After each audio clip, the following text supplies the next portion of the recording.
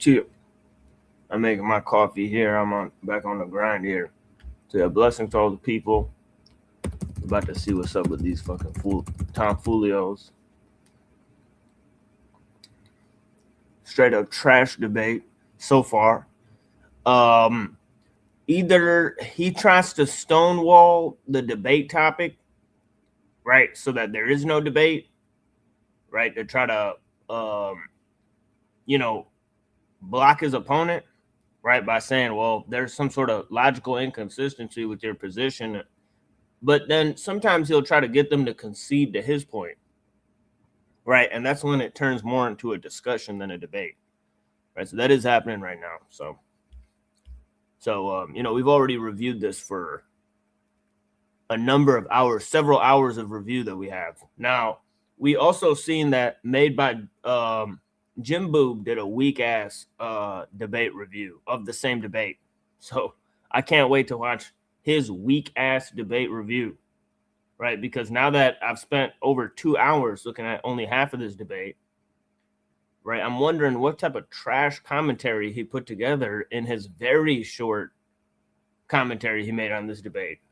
Because this debate deserves, I think, a lot more time and effort, right? So we could get to the consistency of just what they're saying here, right? But he's trying to upsell Christianity to a transhumanist.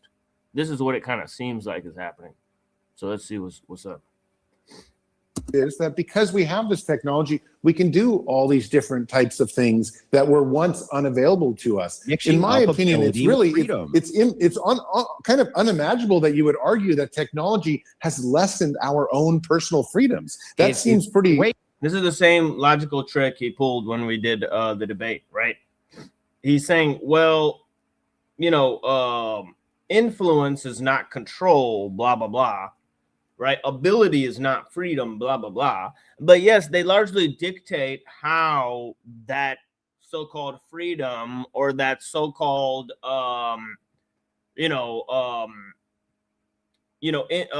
control is, expressed. So, influence and ability do control freedom and whatnot. It's just so stupid. It's dumb to think otherwise. And especially when we're dealing with the scale of technology, right? Large scale technologies that are not managed by individual use, right? That he's saying that this is about, and he's saying that also that collectively technology has not made us more free, which is really interesting because he literally argued, against me in a debate, right? That he's free to use technology however he likes. So make it make sense. Does he just switch his positions depending on who he debates? What does he actually believe? And it's actually really interesting, right? I try to debate several topics that I think have philosophical and logical consistency with each other and that I actually believe in. I don't just go up there to have an intellectual contest for clicks and views, right, based on positions I don't really represent or just to beat the opponent. That seems kind of low level, but all right. It seems like, again, we're back to equivocation. In what ways has technology itself advanced freedom? It has not. It's advanced ability. Freedom is a philosophical concept. Freedom is a concept which is ingratiated in the philosophical and the spiritual and the ontology of man himself. It is not ingrained in any sort of technological jargon, babble, or a material object. You are mixing up ability to do a thing, right, with the philosophical. He's right, but how does this match with this whole force doctrine, right, thing that, if you have the ability to do something, any objective, any objective factor of power, right, is met with, corresponding force, right, that delineates that power, right, or, I don't know, it just seemed like, there's not a lot of context for free will within Christianity. It's been a debate that Christians have been having for centuries, right? Including up until the days of Martin Luther and the Protestant Reformation, right? So this notion that he could just grant himself some philosophical notion of freedom, it's a highly dubious proposition, right? You can't just grant yourself that. Purview of a freedom to do a thing. It doesn't matter if you have the ability to get on a plane and leave. All that matters is whether or not you have the freedom to even do it to begin with, right? That is where you're mixing these two concepts up. And so what I want from you is for you to show me during the advancement of any of these technologies, how that philosophical concept has improved in people's lives, because it hasn't. You were just as free to get into a classic automobile as you are right now and drive under the same philosophical framework. If they had airplanes in 1840, you would have been just as free to get on those and go travel around as well. However, as technology and tracking software has increased, your freedoms to do those things has decreased drastically. So that's what I'm asking is like, how is that not the case? How is it not the case that your freedoms are drastically curtailed through this technological revolution? Because it doesn't seem like we have more freedom. That's right. Technology is not about use, because individuals don't benefit from the use of large-scale technologies. So I'm glad that Wilson is finally learning this, all right? But I think it took several stomping it into his brain. Crazy. We're talking on podcasts. I'm not sure what country you're in or where you're at, but we're like, there's so much freedom all around us compared to like 50 years ago. Now, I agree with you. The actual concept of freedom itself is kind of an innate concept from a philosophical point of view. Maybe that has not changed, but the ability to use material objects around us to do all sorts of brand new things, like do this telecast without having the meeting in person. This has given us an enormous amount of freedom in the material world. So I completely believe in it, subscribe to it, and think it's wonderful. I mean, I can't believe that you're actually arguing that technology is limiting freedom. I can't believe that you're making this argument. You understand philosophy. This argument makes no sense. You're confusing ability again with freedom. Yes, I agree. We now have abilities we've never had before via technology. That is not the idea of freedom.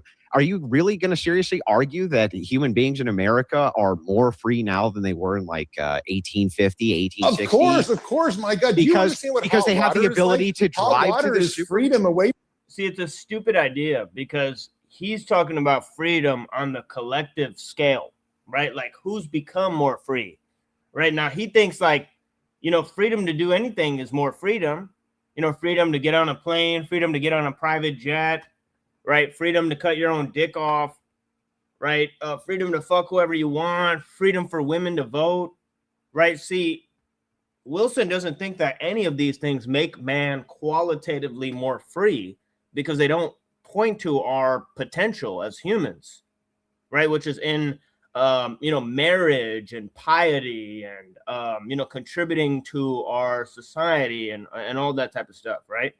So this is the thing, is like, from a Christian standpoint, right, he should not be arguing for freedom, right? He should be arguing for some sort of basic human potential that's being limited by this technology, that is crippling traditions, right?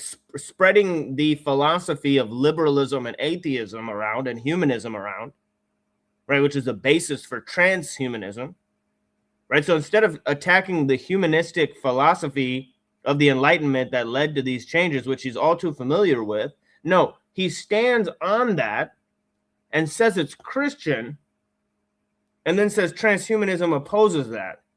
That makes zero fucking sense, because in any other debate, he'd be saying, well, the 16th century Enlightenment philosophy is the reason why we're in all these debacles worldwide. Right? From being cold. And so people have that. Hot water is from vaccines that you don't get, like measles and freedom away from being cold. Look, these are all oppression on us. The biological. Do you have a car? And do you have a clean driving record? Did you know you could pay as low as $19 a month in car insurance? Damn, she's pretty hot, honestly. But yeah. This is important. She might be AI or whatever.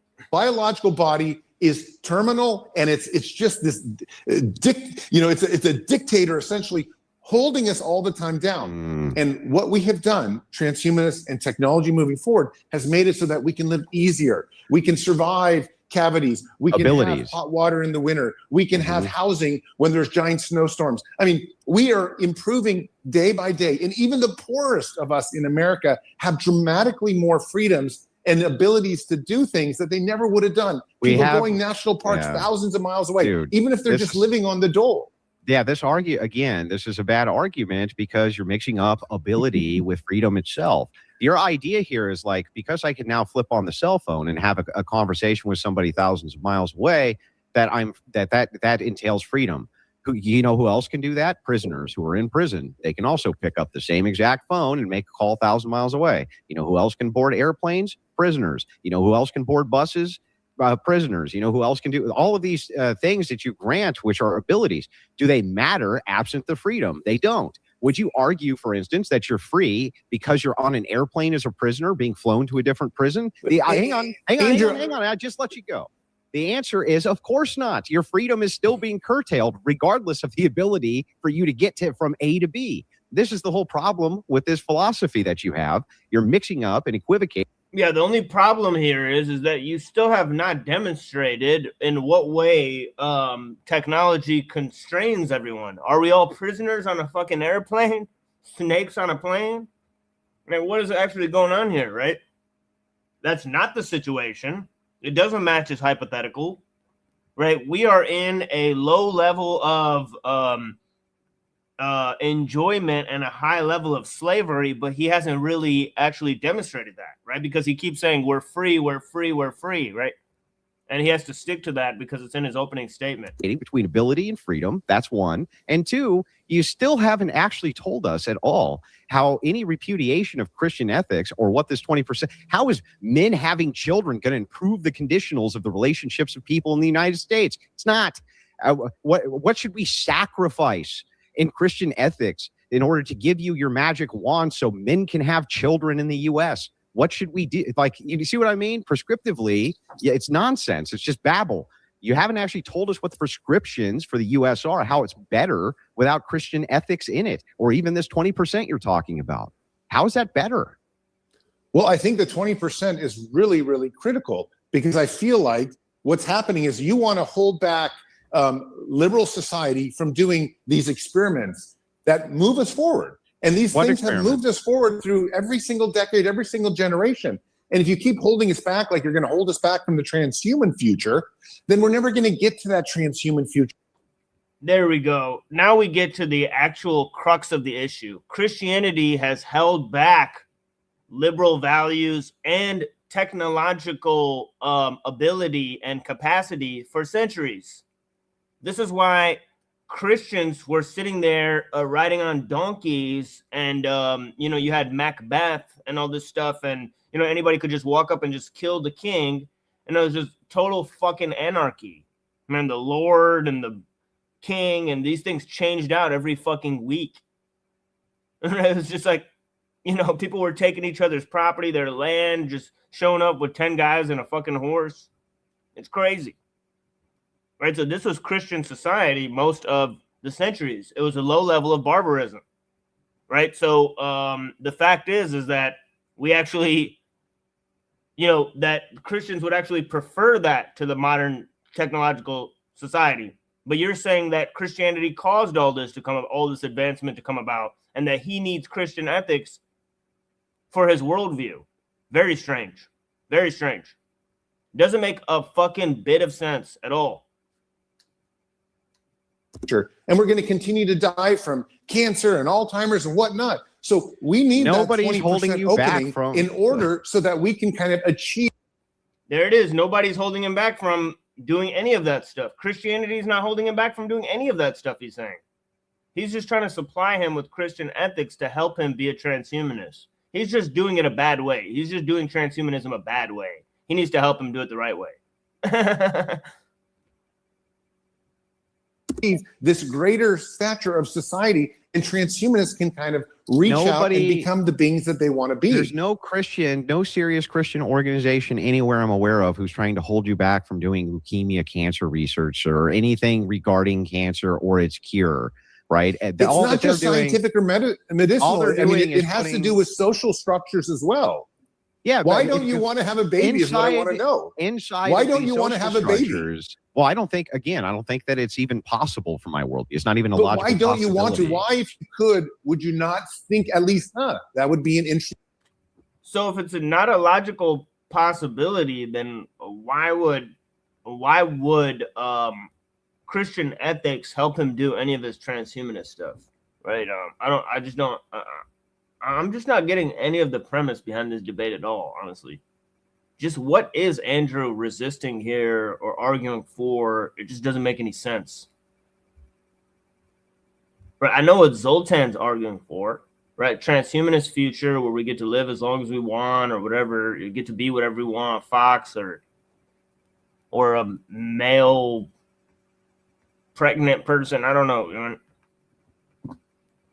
Thing. This is the crux that I want to get to with you. Because what you're doing is you're trying to attack the ontology of what is man, what is woman, right?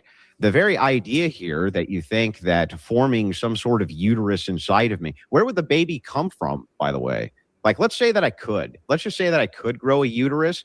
Does the baby come out of my ass? Where does the baby come out of? I don't know. Maybe we'll make you a new vagina. But the point of the story is not that. It's the cultural problem that you're presenting. Wow, that's pretty sad. He proposed men having babies, and he doesn't even know what fucking hole the baby's going to come out of. That's a sad trombone on that one. Sir, I think you need a exit plan. What? That's fucking absurd. That's the most absurd thing I've ever heard. Or the fact that they've even been talking about it for this long. But it's nobody even knows if it's possible yet. And he said it's totally possible, but he just doesn't know what hole the baby comes out of. Can you imagine? I mean, what kind of discussion is this? Like, this is grotesque. This is in every way funny and in zero ways educational at this point. You know, what hole does the baby come out of if it's a man is the topic of discussion right now, folks, in a public debate. What you're doing is violating ontology. What you're trying to do. Yes, we are violating it. That's okay. Oh, what hole does the baby come out of if it's a man? Oh, yeah, that's ontology. That's what we're dealing with there. No, it's not. What? You just shoved a philosophical term in there. Look at his face. Fucking idiot. It's ontology. Exactly. It's totally okay. And so the idea, though, prescriptively here, right, we can have, if we're looking at the two opposing views, right, do you, the man, are you going to get pregnant and then have an artificial vagina and all the reproductive organs? They're going to be implanted inside of you. Or you can regrow them through genetic editing. replicating female anatomy. This is an improvement on society. How is this an improvement? This is the problem. Like, why ought I do that? That's the whole question. And why we come down to this violation is because I believe in ontology. You don't. Because you want to, because somebody wants to. Why is that wrong to want to do something like that? Because, well, you have no epistemic foundation in which to ground the ought. To want to have a child? I mean, that's as core as it. Look at this. Wilson never, he never makes a philosophical argument. Oh, shit, my mic's not plugged in. Sorry, guys. Here, hold on. Let me plug this shit in.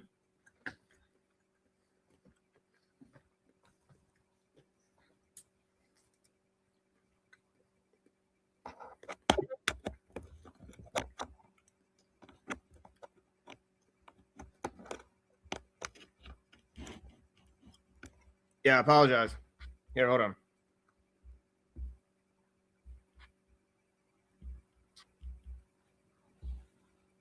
Got a whole different mic thing set up here. Okay, there we go. Here, I should sound better now, right? Whoops. Sorry about that. Yes. That's as core as what gets. There is no, what is the ought? No, a desire of something to do such. I mean, why can't a man want to? I'm just saying this philosophically. I'll tell you. Hang on. We'll get into the philosophy then. Why can't I then have that baby and torture it while it remains immortal for the rest of its life? Why can't Look at this. the whole question of poo-poo butt babies is a question of epistemology or, ontology. How ridiculous of a proposition is that, right? I mean, what? Like, you don't need to go that high up in philosophy just to make a point about poo-poo butt babies. It's just like,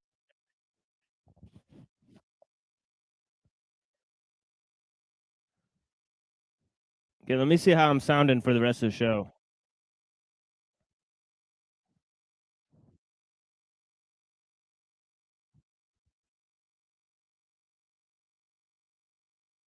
Okay, yeah, it sounds like I'm still it sounds like I'm still audible on the rest of the video. So yeah, that's cool, man. Well, we have laws against that. We're not talking about torture. We have laws bringing against something now beautiful into the world. You can't say that you're appealing to the law in a philosophical debate, right? You and I both know that there's all sorts of unjust laws, right? That you would view as unjust, I would view as unjust. Who cares? You can't appeal to the law. That's insane. Tell me why it is that I ought not, if I desire it, just like I desire to have a baby. You can't appeal to the law in a philosophical debate? Why? Does philosophy only debate hypotheticals? that sounds retarded. Not if it's immortal, just spend the rest of my life torturing it because I think it's really fun. Why not? Well, I mean, I think transhumanists would say there are some innate laws, maybe that 80% that we stole from you, that wouldn't allow us to do that. But the 20% would allow us to say, here's another soul that Jesus can find and save. What is wrong with that? So what you're saying... Yeah, but if they stole it, if transhumanists stole that from the Christians, then Christians stole some of that from the Greeks and from the Jews. Absolutely, right? So, I mean, is that the reason you can't do it, Andrew, is because Christian ethics, the very guardrails put on the entire society that I want to see, my transhumanist future is not even possible without Christian ethics. Yeah, we live in a secular humanist society, right? Like the democratic institutions that exist in our society, they're not Christian institutions. That's false. It's separation of church and state. So we don't live in a Christian nation. This is the dumbest thing I've ever heard of. Right? If it was a Christian nation, my brown ass wouldn't even be here. Honestly. Most likely. If this was a Christian nation from the beginning, there probably wouldn't be other types of people here. It'd probably just be white people. You know what I mean? Good Lord, dude. What a stupid proposition, right? Oh, it's a Christian country. What about all the fucking people that aren't Christian that live here and it's run by atheists and Jews? Yeah, hell of a fucking Christian country you got here, bro. Like, wake up and smell the roses. Ethics, Andrew, because otherwise I can't give you a descriptive ought for why you ought not go ahead and just torture this baby for the rest of its existence, and it's immortal, so it can just take it. Right? Why ought I not do that? You're upset because I find that 20% I can do whatever I want with, and I love that idea. You're not telling me why you're not going to let me go with that. You're not telling me why I ought not do that. You're just making an appeal, right, to me. You're only making an appeal to me, Andrew. You ought not do that because your moral. Didn't he just answer his own question? The moral framework of his philosophical outlook doesn't match ontological and epistemological status in his own worldview, but he's wondering why he can't accept 100% of Christian ideas. It doesn't make any fucking sense. You already answered that question. You got the answer. Put it in your pocket and go home. You're a great fucking job. Framework, which apparently must be superior to your own because that's what you're appealing to. You're not appealing to your own moral framework. Why ought I not, from your moral framework, torture a baby endlessly if it was immortal? And I could. Well, going back to what I said, literally answered the question for him. He literally said he wants to extend life as long as possible, so that baby's life should be extended. I'm like, what? Like, why would you torture a baby because the baby doesn't want to be tortured? You can even make a pretty good argument from hedonism, for that. I don't even understand, dude. Like, does he really just not know how to do philosophy? Right? Honestly, Jay Dyer has a degree in philosophy, and so does David Patrick Harry. Does Andrew Wilson have a degree in philosophy?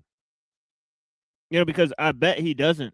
He's here flexing that he's some sort of philosophical debater. You know, and he's never debated one academic in the area of philosophy. That should be pretty shocking to anyone, honestly. You know, the guy's a total 100% fraud. For if you love life and you have a million instincts, you're not going to want to torture something that's one of your own. But that's beside the point. The point is, why can't I take 20%? And you know what? I'm not some big like philosophical guy like that thinks like philosophy is the standard, that thinks you should have degrees and all that stuff. And, you know, and then that's the standard. I'm just pointing out that it's really odd and awkward when he's stressing words like ontology and epistemology, right? In a debate against some guy who's a fucking news reporter, right? And it's like, do you even know, you know, what these terms seem to imply? It's just really weird. You're giving me descriptors now, not oughts. I'm asking you from your moral framework, Zoltan Istvan, what is actually immoral about doing that other than you just prefer that I don't? What appeal are you making to something, a stance independent reason? Sure. Well, I think absolutely transhumanists would believe in a social contract that's been talked about for centuries. And one of those contracts is kind of the golden rule. You don't do something terrible to somebody that you wouldn't want done to yourself. I mean, and then again, I'm borrowing the 80% from Jesus.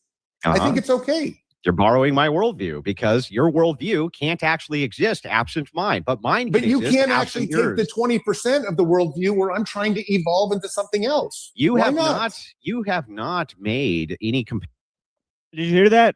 Wilson just said transhumanism could not exist without Christianity. He said transhumanism as a worldview could not exist without Christianity, but Christianity can exist without transhumanism, but it's just the other way around. Nope. So in taking that 80% for transhumanism, he's fundamentally made himself a Christian somehow? It just doesn't make sense. So if I use 10% of Christianity, I'm all of a sudden a Christian, or 10 to 80%, somewhere in there. I could be a Christian. Right? Like, what a really confusing statement. Meanwhile, I'm sitting here trying to figure out just what is contradictory about Christianity versus transhumanism, which Zoltan Istvan has said there's no conflict with that. And then Wilson just literally said, well, transhumanism needs Christianity as a worldview to even exist. Compelling arguments for what this 20% of the worldview even is. You just said, what about having children? I say, okay, well, let me grant for a second that I can have children, and they're going to be immortal. They're going to live forever, right? They're going to have wounds that heal instantaneously. Why, Zoltan, from your transhumanist perspective, if I grabbed a soldering iron, just burned its eyeballs out every 5 minutes because it just brought me tons of joy and desire, why ought I not do that other than, well, because you just don't want me. Like, he keeps saying transhumanism is hedonism, and it's just not. Transhumanism doesn't mean that you torture people because it's fun, right? So he's using like examples that don't even fit into this dude's worldview and just like applying them. Like, he's literally asking him retarded questions. It's just, and then saying, well, actually, you need Christianity for transhumanism. Why? Why? Welcome back, everyone. As always, I'm Nick. We've got Luke with us here today, and this is Verticals. We have a what the fuck? Yeah, nice realistic show you guys have here. What the fuck? No, I just told you we have social contracts. We don't do bad things to people. What if we the don't social want them to be done to contract? What ourselves? if the social contract changes because preferences change? And it will. So that I can do that. It will. It might not be 80% of Christianity. It might be 60 or 40% or even less someday. But we're gonna retain our mammalian instincts. We're not gonna end up taking a soldering iron to children's eyes. We can transcend our mammalian instincts. And by the way, even within the confines of the mammalian instincts, you have psychopaths. And the thing is like, so here's what a bunch of weird examples. He brought up 2 or 3 examples of torturing babies. Like, the debate is Christianity versus transhumanism, man. Like, what's all this shock stuff? Right? It's literally just nonsense. It's for clicks and views that he uses these grotesque examples. They're literally classless examples that have nothing to do with the debate topic. I mean, just 2 or 3 times, just torturing babies. Yeah, all right. Like, what a sight. The idea is really simple, and you're not actually answering to this at all. Why is it that if every 5 minutes soldering iron burn out the retinas, right? They grow right back. Baby screams in agony, blood's everywhere, but that's okay. It reproduces inside of their system almost instantaneously. The social contract has changed. It's 300 years in the future. People think this is fun. They think it's hilarious. They think it's great. What does Zoltan appeal to then? The social contract has changed. The scientific method is going to say, why are we doing that? We're not just hedonists. The scientific method into something. We want to the scientific method can't make claims like bingo. He just said it. He said, I'm not a hedonist, Andrew. You keep prescribing these scenarios where I enjoy pain and suffering at the expense of others just because it'll bring me joy. But that's hedonism, Andrew. That's not transhumanism. So stop strawmanning the dude. Actually debate against his position. There's a lot there in transhumanism that we can oppose as Christians. Why can't Andrew Wilson just do it? Right? The scientific method. You making us transhumanists out this. His literal argument against transhumanism so far has been, I don't like butt stuff. Therefore, transhumanism must not be very Christian, even though you need Christianity for it. What? Sir, are you a fucking retard? Sound like madmen. It's not like that. We're going to try to find utopias. We're not going to put soldering iron in children's eyes. We're always going to take what we have now, our social contract, and become better human beings. We're going to probably take your 80% and stick with it, I bet. That's ridiculous. We don't see that anywhere. Where this first of all, when you say the social contract, right? Whose? The USSR's? No, North yours, Korea, you're 80%. Hang on. North Korea's? Do you want the Middle Eastern social contract? Do you want a Western Enlightenment social contract? There's not even a universalized social contract now. But to say that it wouldn't change even in the Western nations is fucking crazy. I mean, it is. It's just, that's an objectively insane thing to say. But on top of all of that, you still haven't actually provided for me. And you said the scientific method's going to ask why you're doing that. The scientific method doesn't do that. It doesn't ask those questions. Yes, those it does. No, hang on. Of course it does. It does not ask the question of it wants to know why you're doing anything. And no, what science does is this. You make an observation about something which is material. That's what you do. And then you... Yeah, the Zoltan guy's a fucking idiot, dude. You're trying to debate philosophy with the guy who has no philosophical background. He's literally arguing that the scientific method gives you ethical prescriptions. Like, what? Like, the guy is totally lost when it comes to philosophy, right? Not just a little bit. You know, he's totally just, you know, he's a dim light, right? And this is your great philosophical victory, is to show this transhumanist that Christians can philosophize. Okay. They're still going to be putting chips in people, right? Whether or not you think it's Christian. And so far, it seems like he does. So come up with a hypothesis as to why that's happening. This material thing is happening. In this case, science could make this claim. It could say the soldering iron in the baby's eye causes it pain. It can't give you a moral prescription for why you ought not cause that baby pain. Do you understand the distinction? And so here, when you make an appeal to science, right, it's absurd, especially philosophically. What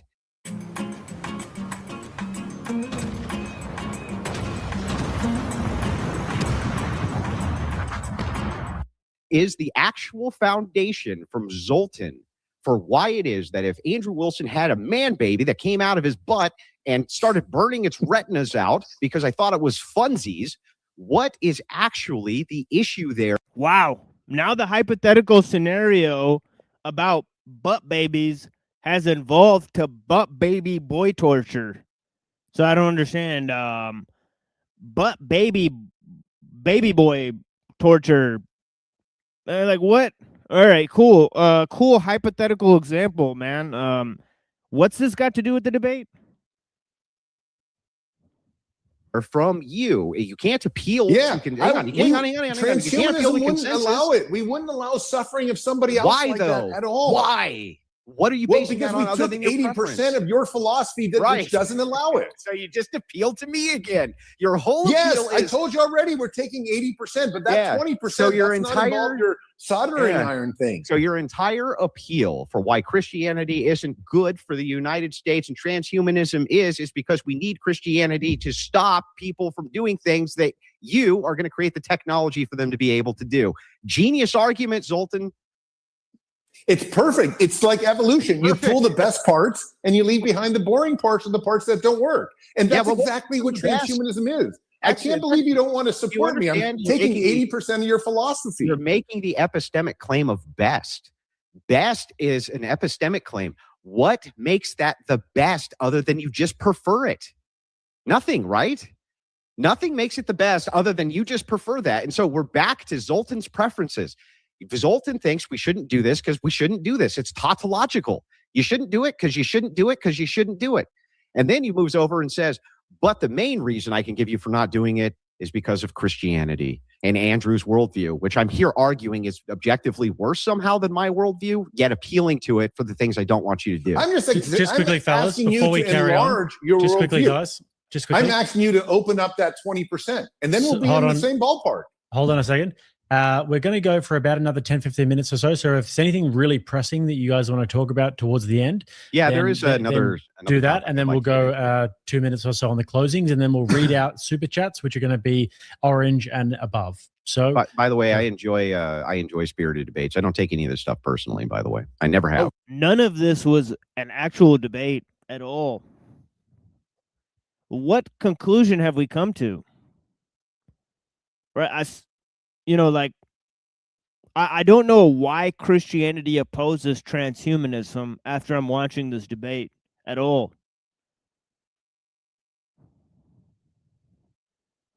Because it's not hedonism, which he's arguing against, trying to strawman the guy's position. Right? So I'm really confused about how 80% of transhumanism is supported by Christianity, or why transhumanism needs Christianity for its worldview, which Wilson seems to just be going with. That's very confusing stance. Right? That would also imply that Christianity pretty much created transhumanism. Right? It's like the stupidest thing you could ever argue. Right? So I'm just really wondering, what part of Christianity either opposes transhumanism or what's the argument from Christianity against transhumanism? Having watched a lot of this, I'm really confused. Okay, me neither. Yeah, it's wonderful talking to you, Andrew. Actually, yeah. I never have taken any of this stuff personally. I think that I'll tell you what, though, it was a very polite, delightful conversation between these two. A very polite discussion that they had. Unlike the debate that he had with me, right, where there's, insulting people. See, he doesn't do that when you have enough subscribers. Then all of a sudden he pulls this nice guy act, right? So this is the thing, when he's punching down, he's all of a sudden, a big tough guy, and then when he's, appearing with somebody, with a comparable platform, he's all of a sudden cloud chasing. So all of a sudden he's doing a nice cordial discussion. Well, he figures nobody's going to ever see, the debate with you, right? Because, nobody knows, who the fuck you are compared to, these bigger guys, right? Number one. And number two, the transmogrification and transcendental nature of fucking Christianity lends itself to fucking transhumanism. It always has. How? Well, so, what the transmogrification thing is in the Catholic fucking dogma?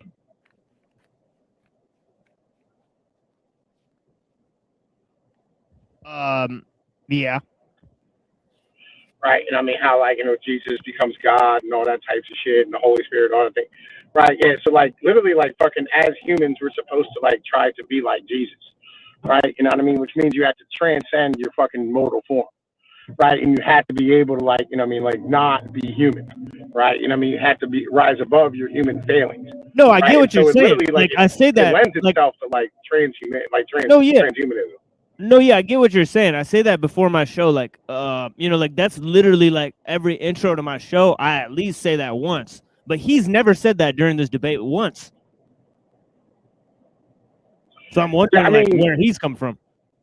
Well, okay, so Peter Thiel like goes around saying that Christianity wants us to be transhuman. Yeah, I know about it. Yeah, I've mentioned it. Like I said, broke that down on my show like tons of times, but I just never heard that during this debate. We're like almost 2 hours into the debate, and they never, because I would have been obviously in support of that line of thinking and saying why that's not Christianity or why that is Christianity or whatever. They could have got into a real discussion about that, but they just never did. He's literally saying like he's borrowing 80% of his worldview from Andrew and his Christianity, and then he's saying, well, Christianity can't exist without transhumanism, and that means you've conceded the debate. And I'm like, wait, hold on. So does Christianity support transhumanism? It just doesn't make any fucking sense. It 100% does. This is why like I have a real hard time with like fucking, because Protestantism in particular, right, really likes the idea of fucking transhumanism, right? Like it just basically is transhumanism because it's about creating a universal human, right? You know what I mean? So therefore, you're just like you're deracinating yourself from everything that makes you a person. So like literally like anything that makes you is basically paganism. Oh shit! Yeah, you're getting like cut out like because of the sound. It's like robot. Yeah, you got. Right, I'm in like I'm driving.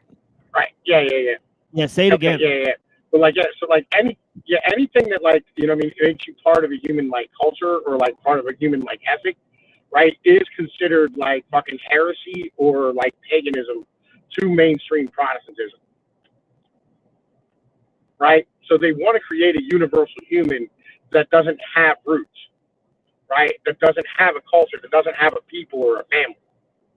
Yeah, but I think you're getting Protestantism mixed up with like the occult.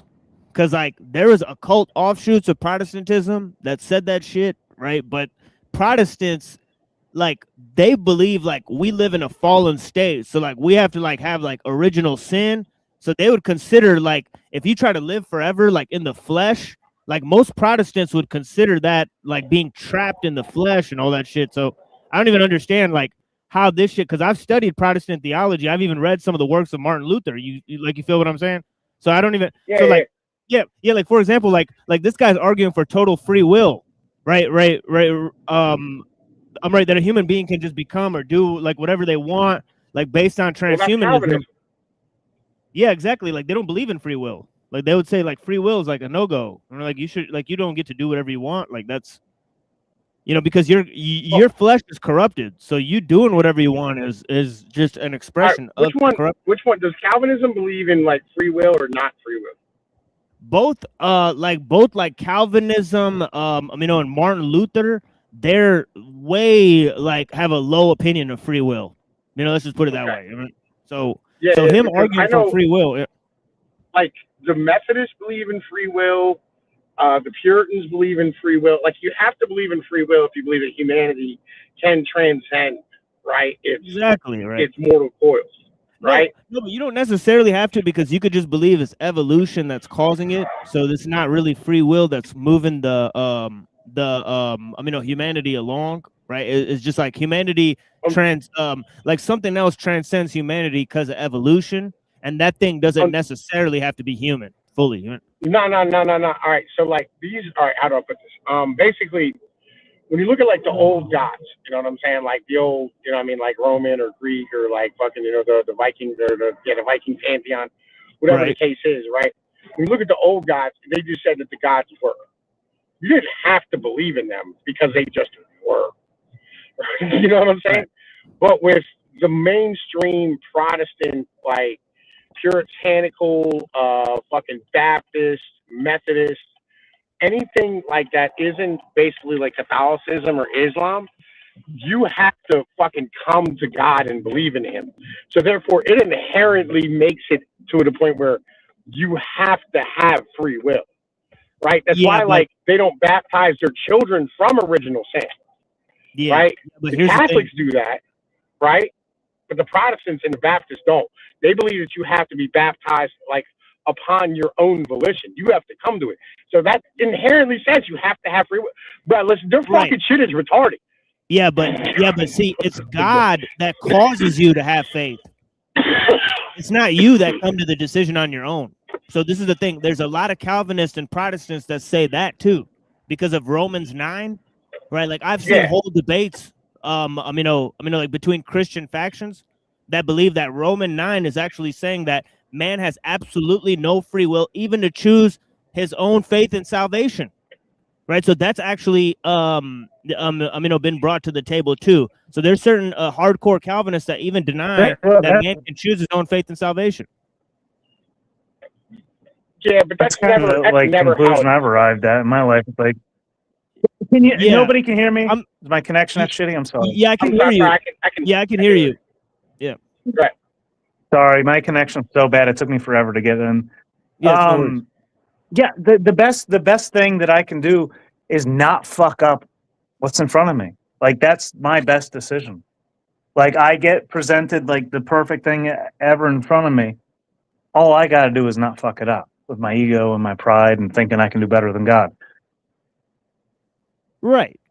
No, there is that attitude too, but it's like grace and sin are the two words that make free will an extremely, rough issue, right? Because you're saved by the grace of the Holy Spirit, right? But you're born into sin at some point, right? So because of St. Augustine, right, and this is from 500 AD, right? St. Augustine was arguing against the Manichaeans, right? And so he came up with the doctrine of original sin and free will in order to combat that notion, right? He said, look, not only you have a free choice to choose your own salvation, right? But there's also, this whole case where, like the sins of the father, right? So, this is the thing we essentially have to transcend, and so on and so forth. And also he said that evil does not have ontology. Right, that evil is actually non-existence. It's actually just, a lack of good, right? So he, using all these three positions, he basically argued that God does not allow evil to come into the world, right? That, we don't decide everything we want to do, but, we do decide like how we're saved and like Jesus coming into our life and all this stuff. And, so like St. Augustine and the Catholics, right, they believe in way more free will than the Protestants because of this, unfortunately, right? So the Protestant versus Catholic stuff. So even though Protestants supported the Enlightenment, it's true. So they supported all that freedom stuff, right? Even to the effect that some of the, some of the Protestants became like libertine heretics, right? And then Martin Luther had to write all these texts against libertinism. Right, as a result, because people were saying, well, if you're just born in sin, then it doesn't matter, right? If you commit sins and stuff, if Christ is just going to save you at the end of the day, right? So people were taking the wrong interpretation and then using it to do whatever they want and using it for a libertine cult. But that's what's so, sort of paradoxical to understand how the doctrine that one doesn't have free will could lead to something like libertinism. It's crazy. Right? It's like what? But as Catholics, you're born into it, right? It's literally like it's not something that you choose. You're born into it. You choose it later, like as a man, like it's on like the when you become confirmed, right? But like you are born like right after you're born, you're baptized, right? And you're brought into the church, right? But then later on, you have to choose it, right? So there is that free will there. But with the Protestants, you have to get baptized when you choose to be baptized. Right, like it inherently states free will. Like you have to come to God. Like that's the thing. That you come to God. It's a coming to God moment. It's literally a phrase that they have. You know what I mean? Like they can't argue out of both sides of their mouths. It doesn't work that way. No, but deciding that you have faith. Like for example, like free will deals with all sorts of other issues like agency, and God, and nature, and theodicy. And like I was saying, like whether God allows evil in the world and how much man has control over nature and You know, so free will is a deeper philosophical issue, right? You know, in terms of just there could be a lot of other, and that's why it's a problem bringing it into a debate like this, because it's like, you know, you can't argue for freedom from a Christian context, right? Because free will actually doesn't appear in the Bible, right? You have to use liberalism to argue for free will, and this guy's saying that liberalism is 80% Christian, which Andrew's agreeing to. So it's like this whole debate is nonsense.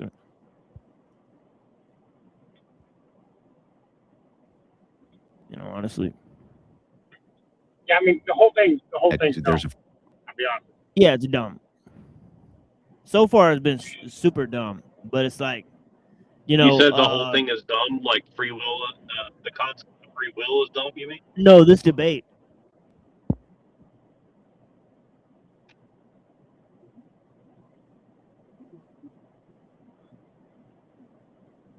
You know what I mean, Neuro? He's talking about the debate and stuff. Did Pinoy say that the concept of free will is dumb? I don't know if he thinks that, honestly. No, I said the whole fucking idea of debating free will with Christians is dumb. Oh, debating free will with Christians. Well,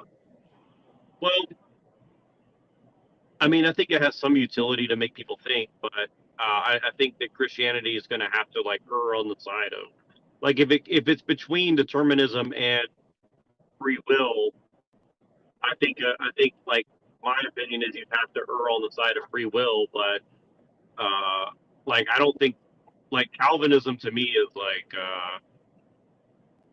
it's kind of like proto-atheism, right? Because it's like it just leads you to think that like, well, I can't do anything. I'm just a piece of space debris floating through time and space, so therefore, you know, doesn't matter what I do. I guess that's kind of the way I look at it. Like determinism as like a hard stance is like worse than like the free will stance, I think, personally. Yeah, like I refer people to a work by Martin Luther called Bondage of the Will, right? He wrote a work against free will, right? That Calvinists and other Christian groups derive their ideas from. But what's totally paradoxical is, as Pinoy is saying, is the fact that all these democratic revolutions and all this idea of tolerance. But someone who doesn't believe in free will, somebody who believes in determinism is an extremely dangerous person. I'll put it that way. Like if you want to be like maximum dangerous, I think somebody who believes in zero free will is the most dangerous. I don't know. Look at the people who believe in total free will. There's a lot of Luciferians who believe free will. Totally have free will. Like I would just say, like I think what most people mean by free will is volition. So I think they kind of like commingle those terms together. I guess. I mean, I'll put it simply. And I'm sure, and I don't think they necessarily mean exactly the same thing. Yeah, I'll put it simply to you. Freedom is obedience to God.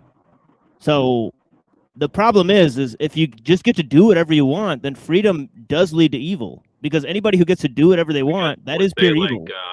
Oh, machine's talking. My bad, dude. I can't hear you. Hold on 1 second. Let me reset my shit. I'll say it again.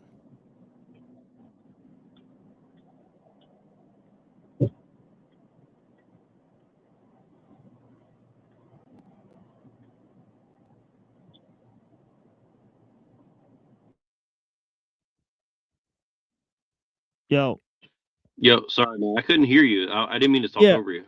Let me say what I said again. I said that look, freedom and from a religious standpoint is obedience to God.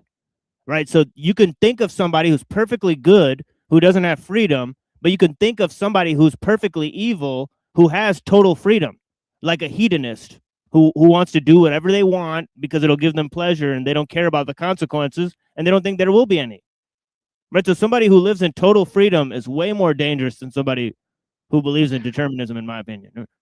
Well, I think that's the thing is, like, I think determinism leads you to freedom, kind of what you were saying, right? Like determinism leads you to libertinism, right? Like that's kind of what isn't that what you Oh, said? I see. Oh, I see what you mean. Yeah. That way you're right. Yeah, that way. That's a way to Fucksville, for sure. What I mean is like it kind of frees you from guilt. It frees you from like self-examination. It frees you from self-awareness. You know, it frees you from all the things, right? Yeah. So I think that, and that way is what. But also, you know, and again, I think free will is dangerous in a sense too, and maybe more dangerous from a like certain perspective, because it does kind of like conflate. Like if you say, like, I think you and I agree on the term free will basically is like giving yourself godhood status. So in a sense, like you could argue that believing in free will is like kind of Luciferian in a sense. I think there's a good argument for that, right? Yeah. So if you believe in like pure free will, then you're like a Mormon or something, and you think that you're like your own God or whatever. I don't know. I mean, it's like I don't know exactly what the exact analogy would be, but you know, that's why I think there's definitely like some balance that has to be struck between like pure determinism. Like, I mean, personally, like, you know, I think if you have the right mind frame, like maybe determinism isn't that bad, because if you just say, well, ultimately God decides everything, like I can agree with that, but still it doesn't mean that you have no autonomy at all, right? Like it doesn't mean that you're not still like separate from God in some sense, as far as like you have some sort of distinction that separates you from God, right? But it doesn't mean that God ultimately doesn't have supreme power either, right? If that makes any sense. So sounds contradictory, but I think That's an the thing important, is like, you know? yeah, like there's Muslims who believe like we have free will, right? But they said basically God has to judge the good, right? So God has to be good, right? So they said basically God has no free will, because it's like, you know, God has to go by reason and justice and goodness, right? So God is constrained. We can do whatever we want, but we'll be judged by God's like goodness, right? And like the way he brings the hammer down, it won't be like subjective. Like it'll just be based on goodness and justice and purity, right? So there's a group of Muslims who actually said, you know, God doesn't have free will. God just operates through natural law and reason, right? And that means that we have freedom to uphold whatever justice and truth that we want, and we'll be judged by it by God, right? And most of the Muslims said, well, these guys are basically heretics, right? You know, God is all powerful. God can do whatever he wants, right? And whether we follow God or not doesn't really matter to God, you know, is what they said, right? All right. Wait, that's what the heretic said, or that's what the general Muslims say? That's what the general Muslim said. Like it's not like, so basically saying like humans ultimately are insignificant compared to God, essentially. Yeah, exactly. Yeah. God has total free will, right? And he doesn't like, he's not constrained to be a certain way. Right. Well, and again, like I think it's interesting what Pinoy's saying, because like it's way more interesting than what most people like. I went on a panel on TikTok last night, which is, you know, kind of retarded, honestly, but it was kind of funny because like you start having debates about liberalism or this or that, and I think the average person is like, I mean, I don't want to like say that they're retarded, but you know, like they can't hold a thought and the cognitive dissonance, I guess, is what I would say, right? And I'm not even making fun of them or like putting them down, but like this is like a real thing. Like people just have such severe cognitive dissonance, like you know, and it's really hard to deal with people. And I see people like Pinoy, because like I disagree with Pinoy, but he definitely, like, you know, we all have our levels of cognitive dissonance, but I appreciate what he's saying, because I think it is good to like get pushback on Christianity, because like I think just defining what is Christianity is very difficult for the average person, if not most people. You know, I think that's something that's really fucking hard to do, you know, for Christians. So yeah, I think it's something we have to be get pretty clear on. You're like, isn't God supposed to like be all knowing, omnipotent? You know what I'm saying? Like he knows what's gonna happen. He knows like what you were supposed to be when you were born. All these type of things, right? Like this is what God, you know, the whole point is like God made you for a fucking purpose, right? And so when you're standing here saying like I have free will, which by the way, like I don't think most people even have an idea what the fuck will is to begin with, right? You know what I'm saying? Like let alone free, right? Like all this all this fucking shit, just as in general thing, it's like you're supposed to trust in what God made you and what God made you to do, right? Because that's the ultimate. That's faith, right? That's belief. That's trust, right? That's what that's supposed to be. That's how you're supposed to move, right? And this idea that like you have free will, right, to like choose shit, right? Or you don't have free will. You know what I mean? You go, oh, like listen, like we don't make our own decisions. I think it's like human chauvinism, right? As a whole, I think it's like these people who can't come to grips with the fact that like, the future is predetermined, and there's nothing wrong with that, right? Like the whole point is kind of supposed to be like being a kid on Christmas. You just get to open the present up a little bit, you know what I mean, as the time goes on, and get to see what the fuck it is little by little. Like that's kind of like what life is, I think, supposed to be when you're religious, right? When you're a Christian, that's what it's supposed to be. It's supposed to be, hey, God laid me here to do this, right? And I don't know what the fuck that is yet, but I'll discover that as I walk my path and walk with God. Sure. Well, then then by that definition, would you call yourself a Christian then? Me, like, I hate the idea of the sheep, right? That fucking bothers the fuck out of me. Like, yo, that bothers me so much. The idea that I'm not supposed to be a lion, right, aggravates me. You feel what I'm saying? Like that whole I think the dude is a lion though, isn't he? Like also the Lion of Judah. So you know what I mean. You just got to be like Rastafarian. That way you get the Lion of Judah. You can pop it off. Yeah, listen, so the so-called black man and shit, right? Fucking, it's just this whole shit, bro. Like the whole thing's completely twisted and fucked. And I get it.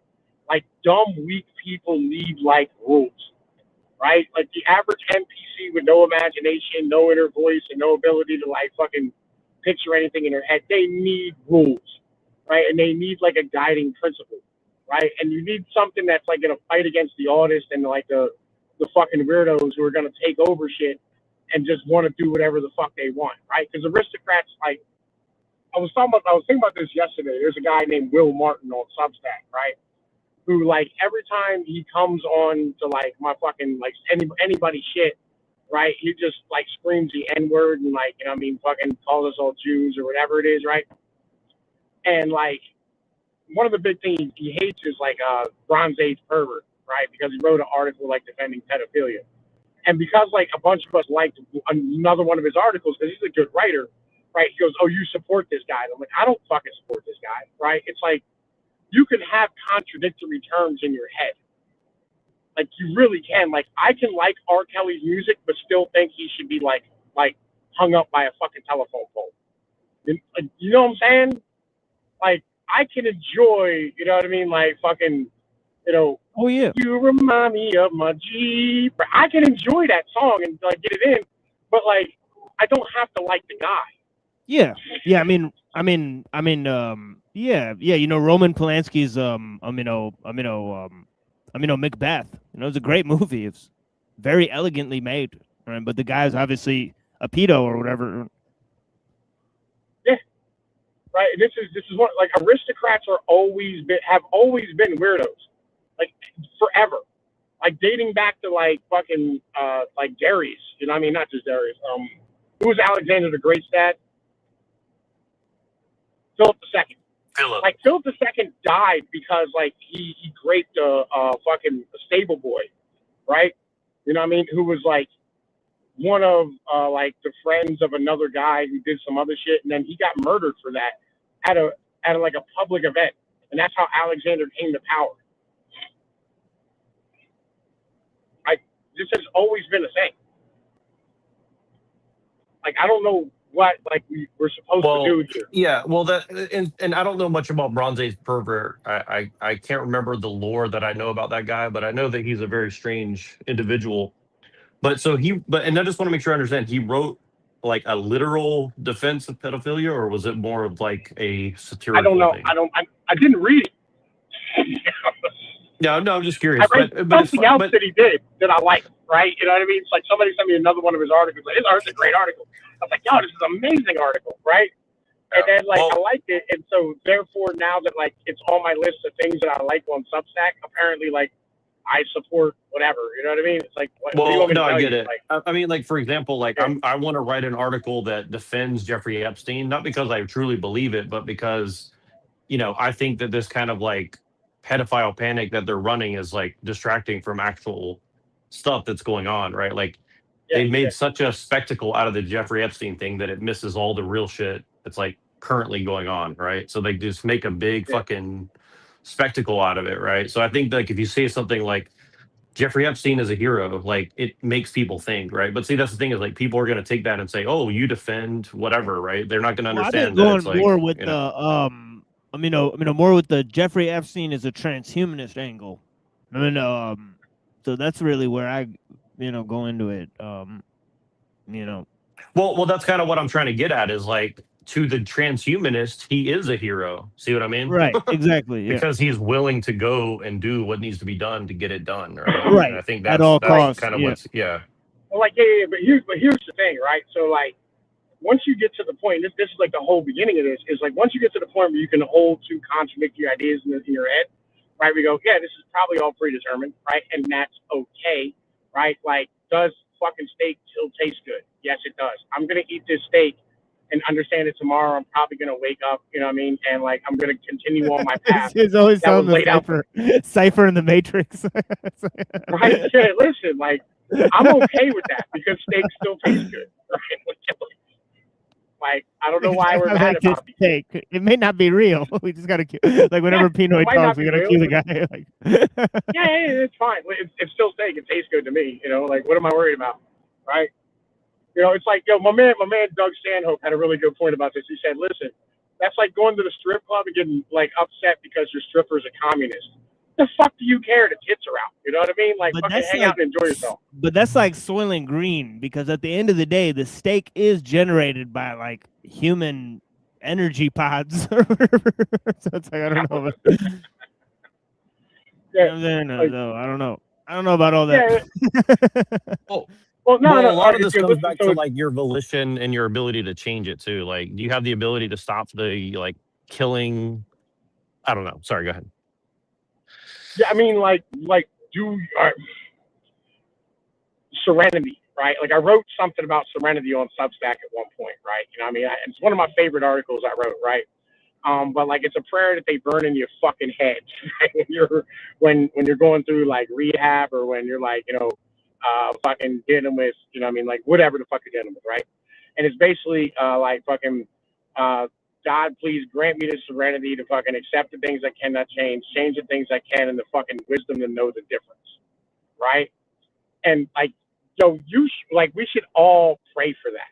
You know what I mean? Like, you should be able to accept the fact that there's shit in life that you're not going to be able to change, and then there's things in life that you will be able to change. Right, and you should motherfucking recognize what these two things are, and then motherfucking be able to like have the like strength to change what you can, and then like the ability to just accept what you can. Like we're not like none of us are going to get any taller. We're never going to play in the NBA. We're never going to be in the NFL. We're probably never going to be Bill Gates. Right, we're never going to be fucking Elon Musk. Right, we're not going to be Donald Trump. Right, we're not going to be a fucking senator. Right, we're not going to do any of these fucking things, and that's okay. Right? There's nothing wrong with that. And the problem is like when you start talking about these fucking guys that are whining about free will and volition and all this shit, it's the guys that cannot accept the fact that like they are not going to do what the fuck it is they want to do. Right? Because they want more. I'm okay because cake tastes good and pussy is warm. And that's all that really matters in the end of the day. My kids are adorable when they smile and they run around and do all types of crazy shit. And I'm happy. What the fuck more do you want in life? Well, that's the thing is like that's why I'm against simulation theories. That you're saying all the things that are actually good are not even real, right? But they're clearly good enough, right? To somebody who really knows shit. All right. So this is the thing is like I don't really agree with simulation theory because, like a simulation of what, right? Like, if anything, like.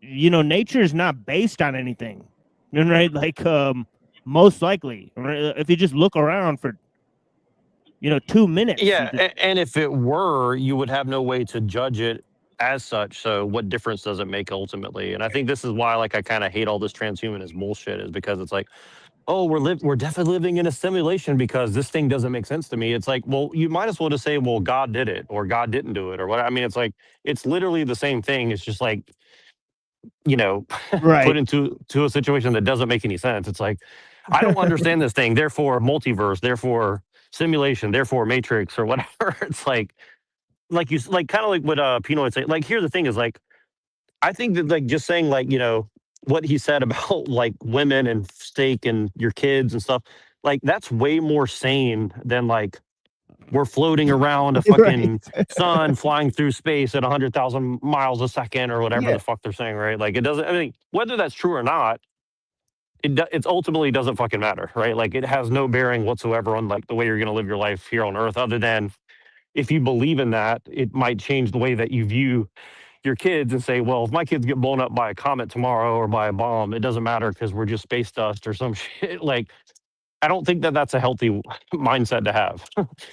Like, I would just err on the side that, that's probably bullshit just for the sake of my own sanity, Oh shit, he's gone. My bad. But yeah, hopefully that makes some sense. That's kind of why, like, I've been, like, I kind of supported people like Andrew and Jim Bob, but then I see like the way they argue, and it's like, it's almost like, I don't know which one's worse, honestly. I mean, like, I agree with a lot of what they say, but like the way they argue it, I think it's like, I think it's dangerous because it actually seems to undermine the belief structure that they're trying to defend, right? Or it leaves significant holes that, somebody who's been indoctrinated into this other thing is not going to really, take very seriously, I guess, or something. Yeah, but that is one of my key arguments against transhumanism as it stands, is chapter 29 from the Tao Te Ching, right, where it says, do you think you could change the world and improve it? I do not think this can be done.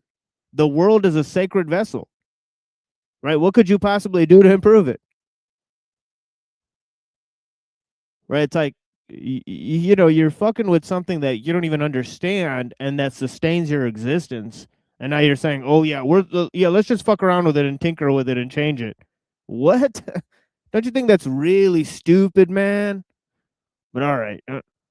Like, these guys well, and that's kind of like the whole thing with like, that's kind of the whole thing with like, let's just mess with their genetics because we can or whatever. Okay, like, here's what gives me hope though. And like, I hate to say it this way because it's really fucked up to say it this way, but like, okay, here's one of the reasons I love TikTok, right?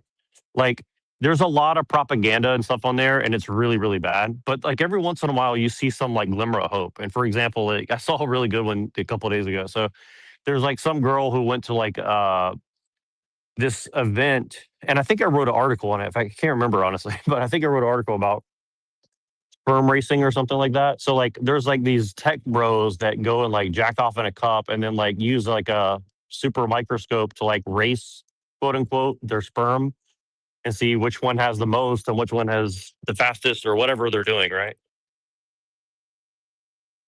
And this girl like got invited to this party, and she's like, that was the gayest fucking thing I've ever been to. Like, a bunch of guys in a room like amping each other up over who has the fastest sperm or whatever. Like, you don't even like want to put it in a woman. You want to like put it on a cup and like put it under a microscope.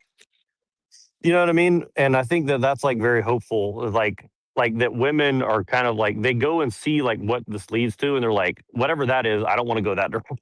Like, I want to go the other direction. You know what I mean? Like, whatever that is, let's not do that, right? And I don't know. I think that's kind of what's interesting about a lot of this is like, I think there are tons of people that can see certain things that are happening, and they're like, I don't want to go that direction. And you know.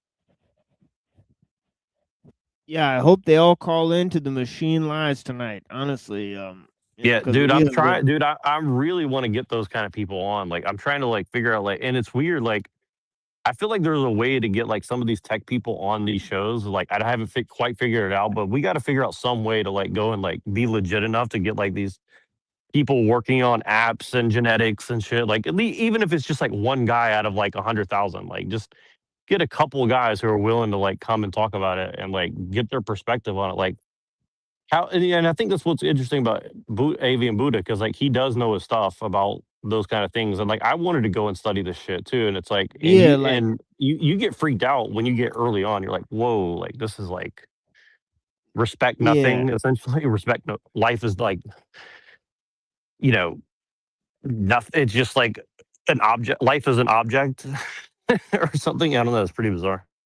That is one thing of my show. Like people from all around come to my show to be like, do you guys like the way shit's headed? Because I don't really like the way shit's headed. Like, even if they don't agree with my point on technology, right, it's actually pretty interesting, right? So they come in, they say, well, it's a system, it's like some's wrong, it's politics, it's religion, but you know, they all have like some contribution, whereas there's not shows that are critical now. You have to push some sort of uplifting angle or be a jokey jokester or something, you know, something's got to be like just off about what you're presenting. Well, and that's kind of why, like, I want to be hopeful when I see someone like, you know, Andrew Wilson or Jim Bob or Jay Dye, or like, and again, I've said this many times, but I want to believe that these guys are like actually concerned with what's happening, but they always make a joke out of it, right? And this is kind of what bothers me. Is like you can make a joke about it, but like they don't seem to actually be that concerned with it. Like they're like, well, you know, the trans and the troons and this and that, but they don't really seem like that upset with. You know what I mean? Like I don't see like a clear concern for it other than like winning a debate, right? Like I don't think whether or not you win a debate or not is like showing your concern with the issue itself, right?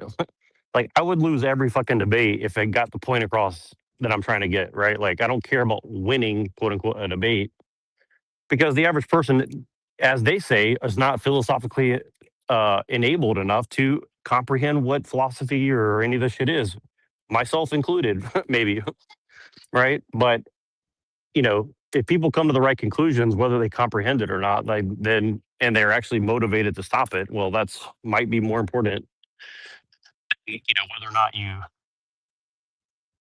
you know, mod Zoltan in a debate or whatever. I don't know. See that like this whole thing is like bizarre to me, because it's like it seems like they're more like shaking hands than they're like diametrically opposed to each other, right? Like,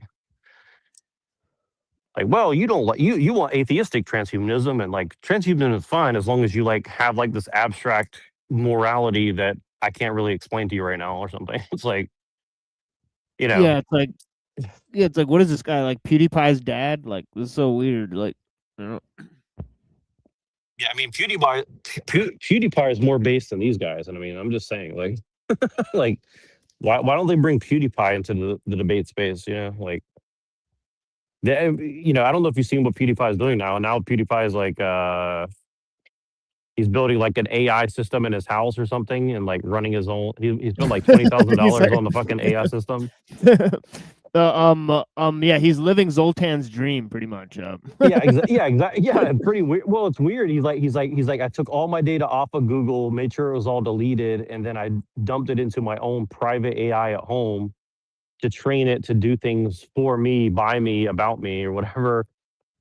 And he's like, it's kind of freaky, but at least like nobody has access to like my personality or something. Like it's kind of like, obviously, like that's not really true, obviously, but it's still interesting that like he's thinking in those terms, you know. It's like, it's kind of weird. Like, and I think it was probably like paid sponsorship or something, but it's pretty weird that he's like doing all that. Like I got news for you, PewDiePie. Like there's been hundreds of video recordings of you that have already been put into AI, you know, generating software. So yeah, and I'm pretty sure they don't ever delete that data. Like you say, delete my data. It's like, I'm pretty sure that's it's all out in the cloud somewhere. You know, yeah, exactly. Yeah, as if they're actually gonna get rid of it just because you told them to. Yeah, sure, buddy. Yeah. Yeah, well, and I think that's, see, the thing is again, this is kind of what I've been trying to figure out with, you know, me, you, Pilliter, and some of us who are kind of like trying to predict the future a little bit. And I think it's probably obvious. I'm sure people have written about it, but I'm also just trying to like live it as an experience and say, like, what does my experience tell me, right? My experience is telling me right now that it's like, you know, it's very clear that they want to create an economy where the economy is based on you training the AI about logic and feelings and emotions and stuff like this. And I saw this, what do you call it? I sent you this thing the other day. Actually, if you don't mind, bring this up because I wanted to show you this. And I saw this dude. Let me see if I can find it really quick. I sent this link to you the other night. Yeah, look at this. It says PewDiePie, Felix Arvid Ulf Gjelberg. Oh, Berg in his last name, by the way. He might be. Yeah, he may be a crypto. I don't think he is, but it's. I mean, I don't know enough about like Sweden to like know. I mean, I guess I'm sure there's somebody who does, but maybe the Bergs may have stole the Berg names from the Bergs, or the Bergs may be Bergs all along, or I don't know what it is, but Right. there's something weird going on for sure. Like I can tell you this, Sweden is totally effed, in many ways. Damn, where's this link I sent you? It's weird. This link is like missing now. Oh, I think I put it in the backstage. That's why. Okay, let me just look it up. Okay, cool. I put it in the backstage of that other show you did. Let's see. It's called Tavas IO or something. Oh my god, I'm writing in the wrong language over here. Okay, let's see. Tavas. Did you click that link of Tavas IO? Here it is. I got it. Yeah. Okay, check this shit out, man. Pull this website up just for a second because this will be very interesting to you, I think. I'll put it in the back right now because this is what they're so. Yeah, just pull this link up for 1 second. I'm sorry for the distraction, but I think it's very relevant to what we're talking about right here. Like this is some guy that they were.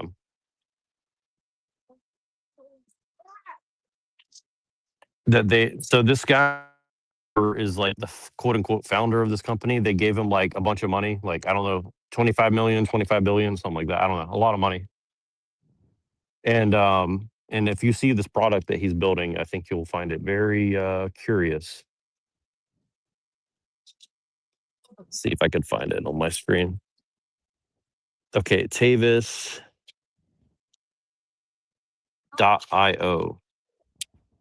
I'll put it in the chat for everybody too. Let's see if I can pull this down here. Yeah, everybody go check this website out. This is a famous company in Silicon Valley right now that they're working on.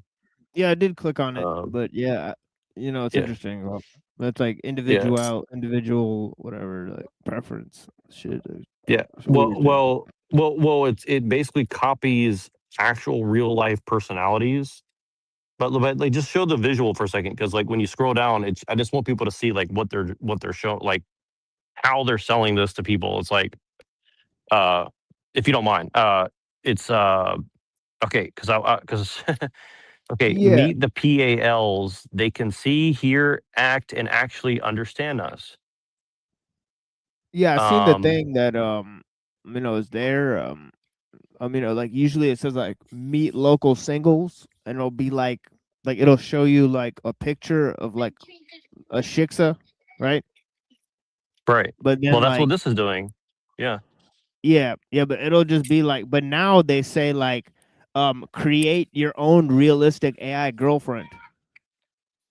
Well, this is more than that. This is like people that you interact with that are going to impersonate humans that can. Okay, let me read this. Our models have powered over 2 billion interactions with hyper-realistic real-time AI that combines the EQ of humans with the reach and reliability of machines. Okay, and then it's like, okay, your personal AI that remembers, evolves, and never logs off. Call them, talk to them face to face. So you can video chat as if it's a real person. My point in saying all this is this. I mean, to be honest with you, I think this is going to be extremely useful, but it's very fucked up. Okay, because you can basically say like, hey, go build this website that's going to make me $10 million.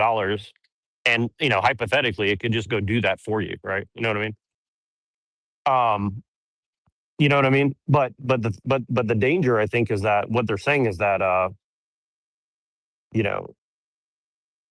essentially you won't know the difference, right? So imagine that we're on the panels with all these people and we think these are actual people, right? Now, what if these were actually just AI systems that were created to pretend to be Andrew Wilson or whatever, right? Now, I'm not saying that's happening now, but I'm saying like that's what they're trying to build, right? And I'm saying like if they're trying to put this into consumer grade technology for the average consumer, like how far along is it behind the scenes that they're training it for, right? You see what I mean? Like, did Qualcomm like create this in a lab and then now they're like, well, let's just give this technology to this dude and let him like test it out on the consumer market so we can like perfect it in the lab or something, right? Does that make sense?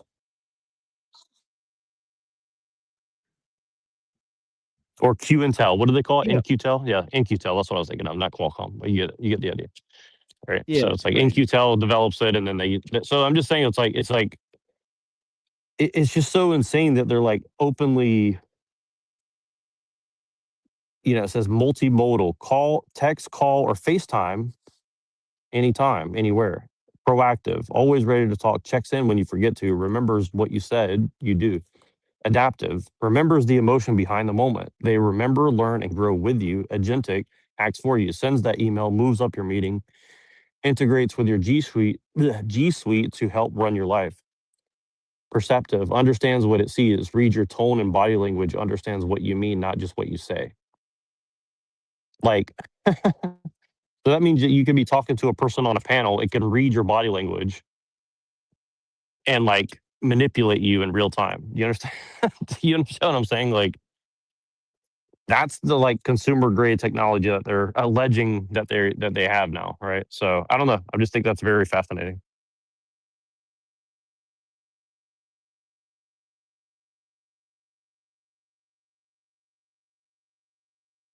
Because they're definitely like what I'm saying is like they're definitely trying to put us in a. There may not be a matrix now, but this is like literally the first step of a matrix, right? Where it's like if the person that you're talking to on the other end like is indistinguishable from a human, right? So.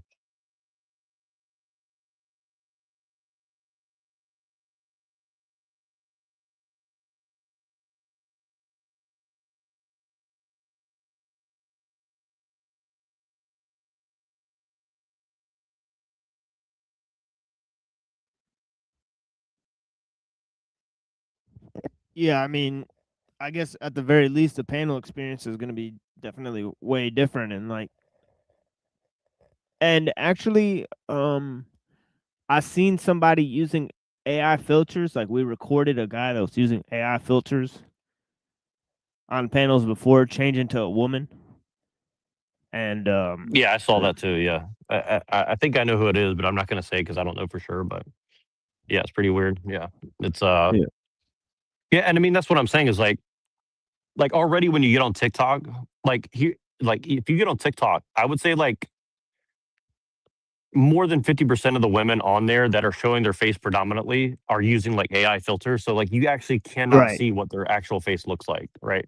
And it's right, obvious, like you can tell, but like you're like, okay, so like you're not actually looking at a person's face, right? You're looking at an right. AI generated image of what a person's face is supposed to look like. Now you assume there's still a human behind that face, but you know, it's just very odd that this is like the norm, right? Like it's like you go on a date and you're like talking to a woman and her face like shifts like a David Icke reptilian or something, and then you're like, well, and she's like, oh, I just got the latest upgrade of like face AI or whatever, and you're like, what?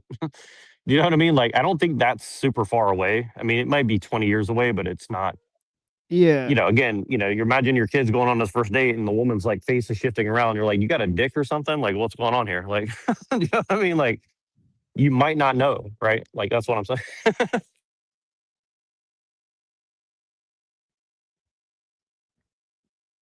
yeah. That's the danger of implants too, because with implants, right?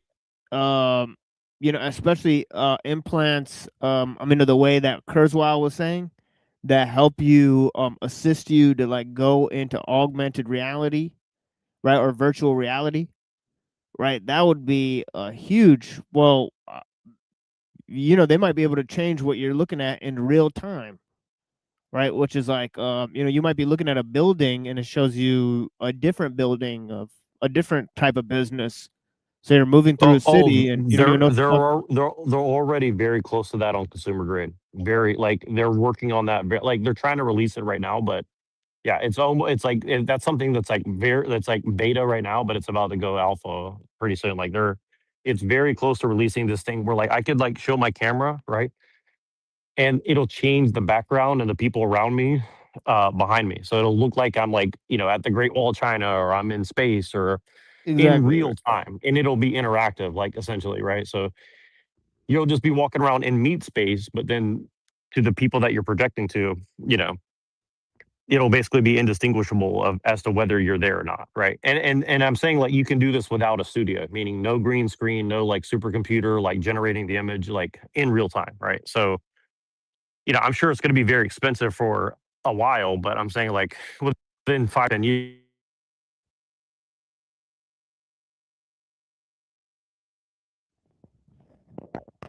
You cut out there. Here, hold on. Yeah, I'm just gonna play this because I totally. But yeah, it's crazy. Like, the stuff that they're gonna be able to do is crazy. You know, like, basically, like, we were reading Promise and Peril, and Kurzweil was talking about, like, nano machines in your bloodstream that allow you to change between different virtual reality scenarios. And it's like, yeah, that's, you know, talk about poisoning your mind. I mean, you know, total nonsense. Form of entertainment that comes with debating, and I'm very good at debating my view. That's what I'm here to do, and I'm here to represent it well. So there's, if this is an excited debate or things like this, or we're yelling at each other or things like that, you don't have to worry about it. You're more like, who says that? Like, I'm good at debating. Like, what? Like, that's like saying I'm good at fighting. It's like, yeah, but, you know, you're not, like, world champion. So, like, there's gonna be a guy that's stronger. So, you know, I don't know. It's kind of a weird statement. Great, come back and debate anytime. I'm actually honored to hear you debate, because I can see that this is a whole different type of. Oh shit! What the fuck is this? Oh shit! It's nicotine pouches. Oh, that's the company that used to help Tucker DPH? Carlson. Oh, Well, I think they use different. I think they have a different name now. It's like, so they switched to a new company that's supposed to be a more whatever. Yeah, I don't know. It's funny. Like, I'll be honest with you. Like, when Tucker Carlson came on and talked about nicotine, I had not smoked a cigarette in like 15 years, and I went and bought like a package of those Zens or whatever, and I still have like over half the package. I think I tried it like 2 or 3 times. I really hate nicotine. It makes me feel fucking. I don't know how people can do nicotine. Nicotine makes me feel like super jittery. It's like super coffee or something. It's like, I feel like, I don't know. I start like shaking, or not shaking, but it's like my mind starts like spinning or something. I don't know. Can you explain the appeal of nicotine? I don't know. I got put on like Ritalin when I was a kid, so I think it just generally helps me a lot. You know, so I can't really complain about nicotine other than the addictive aspect of it and all the chemicals that they put in the cigarettes. Well, what does it feel? What does it feel like though? Like, what is the feeling to you, like, personally? Because, like, I've known a lot of people who love cigarettes, and I've smoked a few over my course of my life, but I've just never, like, I can smoke a cigarette and like kind of get it if I'm drunk, but like when I'm sober, I can't really smoke a cigarette. Yeah, I like to like eat a slice of apple pie and then drink a coffee and then smoke a cigarette. You know, that would be the best combination in my mind. I mean, of just like a meal. You know, I mean, if I did that before every show, you know, I would give a really, really great presentation. Right? It's kind of like crazy. But okay, so we need to get a fund going for the apple pie, cigarette, and coffee show. No, but I won't do it because I won't smoke a cigarette twice a week. Right? So, you know, just because of all the chemicals that they put in there. So, you know, and they might try to convince me and say like, well, you could get like different types of cigarettes, but I still wouldn't do it. I don't know. Just something in me, I don't want to What does it? What does it feel like though? Like, what is it? What's the feeling when you like if you smoke a cigarette? What does it feel like? It's like a buzz. Like significantly goes well with either a coffee or a beer, but not on its Yeah. own. Right. Well, that's kind of like cocaine. I'm not going to say whether or not I've ever done that, but like hypothetically, if you were, you know, I would never want to do cocaine. But I think if you're drinking and you did it, it would actually make sense because it kind of like which I think is dangerous to do that. But I'm saying like, I think it like counteracts it to some degrry. So then you're like Yeah, drunk but sober at the same time or something, right? Is it kind of yeah, like that? yeah. I think it maybe numbs. I mean, somebody said it numbs, right? So yeah, it numbs the effect of like, like if you drink like a coffee and you feel jittery, the buzz will make you feel really calm. All right, Oh, so okay. Interesting. Yeah, yeah, that so makes sense. Well, and because I know that like a lot of people who have like high anxiety like it. Like I have high anxiety, so like it should be something that I like. You know what I mean? But I don't. You know what I mean? But it could just be my reaction. I think it's because like I was around a lot of people who smoked cigarettes as a kid, and like something about the memory of like being trapped in a car or a house with cigarettes. Like I think it sticks with you. Do you know what I'm yeah, saying? Like yeah, you that's have like a very receptors, particular. Yeah. in your body, so it binds to receptors in your body. But yeah, so there's that. Well, but if you ever see Tucker Carlson, so the reason I bought it was Tucker Carlson, who I didn't really like at that time either, but like he had more credibility to me then than now, which is still stupid, but um but what he said was something like, well, the Native Americans did it, and like it kind of gives you like he said it's kind of like, and I've heard other people say this too, like it gives you like a certain level of like perceptiveness, I guess you'd say, where it's like if you're out on like the plains of like America, and you're like trying to find something moving in the bush or something, like it'll help you focus or something, for example, right? Does that make sense? So like kind of helps you like focus in on like the task at hand, or it's kind of, and I always thought weed's kind of like that too, and I still do. I think that like if you're out there like doing something very uh you know uh like I don't think you should smoke weed the first time you ever go hunting or something, but I think like if you were to go hunting and smoke a little weed, right? Like I think that like I can see how that would help you. Does that make sense? Yeah, yeah, Like like amp up your awareness or something, or like amp up your vigilance or something. I don't know.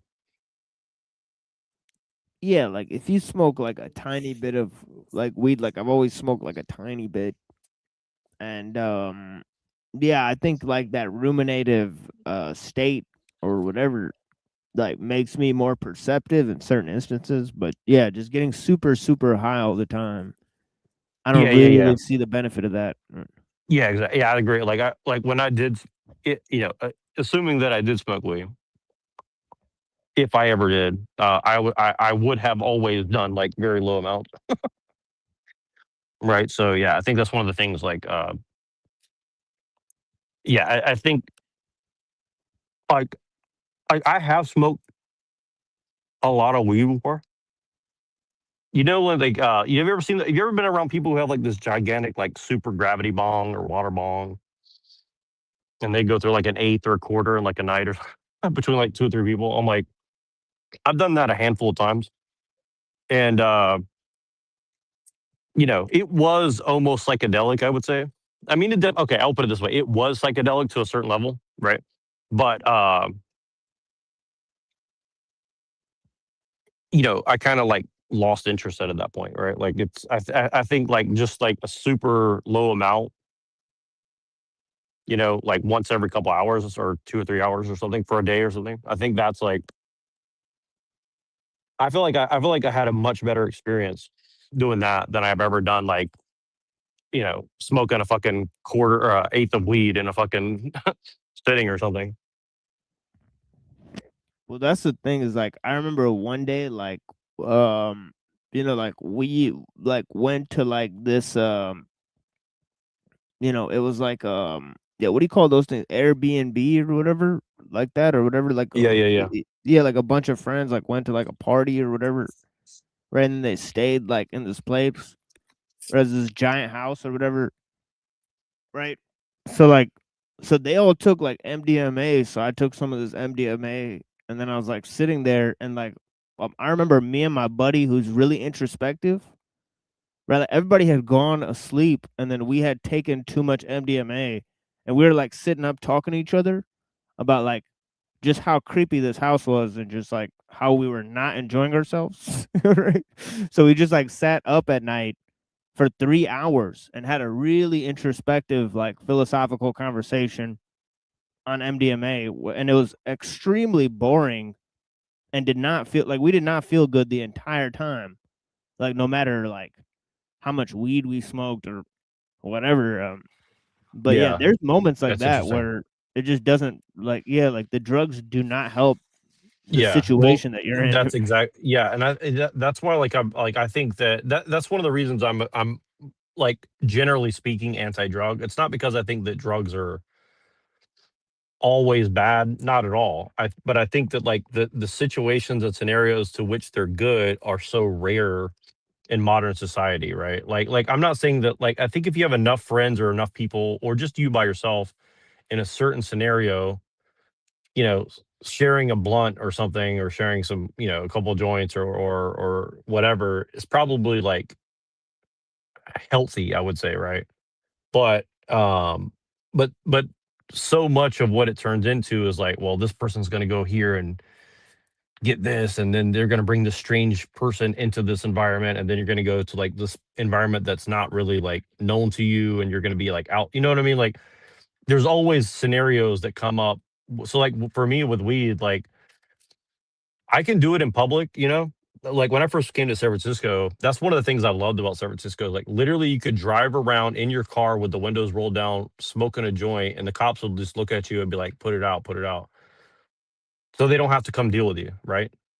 You know what I mean? Like they would just tell you to put it out while you're driving. You know what I mean? And and I'm not saying that's good either. But I'm saying like that was the situation, right? And like you could go on the street and smoke it, especially if you just did it where there's not a lot of people. And then you went into like public, nobody cared. Like it was kind of cool. Now it's to the point where so many people are doing it all the time everywhere. It kind of has lost like that mystique, right? Like it's just like, the little old lady smoking it, but like so many people do it, it's kind of lost the mystique. And so actually now weed's not as cool as it once was in California, Yeah, right? You know what I I mean? had So it's some kind of really weird. weird stories, because like I had not smoked until I was really a lot older, so actually my grandma died, right? And I was like really big time homies with my grandma. Like I used to talk to my grandma a lot, right? So when she died, I became super duper depressed, like extremely depressed. Right. So then I was like, all right, like, I guess I'll just smoke weed because I'm really depressed. Right. That was the idea that I had. But then as soon as I smoked the weed, I started hallucinating. Like, and like I started like walking around and like I didn't know where the fuck I was. And I got lost for like 30 minutes, right? Like in the woods. And then I went home and went to sleep. And like I saw like the ghost of like my dead grandma and shit. And I was like, okay, I'm spooked the fuck out. And like I woke up and I was like, okay, I just had a really strange experience with this plant. Like what I experienced was not like any weed I'd ever smoked. It was like salvia or some shit. But my cousins had smoked it with me and they were fine. Right. So I didn't know what the fuck happened to me. Right. So like Yeah, real talk. Yeah. yeah, that's to get the first time Yeah. I really smoked weed and like yeah, and it was very psychedelic. Like it's I'll put it like this. It was like the instant that I had tried it, all these different ideas and connections and memories just like fused together, and I was like, oh, like I could see things very clearly in mine for the first time ever, right? Right. And I was like, oh, I understand now. And I didn't have that experience, but I'll tell you this, like if I'm depressed, I refuse to smoke weed when I'm depressed. I think it's one of the stupidest fucking things you could do. Right? It's like if you're super depressed, I think that like weed is a very dangerous drug because it can either make you like super paranoid or it can make you like super angry or super depressed or But I've never heard Yeah. of that particular psychedelic thing. But like, I have no doubt that that was like a real experience, and like, I don't know what that means, but yeah, I would not be surprised if it was like actually connecting you to something, or if it was, whether that was your grandma or not. I don't know, but I'm saying like, Yeah. I think it's one of those Yeah. things like it's hard to say. I really wanted to know what it was, which is why I continue to smoke it. Right. So, because I was like, what really was that just happened? So then I went out, I snuck out, I rolled, myself a blunt, and I stepped out, like in the middle of the night to go smoke the blunt and shit. And a car drove by, right, with some dudes in this car, right, and they screamed, "What's up, dude?" Like the guy, like stuck his head out of the car and goes like, "What's up, dude?" And they drove past me like 3 or 4 times, and they threw coins at me. They started whipping coins at me. Like at first I started running, and then I noticed like they were just whipping fucking quarters at me. Like it was all 25-cent quarters. Right? So I look at the floor and there's hundreds of quarters on the floor. And I just picked up like all these quarters and went to the gas station and bought like all these snacks and blunts and shit. Yeah.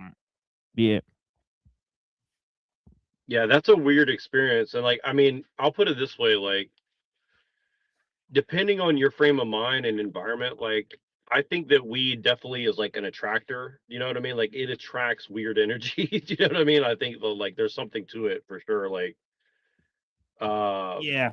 Yeah, like yeah, maybe they saw me like walking by, like, and they smelled the weed and they were like, all right, this guy's walking around smoking a blunt. Let's give him a bunch of quarters and see what happens. I don't know what their mind state was, but it was interesting. yeah, it's pretty weird. I know that was a little bit of an attraction, but yeah, I think that's pretty weird. It's like, yeah, I've had so many weird experiences. Like, I haven't had it recently because I pretty much dropped out of like weed culture. So like I've almost never smoked with weed with other people for like way more than 10 years. I always did it more solitary, not because like I'm like I would do it out in public occasionally, but I found that like, it's kind of like going to a bar and drinking. Like, I can go to a bar and drink, but I don't like to do that unless I'm with other people that were on the same like wavelength. You know what I'm saying? Like it's something about going out in public in an unpredictable environment. You know, like I don't know. I don't like putting myself in a position like that. I think maybe if I was in like Finland or Sweden or somewhere where there's like, I feel like very safe, I would, but like, I don't know, putting yourself in a strange environment where you're just like surrounded by a bunch of strangers, you know, uh, it's kind of like the gangster culture that goes with it too. Like, you know, I don't know. There's just something about that experience, like going to a public place and smoking. Like, I've done it many times, but I don't know. It's kind of a weird. It just attracts a weird energy. You know what I mean? Especially if you're by yourself. I think it definitely attracts like a strange energy to you. And not all bad either. Like, I've had like really cool experiences doing it, but I mean, I used to allegedly work high, so I used to do that. Like, I would be like talking to like tons of people doing, high, and had a great time, honestly. But it puts you in a very self-aware state of mind, and I think that can be very exhausting. Where you're like super self-aware, all the time. Actually, that's another topic I'm gonna start covering more too. Of like, have you ever heard of this? I was gonna ask you about this. Have you ever heard of like this whole guru stuff of like Eckhart Tolle and stuff like that? Have you ever looked into that stuff? Oh yeah, it's shit's garbage, dude. Well, what do you think that's about though? Like there's obviously like a practice that It's the can put you in a certain Theosophical Society and shit. Really? Yeah, and also the Institute of Noetic Sciences. Okay. Well, I want to show you this guy that I watched before sometime. We can do it now or later, but let's finish this video. But remind me soon. Like, there's some stuff I want to show you about that stuff. I think it's there's a huge movement of that stuff, and I kind of believe in it because I've experienced it somewhat, but also like I think it's very suspicious that it's like a technology. Like if you put this technology out in the general public, I think there's a reason why. It's like the psychedelics, right? Like they're pumping psychedelics out to masses without any like evaluation of like where they're at, and they're just like, okay, whatever your problems are, just take this psychedelic and it'll make your life better. It's like I think that's like irresponsible. You know what I mean? Like,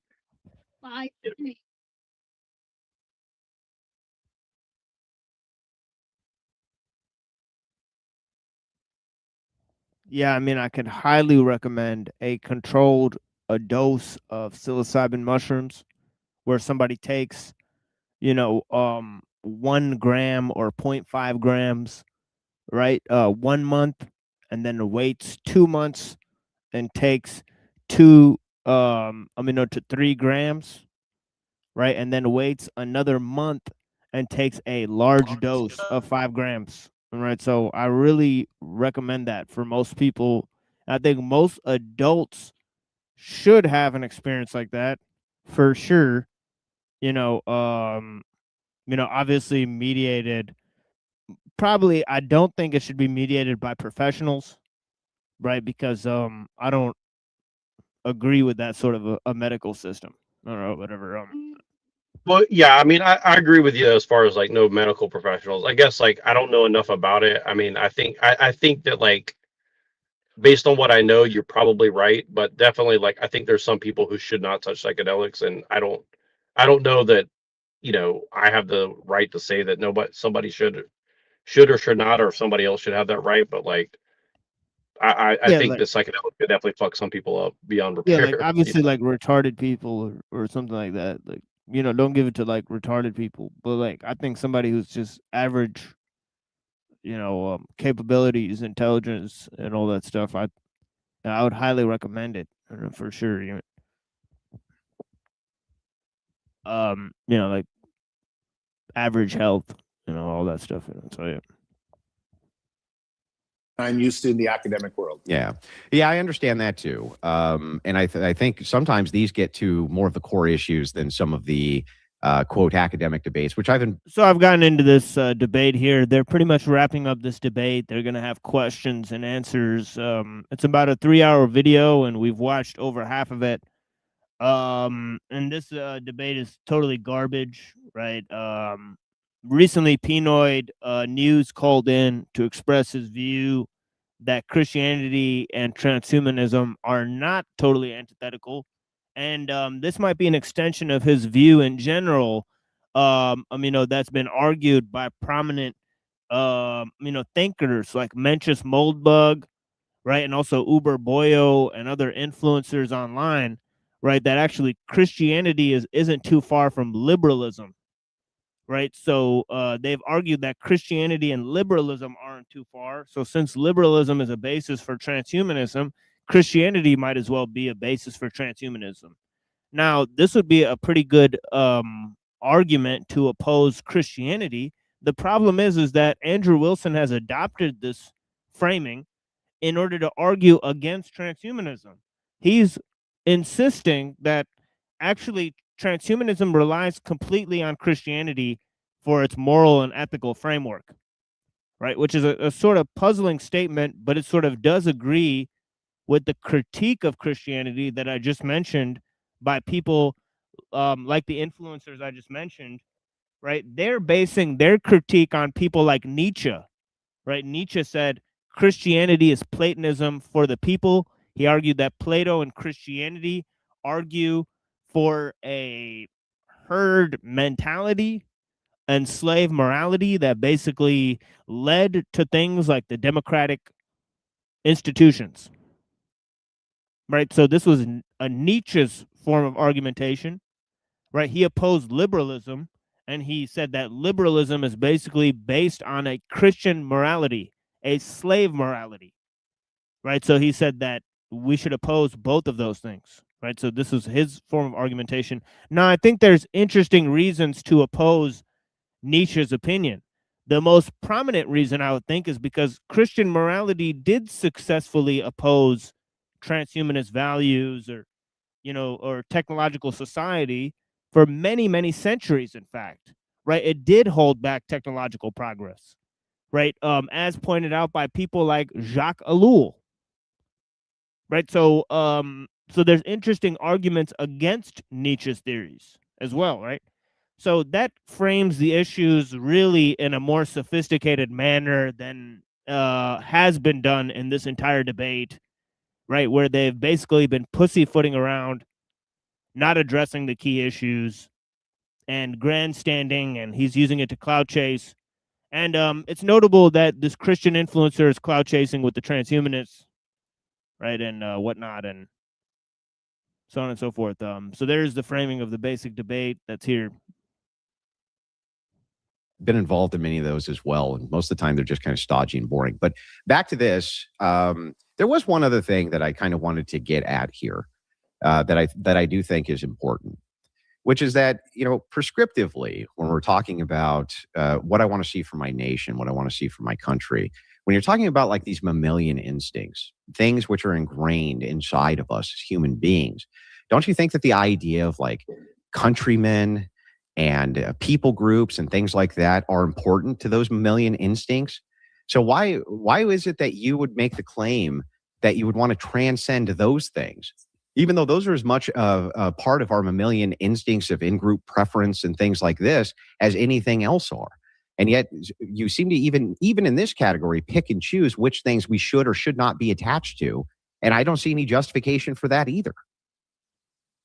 Well, first of all, I think picking and choosing is really what transhumanism is about. It's like we want the best from here, the best from there. And I know it goes against your overall Christian framework because you kind of have your rules set, and it's like this is this, male and female. Yeah, I mean, he is kind of like, I know I said Wilson earlier framed his transhumanism as hedonism, but the fact is that he doesn't seem to be arguing for technological progress at all costs and for transforming the humans and transforming nature. No, he's actually just arguing for a sort of base individualism.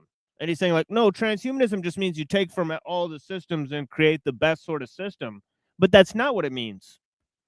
It implies that you do everything, sacrifice everything for the goal of technological progress, because that's going to change humanity and change nature, right? So, I mean, his framing of what transhumanism is really kind of weak in this entire debate, right? I think he needs to read, some of the thinkers that we read on the show, right? Like Kevin Warwick, right? Or Ray Kurzweil, or Bill Joy, or Jacques Ellul, or Theodore Kaczynski, right? And look at their critiques or support of transhumanism, respectively, right? Because what they've offered is actually very slim. Female, whatnot, but transhumanists are willing to pick anything and go with it. And the same thing I think is going to happen from ethnicity, from race, from whether someone has high IQ or low IQ. We're going to try to pick the very best things that move us forward. And this is why I think transhumanists would argue that, like, let's have genetic editing of children, of babies, designer babies, because we want to put the best attributes in a child and not leave it to chance or to God's destiny. And again, this is a huge, I think, chasm between you and I, is that we want to modify everything for improvement according to the desires and what we think is best. Damn, that was harsh. She said, we don't want the baby to be born retarded because God destined it to be. That was pretty harsh, bro. Time. Yeah, but do you see though how this doesn't contend with what I'm asking you? When you say that you don't want to transcend the kind of base mammalian things that make you a human, those things you, Zoltan, are very attached to, right? You made this very, very clear over and over in this debate. You do not want to transcend those things. You want your humanity intact. You just want it to last a really long time, right?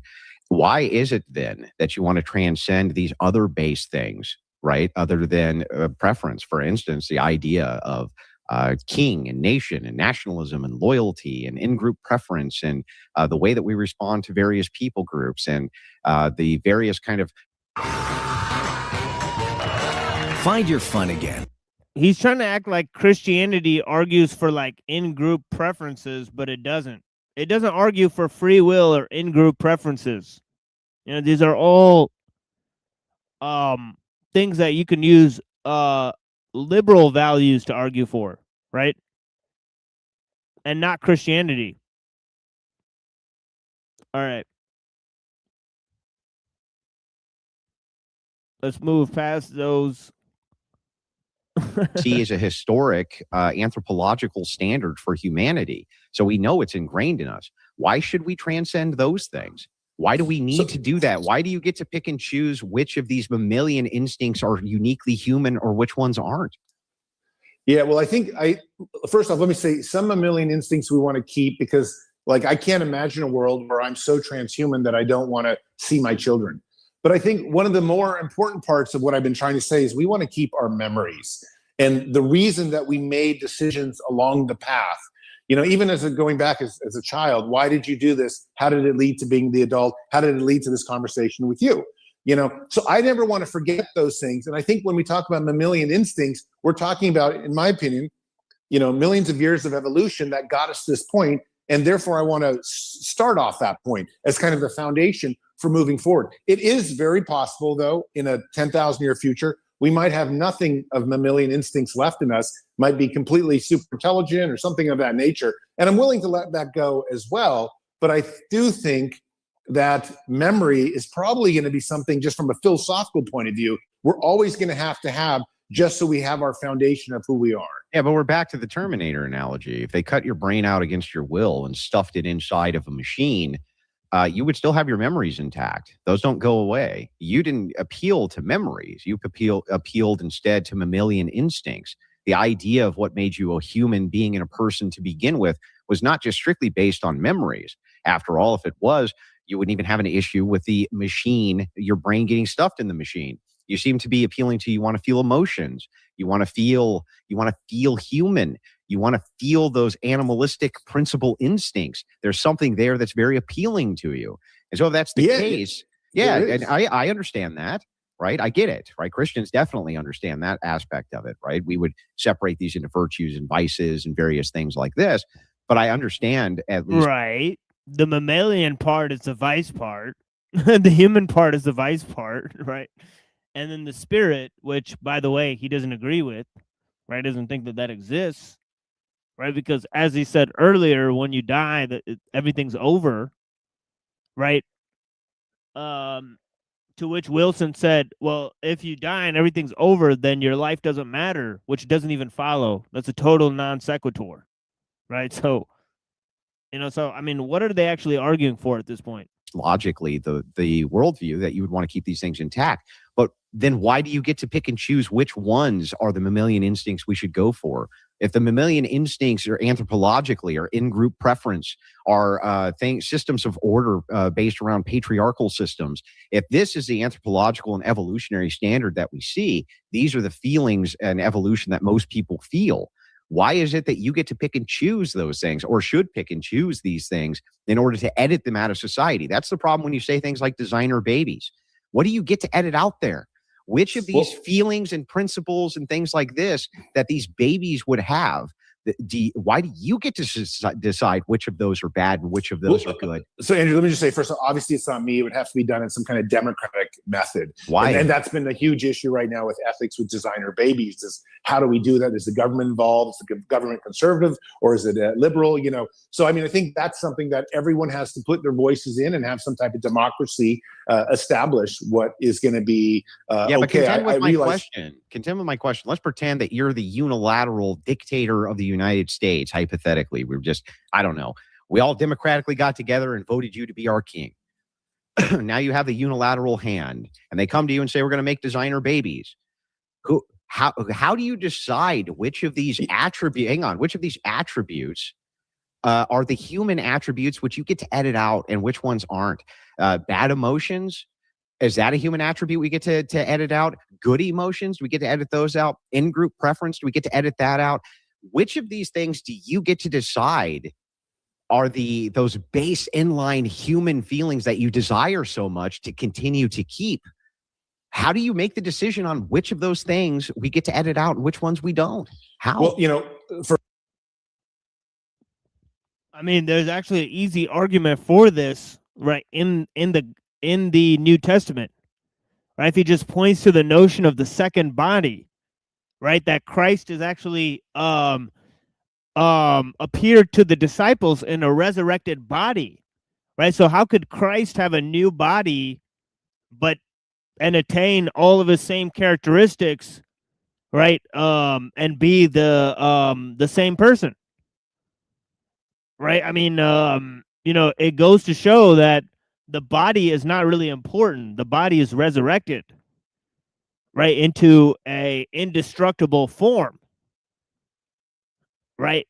And the New Testament actually uses the words "new body," right, to describe that the body can just be changed out as long as you have the same spirit, right? So, I mean, Zoltan is such a dunderhead, right? If you just had a actual way to argue for this, right? You know, by actually looking at the text, right? For starters, just going back to the very first questions we talked about, anything that kills a child, like leukemia or a trait for that, not talking about health should be issues. gone.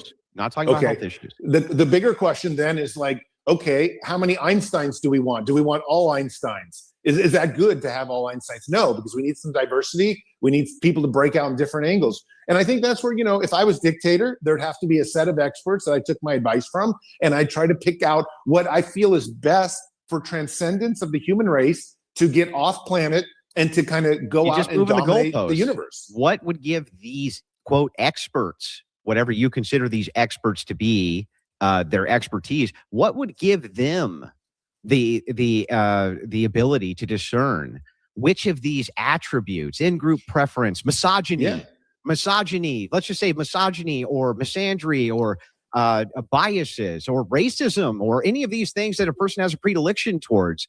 Right. How do they get to make the decision that Andrew, they I think we would say things out of humans? I think we would say, what is the ideal human being? And let's pull in all those attributes, whatever we could agree on.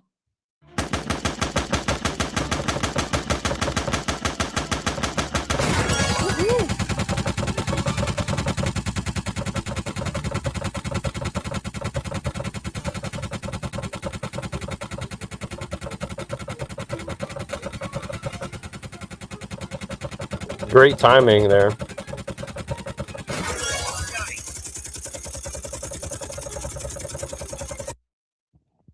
That's how I feel, honestly. Yeah, exactly. Exactly. Like rolling down a bridge, there's motherfuckers rolling on barrels. You gotta fire your fucking gun at them. Or some sort of cyber ninja. And there's lily pads and shit. And it's like, goddamn, man. Like the ultimate game of Frogger. Did you ever play that game back in the day? Yeah, like where are we going here? You know, where does this bridge lead to? And say sick. So he's saying the ideal human. So he's like, okay, let's the ideal human. Okay, this is finally getting good here. I'm like, come on, man, don't throw an ad right there. Shit. Yeah, talk about Adam Cadmon and shit. Right, exactly, right. This is the most beautiful human being. You know, like, I think obviously somebody did this with Jesus. They said, look, Jesus was a perfect person. I can give that, you know, that's fine. I would try to give all the best attributes to all the designer babies that I was trying to do in whatever framework it was. And my framework would be, I want people that are curious. I want people that are willing to go beyond boundaries, ethical boundaries. I want people to... He's like, I want people who are blonde. I want people who are blue-eyed. I want people who are like not Stamps. I want people who are Jewish.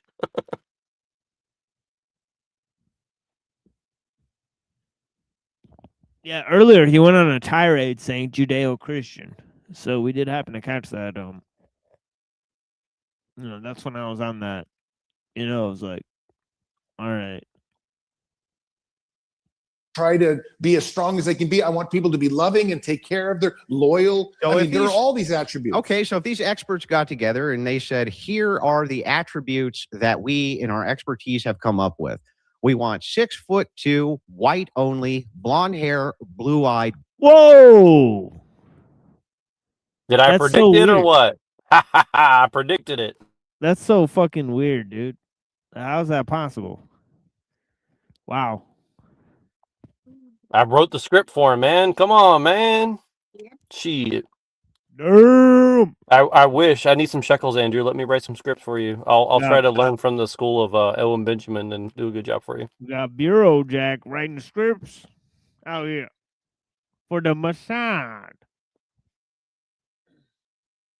Babies, right?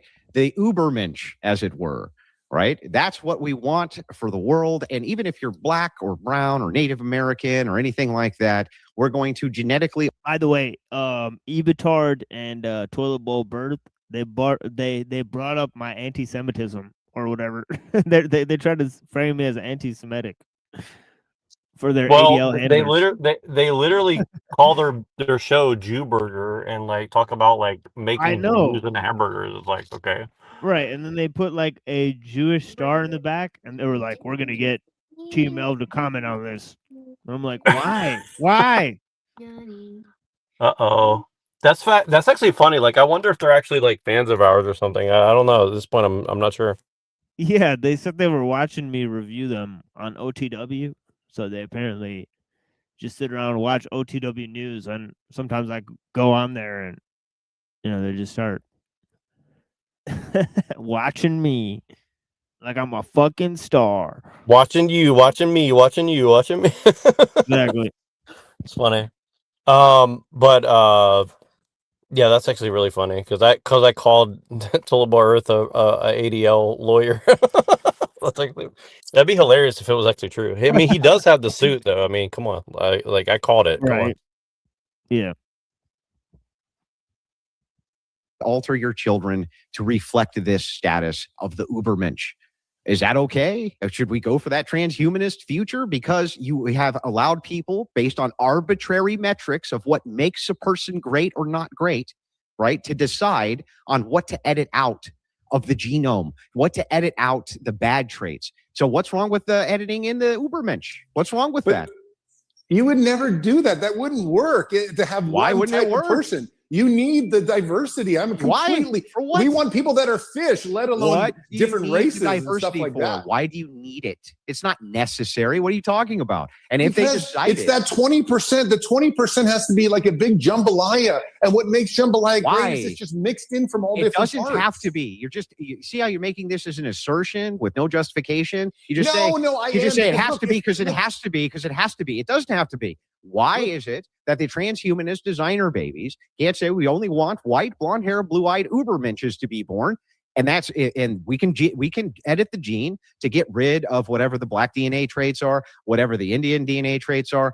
Why can't they do that? What is actually the justify? Hang on. What is actually immoral about doing that? What? Listen, because we have goals, and those goals involve whatever humanity is at. Like, let's just take marathon running. 6'2" white dudes are not going to run very good marathons. We want Kenyans, black Kenyans who are like definitely engineered to be much better than us. The point of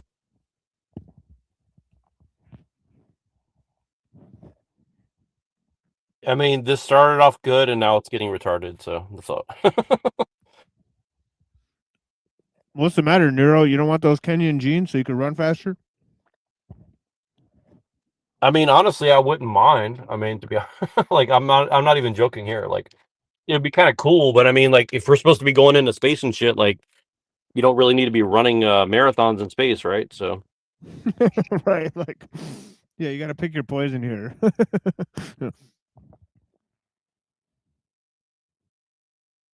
We can want engineer all them now. this diversity out there so that it leads to this greatness as a whole in a multitude of fronts. That's why diversity is beautiful. Wait, I'm super confused. Do you have a car? And do you have a clean driving record? Did you know you could pay as low as $19 a month in car insurance? How weird. Like, I feel like it's super easy. That's either not her voice or not her face. I don't know what. But yeah. it's a AI person. Right.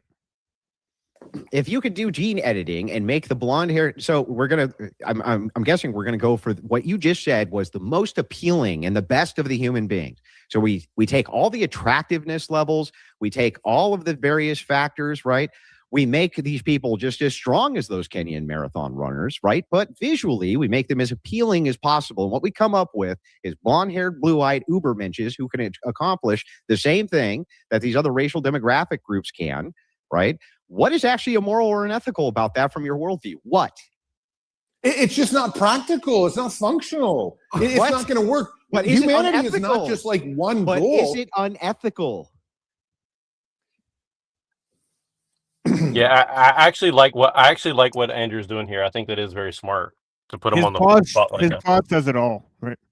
Yeah, like he paused for like 10 seconds just there. Yeah, he's like, okay, yes, it's not unethical, but we wouldn't do it just because we don't want to piss anybody off. Pretty much, yep. That's actually actually I have to give it to Andrew on this one. Like, actually, I think he did a good job on this part. Like, look at his face. That's exactly what I would, if I were in Andrew's position. That's exactly what I would have done. What he just did is like, that's because. But here's the funny thing: is like, I think what Andrew's going to say is like, it's not unethical from a Christian worldview. If we're going to do it, why not? That's the funny part.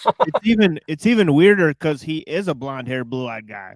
So he's like, come on now, dude. Right? You don't want anybody to look like you. Like, isn't it the best? Like, well, you don't want to look like a cuck. You don't want to look like a cuck either. You're like, well, you're not going to become like a self-hating white, right? You're not going to become like the Larry David of white people, are you? Yeah. Like extreme neuroticism or something, right? So he put him in a very difficult position there. Like, if this is real at all, like this is it's a good argument for sure. Yeah, look at Andrew's face. You know, he's happy as a clam. You know, he looks very Jewish in this picture, in this like freeze frame here. Right. He looks like he likes the smell of his own queefs, for sure. It looks like he woke up on the right side of the Hanukkah. Yeah. Look, my goal is to accomplish. Listen, I'm going to give you an answer. My goal is to accomplish the most for humanity. And right now, that requires a diversity of people to do so. So having just a bunch of 6'2" white guys isn't going to cut the thing. Maybe if it's a space mission and you need a certain type of person and everyone has to be the same, that would be fine.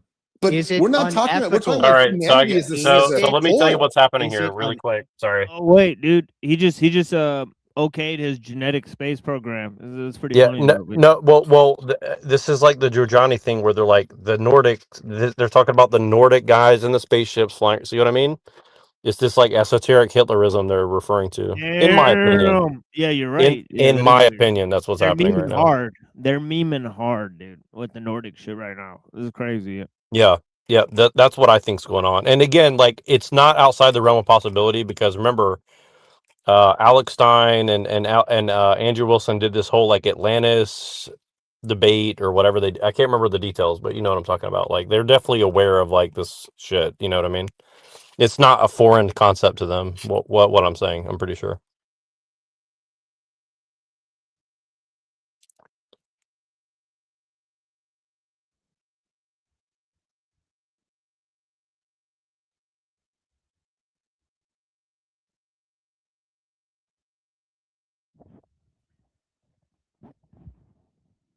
Ethical to do for a bunch of gene scientists to get together and decide that they're going to make the Ubermensch, and they function at the highest capacity of humanity.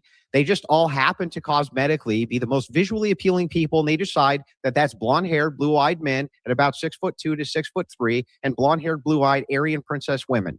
That's what they decide. Can you tell me? Hang on. I want a yes or no. Is that unethical? I'm not going to answer a question that's totally impractical.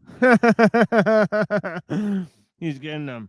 He knows if Zoltan was smart, what he would say is like, I'll just tacitly say yes. Now, what's your answer? That's what I would. That's what I would have done. I would like I'll answer if you answer. Here's my answer. Yes. Now, how about you, Andrew? Is that ethical or not? So that's why I think this is a performance, just because like, if you're really stuck and you had to answer that question, because there is no good answer. Like, if you say yes or no, there is no good answer to that you know question. what he should say to him? He should say to him, look, there's nothing in your Christianity that says you need to preserve your race. So, so why would you even care? Right. Exactly. Well, it's funny too because like I mean like I think I think you could argue both ways to some degree, but ultimately, yeah, I think Christianity doesn't care about race per se, but I mean it definitely doesn't at least in the exoteric version. I mean, I'm sure there's some esoteric, stuff that people have done. But yeah, this reminds me of a conversation I had on TikTok last night, and I guess I'll save it for later. But it's a pretty good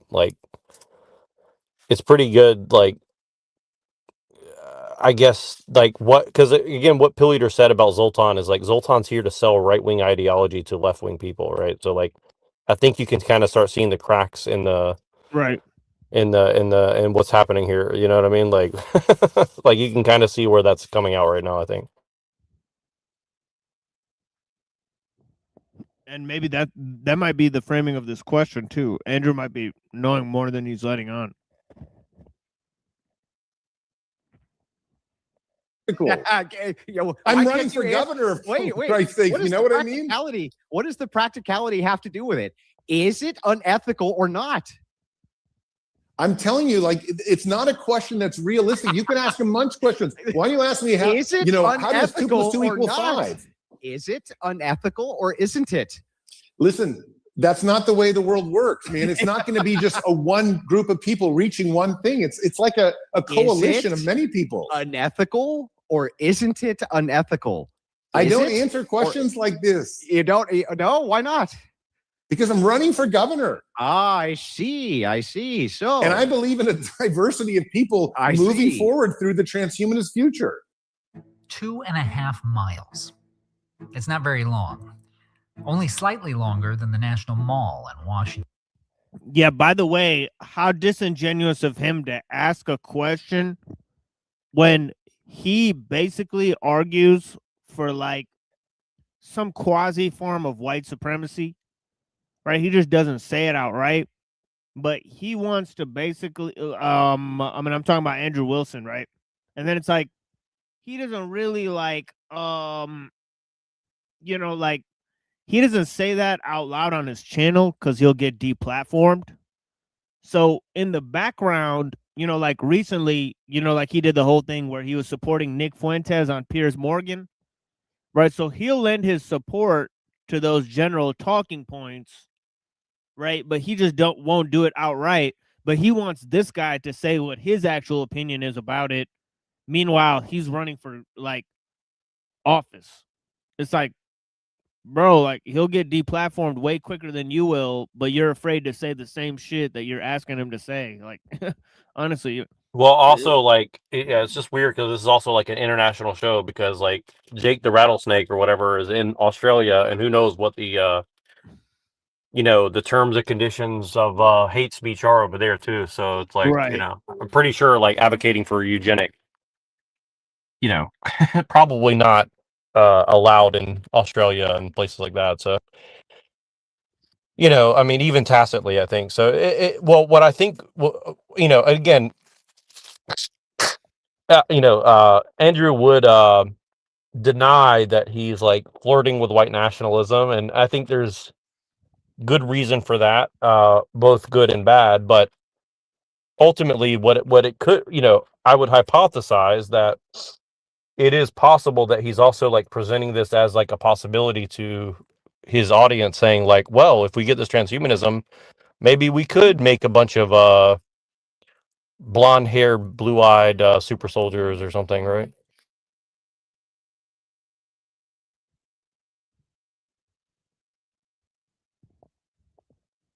Yeah, it's just weird. You're right.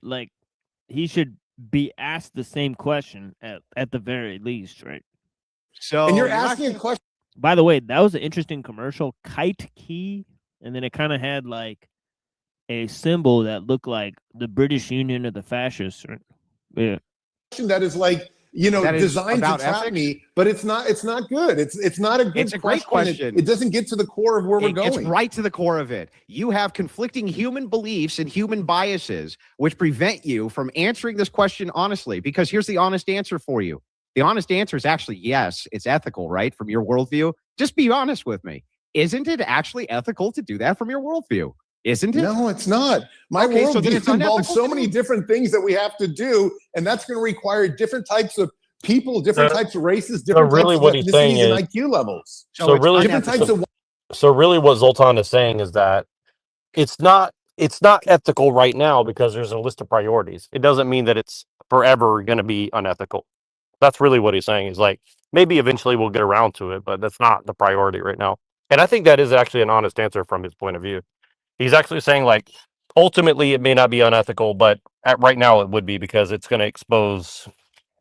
Yeah, I kind of feel the same way, right? Like the issue of technology, like it intersects so many different societies that all the societies have to agree to solve this one problem for now, and then they can be whatever society they want to be, right? So it's like we all have to come together to solve this one problem, right? And I bet the transhumanists see it the same way, because there's no way to get humanity over this hump, right? With a bunch of religions and races and stuff. Right, so it's the same way that somebody that wants a low-tech society is going to want to try to preserve the religions and races until we make it to the next phase, right? Instead of dissolving them, right? And then, I mean, so they all can agree to a low-tech society. So, right. Well, and I think that's ultimately kind of what they're aiming for. Like, I think there's two versions, and I think this is kind of what Pilliter and myself are kind of memeing about as well, like Asian futurism or anime realism or this kind of. Like I kind of see what he's doing there, because it's also like, maybe we're going to get to a certain level of technology where we can kind of live like a pseudo low tech life, but we can kind of choose, how long we live, or, our abilities or our looks, or, you know what I mean? So it is kind of weird, like, and it seems like they're kind of selling that to people in a sense, right?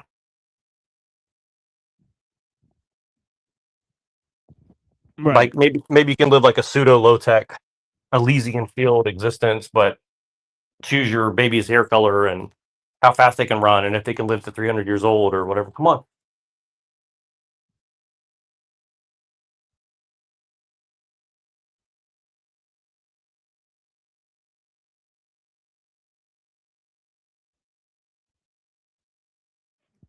Yeah, it's interesting.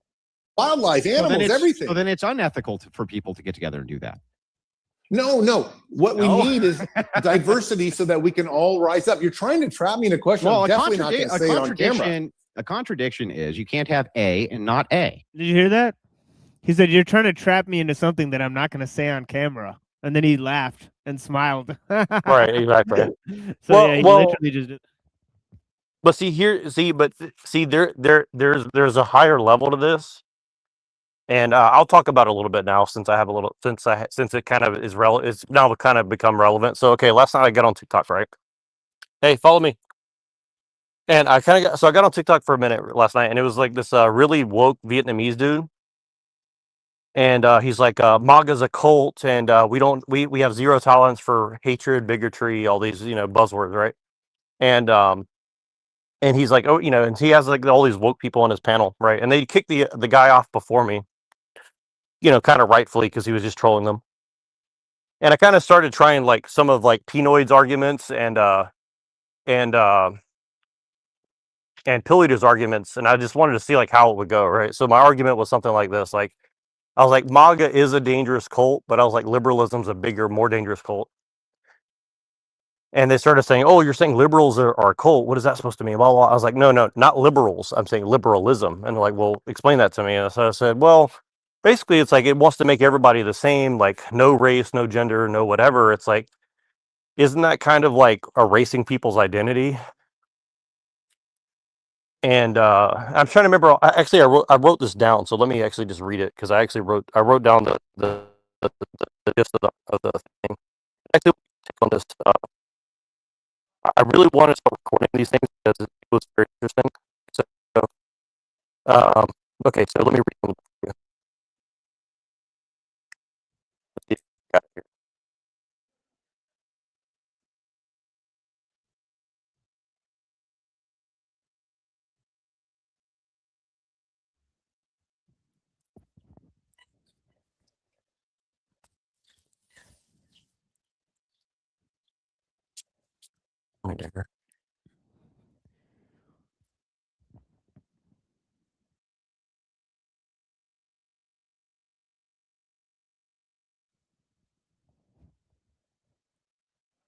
Yeah, I don't know if you fell out or you said you were gonna read something and then I don't know.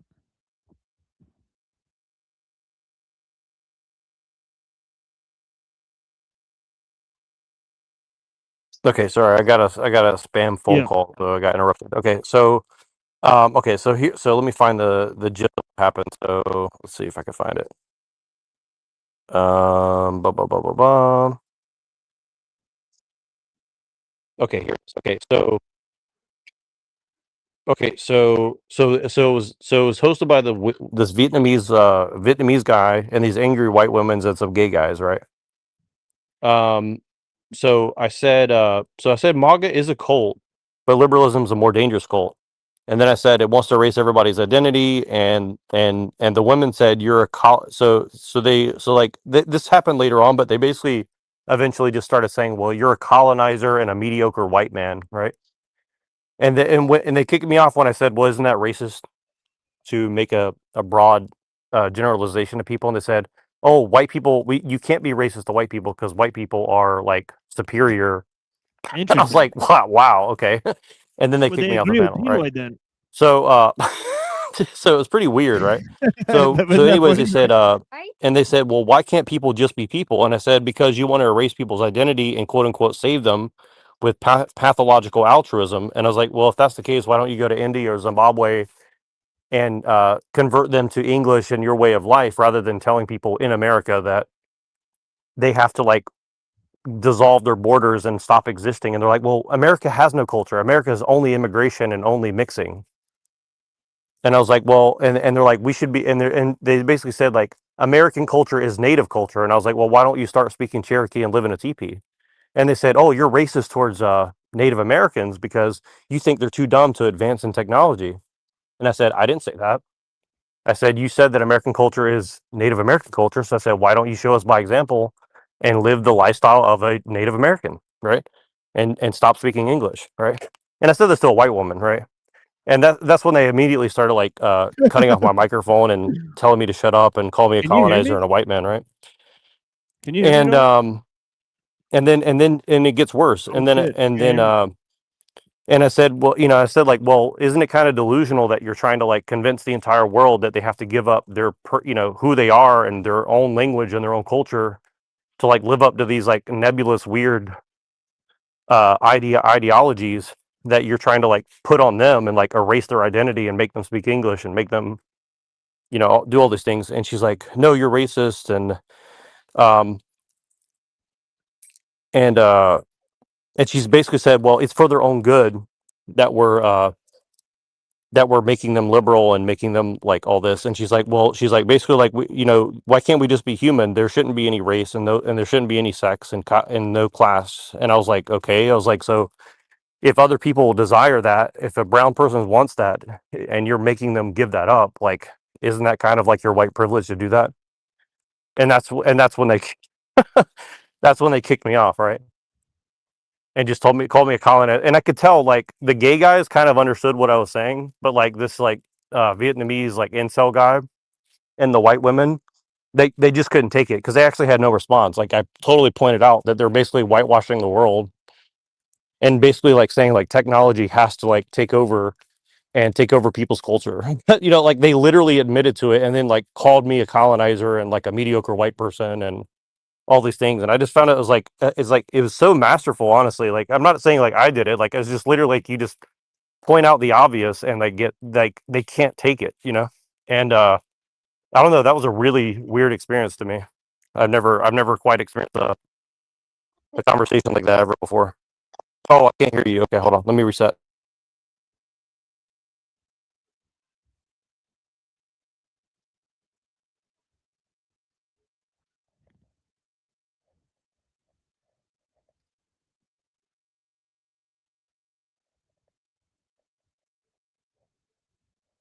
My bad, dude. Sorry.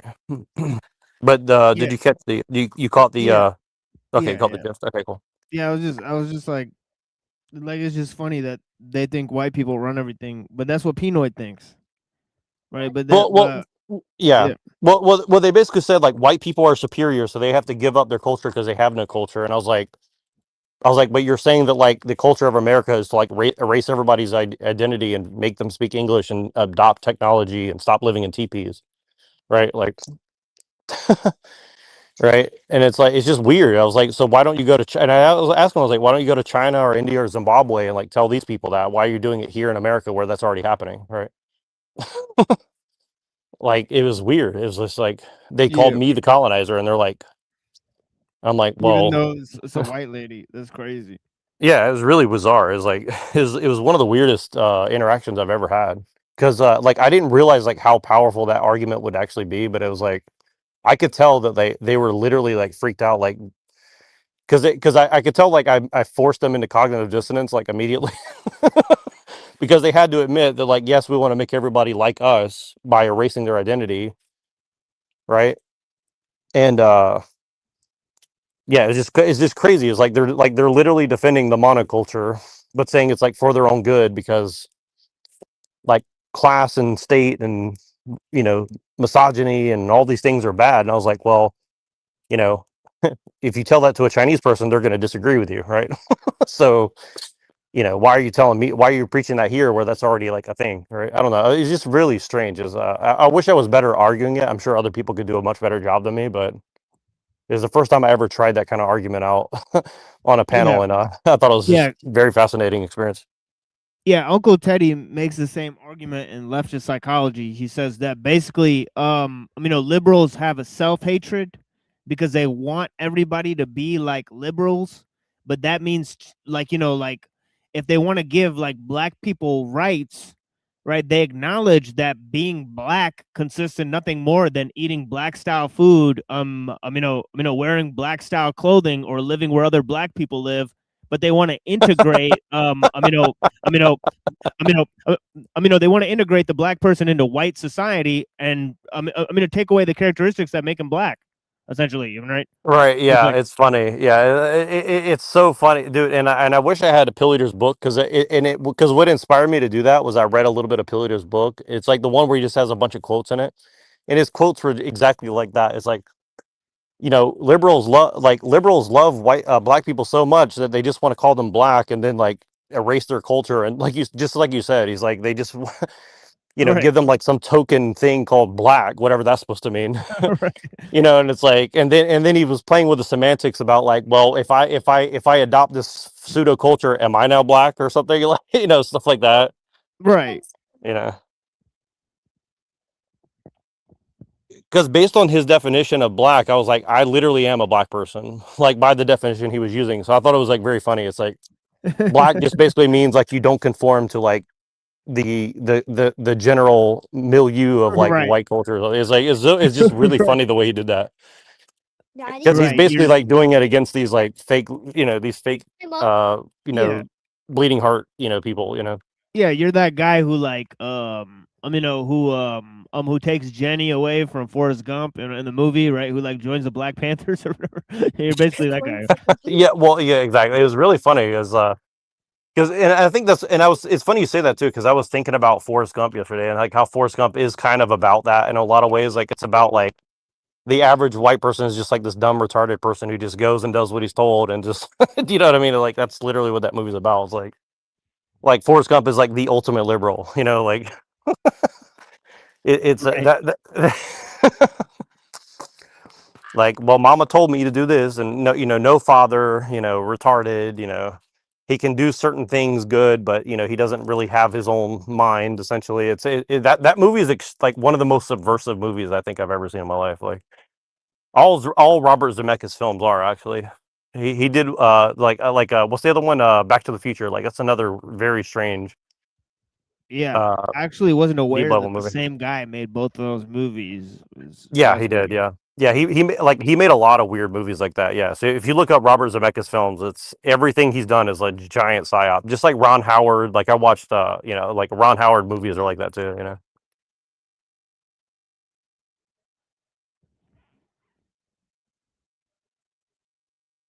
So if I ask you if a thing is ethical or not ethical, you can't say it's both ethical and not ethical. That would be a logical contradiction, A and not A. So, sir, I'm not answering that question whether why it's not? ethical or non-ethical at all. Why not? What are you so It's scared not a of? question that even applies to how transhumanism works. It exactly applies to how transhumanism works. You're asking me 2 + 2 = 5. I can't make 2 + 2 = 5 work. We want to do whatever it is that we want to do, man. And the thing is like within that confines of the 20%, if a bunch of genome scientists get together and make the Ubermensch and make designer babies, and they're all 6'2", and they're all Aryan, they're all blonde hair, they're all blue-eyed, and they all have the same strength. A better way that he could have done it, which, and I know why Andrew didn't do it, because he's allowed to make this argument, but what he couldn't do is what he couldn't say is, well, what if all the people in Wakanda, so I'll say it for Andrew. Andrew, don't steal my idea, bro. Okay. What would be better is that if he said well, what if all those rocket scientists in Wakanda got together and said they want 6'8" black Kenyan people to be their Ubermensch, and they take over the world, because we all just want to be like them or something with that, or something like that. Yeah. Too, for good measure, they get to have their genetically engineered white slaves. Right. Or something give the guy a bone. If he's running for governor or wherever, I don't even know where he's running for governor of, but give him a liberal bone to chew on or something. Come on. Yeah, exactly. Yeah. You got to sweeten the pot. All right. This is what you're offering is. It's like a shit sandwich, right? And characteristics of other people, they're just the most visually appealing from their preference, arbitrary preference base. What are they actually doing wrong from your view? Are they doing anything wrong or unethical? You know why AI hallucinates? It's because things don't go that way. It's not like perfect mathematics. It's crazy out there. It's chaos. And we need chaos when we're talking about genetic editing and designer babies. Bad faith evasion. Is it unethical for these people to have an arbitrary metric that they come up with within the jumble of 20? We got to try everything. The answer is that of course not. The quick answer is that surveying the ideology itself, eugenics seems to be a natural consequence of designer babies. So if you have designer babies, you will have colonies of people that just decide to have a certain type of baby all the time. And of course, they want to live together. How could you possibly stop them if you just let people do whatever they want? It's possible, right? He should just say it's possible. But yeah. Man, it's fine to have fucking men who can get pregnant and have kids, but man, if we start talking about genetically altering people so they're blonde hair, blue eyed, that's really crossing a line, right? Last one, guys, then we'll go into closings. Come on, man, just be honest with me. It's totally fine, right? Totally it's not a logical question for me. It's a logical question for you. Maybe it has some logic, but it's not realistic. Man babies are realistic, but you can't. You're trying to trap me into saying something how is it not realistic? That I just simply don't believe in. How is it not realistic? It's not ever going to happen. What's unrealistic from there are 8 billion people on planet Earth. It's never going to be like that. Yeah, what's unrealistic? Never. What is unrealistic about a person who wants and select groups of people? That's something that those white nationalists don't really talk about a lot. Is that at the very minimum, Small Mustache Man did want a scientific utopia, right? So he did want to bring that about so that he could do his eugenics program, right? So if that's possible, then, from Small Mustache Man to Jeffrey Epstein, we kind of have the same basic idea in terms of transhumanism, which is we'll use gene editing to, continue our genetic heritage indefinitely or whatever. People who want only to have, through genetic editing, blue-eyed, blonde-haired, super strong, super high IQ.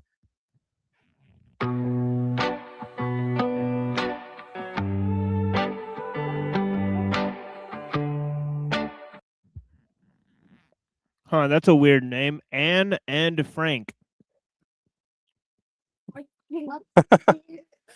Yeah, I got a little thumbnail I made not long before this that had the word Anne Frank something or another. I can't remember, but I'll show it to you later. pretty funny. Yeah, but this is pretty Jew coded. It says Anne and Frank. I wonder where this is going. Actually, this is a 3-minute ad. I'm wondering where this is going. I'm gonna sit here and watch this. So I know this couple, Anne and Frank.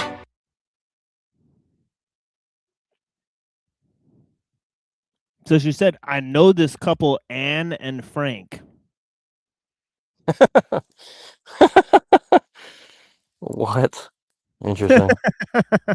Like what? This is pretty funny. Where is this headed? Like, is this lady Jewish? Like, I don't know.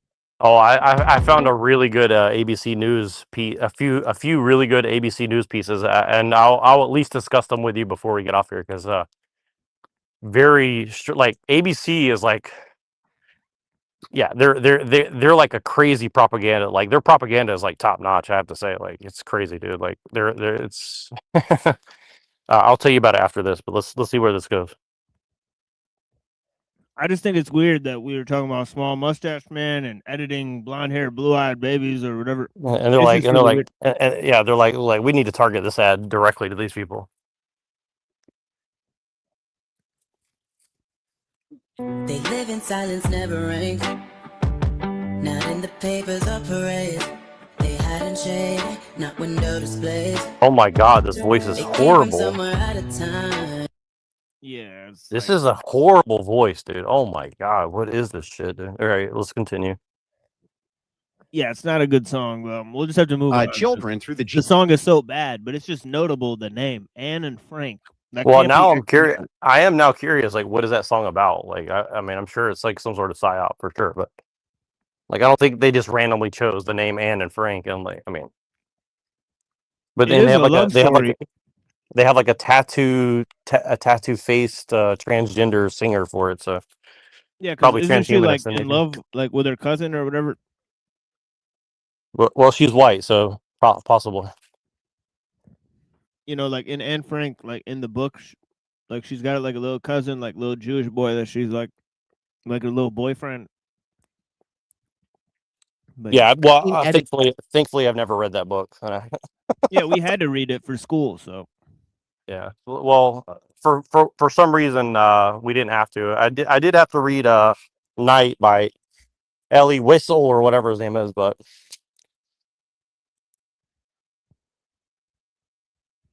Oh. Yeah, our teacher was hardcore. She made us read books in Ebonics. It was super hard to read. Well, they're gonna learn you something. I definitely never heard of that, but that sounds very racist or something. Yeah, it's like old Ebonics, like from the South. It's extremely hard to read. It's like reading like Huckleberry Finn or like well, it's funny because I wrote those articles and I was expecting that somebody would say, well, that's really racist, but I guess now I can say, well, it's an academic endeavor. So right. Process. Some people may choose that. Some people may say yes, but I'm not going to. If whole countries choose that, there he goes. There's the answer. Some people may choose that, right? So there's nothing wrong if they choose it. You know, that's what he's obviously he's going to say that. Fine, right? That would sound stupid to me. A whole country would choose that. It just doesn't make sense. There's 8 billion people on planet Earth. It doesn't make sense. Yeah, hang on. There's 8 billion people, not in one country. The Japanese are very ethnocentric, for instance. If the Japanese decided that they were going to do nothing but gene editing to make sure that everybody stayed uniquely Japanese within their view of what that is, right? Is that good? Is that fine? Is that okay or not? Is that okay or not okay? Is it ethical? Is it I don't think it's okay. It makes no sense from a Japanese point of view. Well, it's very it's very interesting that he goes straight from like Germanic people to Japanese. It's like, okay, we're going to go to the Italians next.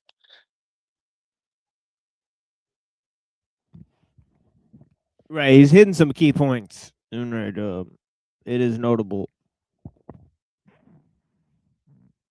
Yeah, that's what I'm trying to say. Is like the question itself. I would never do that. Now suddenly we need to break all barriers and everything's on the table, but people would never do No, it's that. not all barriers. It just this question doesn't make sense. It's like we there's could pop 8 billion of us. It's going to take 8 billion reasons. We could pop a uterus in a man. He could shit a baby out. But let's not talk about cosmetic changes that people would have for beauty standards. We can talk about it, but just not for the entire human race. I didn't say the entire human race. I said country specific. You don't think that there's Eastern European countries that would want to have nothing but blonde-haired, blue-eyed babies who look like the Ubermensch? Is that unethical for them to do or not? I think it's stupid for them to do. Is it unethical for them to do? Well, I don't know that answer. If it's stupid, then you don't know the answer. Stupid. You don't know if it's unethical or not. Okay. All right, it fellas. depends. If you consider stupid as unethical, yes. It's a good time to get on to the anyone would want to do statements now. So let's do that. Zoltan, you men would want to have babies, but thank God this is over. Steve, people wanting to cosmetically change. Andrew, if you want to jump in with you. Yeah, like they've been on this trajectory for a painful amount of time. They've gotten nowhere. Right? So yeah, I mean, it's just kind of really dumb. On both sides, it's really dumb because if anybody pressed Andrew Wilson on the same issue, I'm pretty sure he wouldn't have a sane conclusion to your draw. closing statement. 2 minutes, and then we're going to read some super chats. Opening orange and up. Andrew, 2 minutes. Closing statement. Let's go. Yeah. First and foremost, let me thank my opponent for this debate. So it takes a lot. Oh God. All right. So I guess this is where they're going to launch off into closing statements. So So I'm excited to. Yeah. Yeah, I mean, yeah, I'm sure it's only going to get gayer from here. So let's see how. Yeah, I mean, I'm sure the questions from the audience will be deeper than anything they put forward. So I'm excited to see what the super chats and those things actually say because. Well, maybe we just skip to that then. Because I'm pretty sure they may have like planted their own people in there to super chat or something. So. Yeah, I'm looking for any opposition to transhumanism in this closing statement, and also for Zoltan, any adoption of Christian values or ethics, right? So that's what I'm sort of looking for in these closing statements. They should be pretty interesting, honestly. A lot of courage to debate your worldview. It really does, especially in front of thousands of people live. It takes a lot of courage to do that. And so first and foremost, I do thank you for having this debate with me. Secondly, he's a contradiction machine. This is what I'll say in my closing. He contradicts himself often. You saw the last exchange that we have.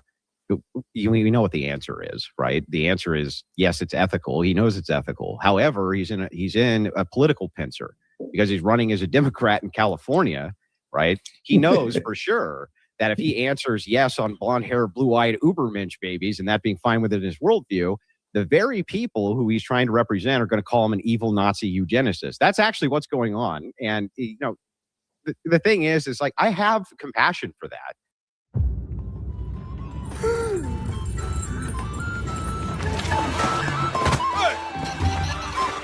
Like, just what the fuck am I looking at right now?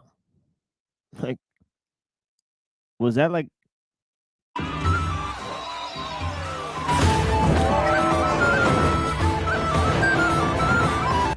Okay. Some sort of Divinity the game. So I guess this is about like becoming your own god or something. Yeah. Right.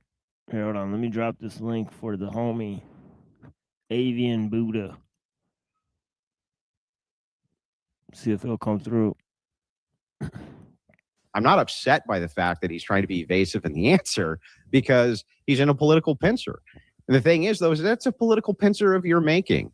The whole identity politics thing and stuff like this, it's all perpetuated by the same exact technology you want no guardrails on as you appeal to my worldview in order to stop you from doing crazy things. Sorry to interrupt. But I think this is about this is actually about like the Gavin Newsom stuff. I think this is like, okay, so if he gets a chance to talk to Gavin Newsom, is he going to be like the right wing, quote unquote, opposition to someone like a Gavin Newsom to say, well, Gavin Newsom's a base Democrat, but we need to be against him because he's a Democrat or something? I don't know. I don't know. Something strange going on here.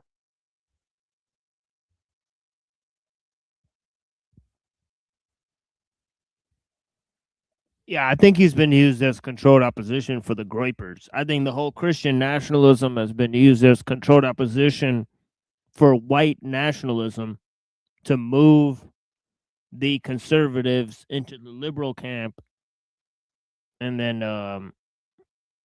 you know, and then this guy's doing the opposite. So I think it's like, like I could see like how Pill Eater was saying that it's sort of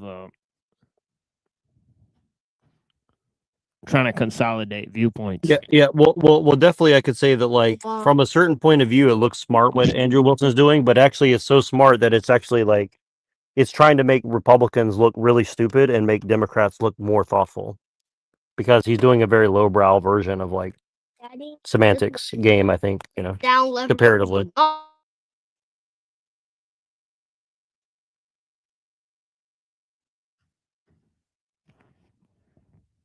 That you got out of this debate is this: that he adopts most of my worldview, adopts most of my ethical system, and then he tries to carve out the parts that he doesn't like. He carves out the portions of my ethical system which would prevent horrific things from happening. See, I think this is a sort of flaw in his way of thinking, because instead of saying that it's a different set of values, right? He's saying that somehow transhumanism borrows from the Christian value system, which is sort of a strange statement, right? Because he's saying that there's something Christian about transhumanism. So he's asserted that many times without proving what that is, right? Happening to people, but can't justify it himself. There is no Christ he's appealing to. There is no God he's appealing to. There is no justification he's appealing to outside of himself. Every time we try to get to what he's appealing to, it's consensus. What if consensus say we can have designer Ubermensch babies? Well, that's just impossible. But, of course, having men who have children, totally possible. It's like over and over and over again, as we dive into this worldview, we realize that really it's completely and totally reliant on my worldview, not his at all. He's actually asking Christians for permission more than anything else to pursue these diabolical arts. And what makes them diabolical is simple. There's no justification he can give for why you ought to do any of this other than your own personal preference. And then, but unless we get to preferences you have, which aren't politically expedient, then, I don't know about those things, right? This is, and so I have no choice but to believe, based on the last question exchange, that he's actually hiding many of his true intentions. Why? The last question exchange that we just had, it was a completely. Yeah, I mean, that's probably true for both of them, to be honest. I mean, they're high-profile people on a very public platform, that are paid shills. Both of them may honestly be representatives of Murdoch Media. This guy's, Wilson, he's been on Piers Morgan, and his wife has been on Tucker Carlson on Fox News, right? So those are two platforms that were basically started up by Murdoch Media, right? And then Zoltan Istvan, he worked for National Geographic, right, as a film reporter, right? So this is after National Geographic was published by News Corp, I'm assuming, right? So for all intents and purposes, these are two News Corp employees, right? Well, I wonder. This might be the Jake case. the Rattlesnake is Jake the Rattlesnake is Australian, so I wonder what his media background is. I guess. Well, what's funny is that who owns like almost all the newspapers in Australia? It's Murdoch again, right? So it's like Murdoch literally started in Australia, and then started buying up a bunch of newspapers in Britain, and then he bought a bunch of American companies, right? Like Fox and and all that stuff. So it's interesting. Yeah, well, there's some sort of well, I'll hold my tongue for now, just because I don't want to detract listeners. Well, it's not. Well, here's the thing. It's not outside of the range of possibility that Murdoch Media gives their news reporters or representatives these like Australian handlers, because he has most of his representatives in Australia, right? So it would make perfect sense, right? Well, yeah, we definitely run into a undue amount of Australians in the quote unquote panelverse. So yeah, there's something something Right. strange afoot. That's for sure. Yeah.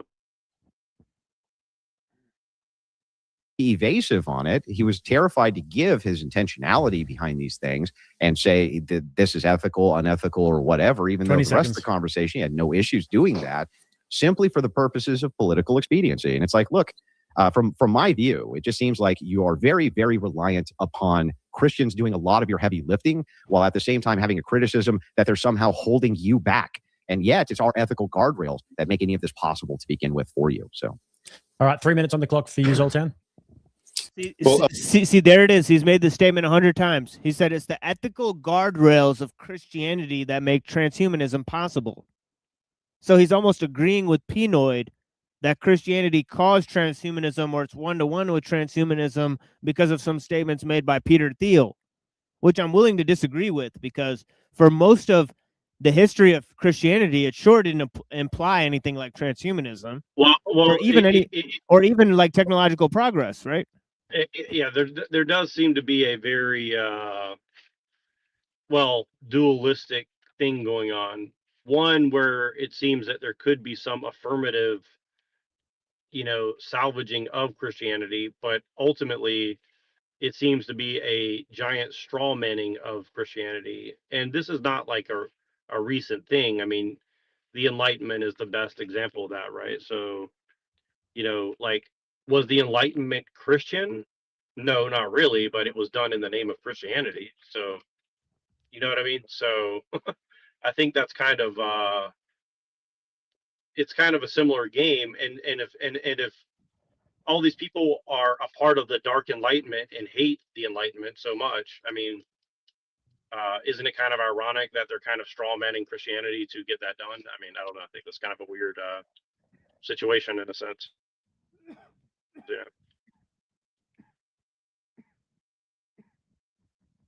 First, Andrew, thanks so much for doing the debate. It's been awesome. Actually, I've been really enjoying it. And Jake, thank you for hosting this. Let me just first say that transhumanism, the social movement of trying to use all these radical technologies to upgrade ourselves, is really something like that. Something that is not just deep to me, but deep to many, millions, hundreds of millions of people around the world, especially where I live near Silicon Valley. We are really trying to remake planet Earth and remake what it means to be a human being. And that's perfectly justifiable, perfectly morally okay. And it's totally morally okay to take 80% of the Judeo-Christian framework that's out there, that's enabled.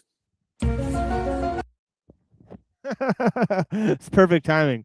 But yeah, he said again, 80% of the Judeo-Christian framework. For that. Yeah, it's the perfect timing for that music, like like the fucking X-Files, like Judeo-Christian. Dude, you need a drop. We need to get a drop for both of our shows. Every fucking time somebody says Judeo-Christian or some buzzword, we just do that music, like that would be perfect. Yeah, but he said, but yeah, I just want to point out, he immediately halfway affirmed Andrew's point and said, yes, we need some of the Christian framing for our transhumanist system to be put in place. He said 80% of Christianity is salvageable.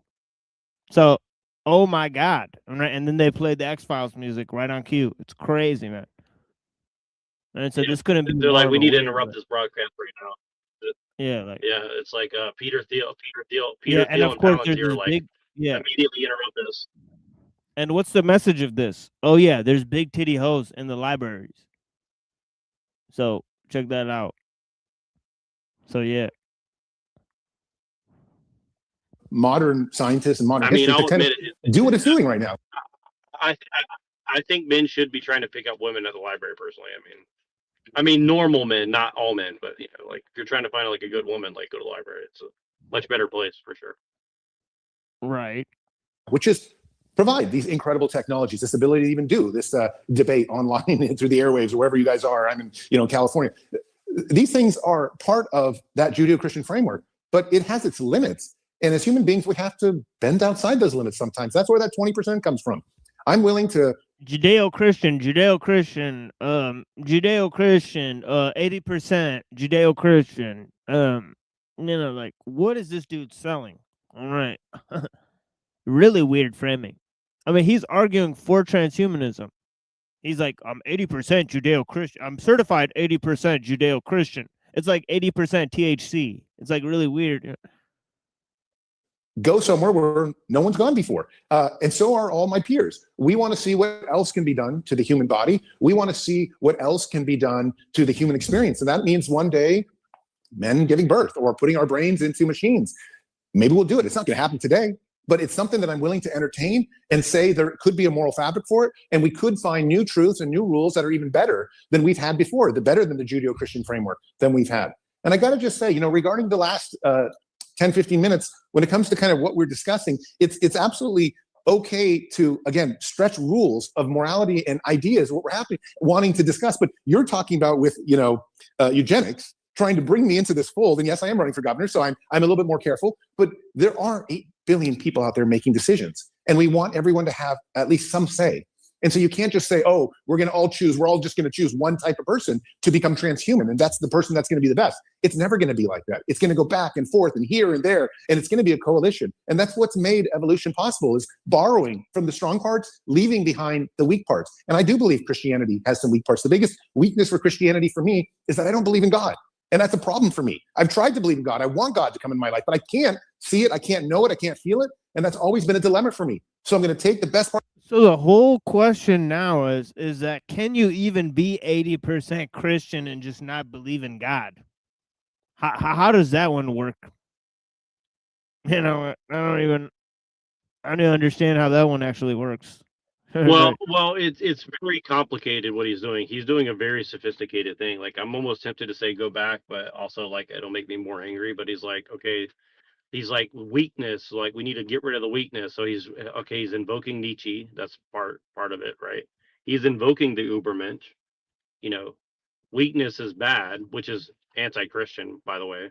Like, Christianity explicitly says weakness is a strength, right? So it's like, okay, so he's like, I like Christianity. Now let me say, I don't believe in God. I don't believe weakness is a strength, and I believe that Übermensch is a positive thing. It's like, okay, so you're a Nietzschean, like you're like a Georgianian Nietzschean Christian or something. It's like it's like Right. it's so backwards, right? It's like it's like, he is a contradiction machine, but it's very calculated, I would say. Yeah, it's like you could use Christianity as almost pure metaphor and just switch out the content for a bunch of other symbols. Well, yeah, and that's exactly what they're doing. They're just taking the, like, this is what I always say, is like they're using the marketing, the marketing of Christianity and slapping that label on like a bunch of like, propaganda. Oh, yeah. And saying like, yeah, this is Christianity for you. I mean, this is, it's like, okay, so like, are you trying to destroy Christianity? No, we're just trying. Okay. Yeah, you're getting roboted. Messiah got me. If you don't mind, back up. I'm gonna reset it. Just you're fine now, but just say what you were gonna say again. Well, let's just back up a second. I want to make sure I understood, because he said a couple things that I forgot one of the things he said. So just, if you don't mind, just back it up like 20 seconds. I want to hear that part again. Yeah. To become transhuman, and that's the person that's going to be the best. It's never going to be like that. It's going to go back and forth and here and there, and it's going to be a coalition. And that's what's made evolution possible, is borrowing from the strong parts, leaving behind the weak parts. And I do believe Christianity has some weak parts. The biggest weakness for Christianity for me is that I don't believe in God. And that's a problem for me. I've tried to believe in God. I want God to come in my life, but I can't see it. I can't know it. I can't feel it. And that's always been a dilemma for me. So I'm going to take the best parts of the social framework and leave that other part behind. And I'm going to apply it to transhumanism and move forward. And I think we can come to a point when we really become something quite different than what we are now, but still be the best in ourselves, the best that we've taken from the past.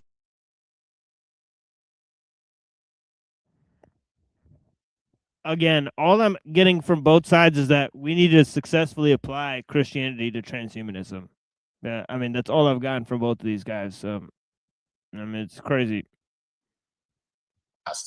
And if that means being transhuman and leaving behind a lot of the humanness that I have, that's fine for me. I'm looking forward to that future.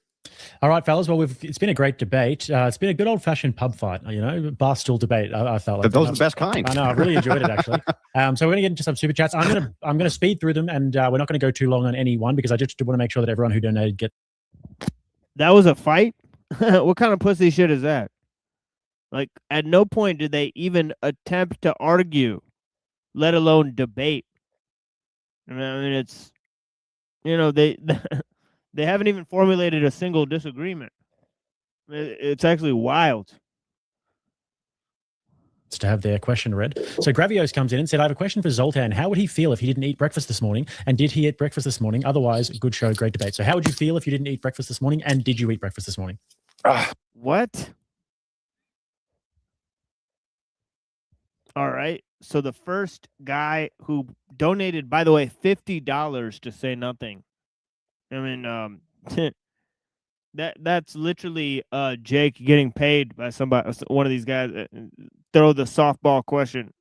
That's an interesting question because I had. But really quick, I really can't imagine. But really quick, it's like interesting. He's like invoking. What do you call it? Evolution, right? So he's kind of like saying, well, we need evolution. Like a particular type of evolution or some shit. It's like, it's very strange. It's like what was that kind of evolution you were talking about? You saying that they're like, they kind of invoke this kind of weird evolution stuff. I can't remember what you called it now. You guys were talking about like some sort of weird evolution shit that.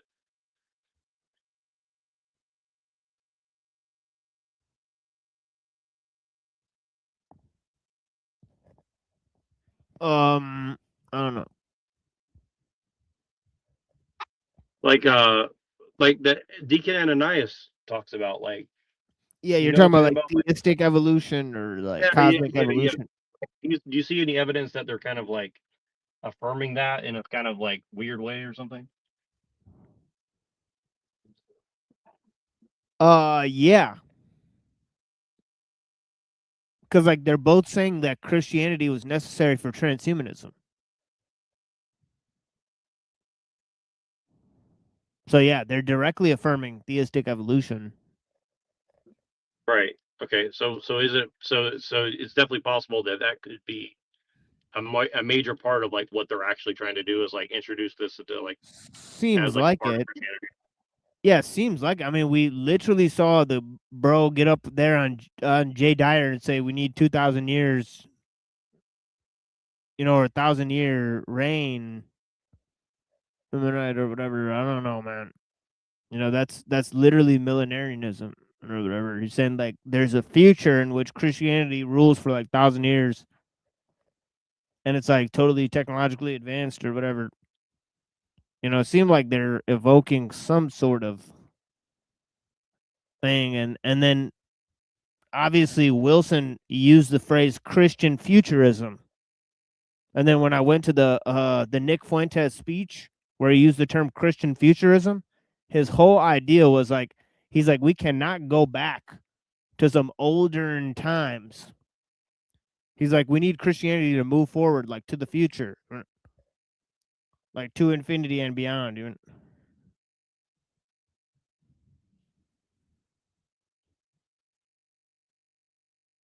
Yeah, so it was like a cyber theme to it.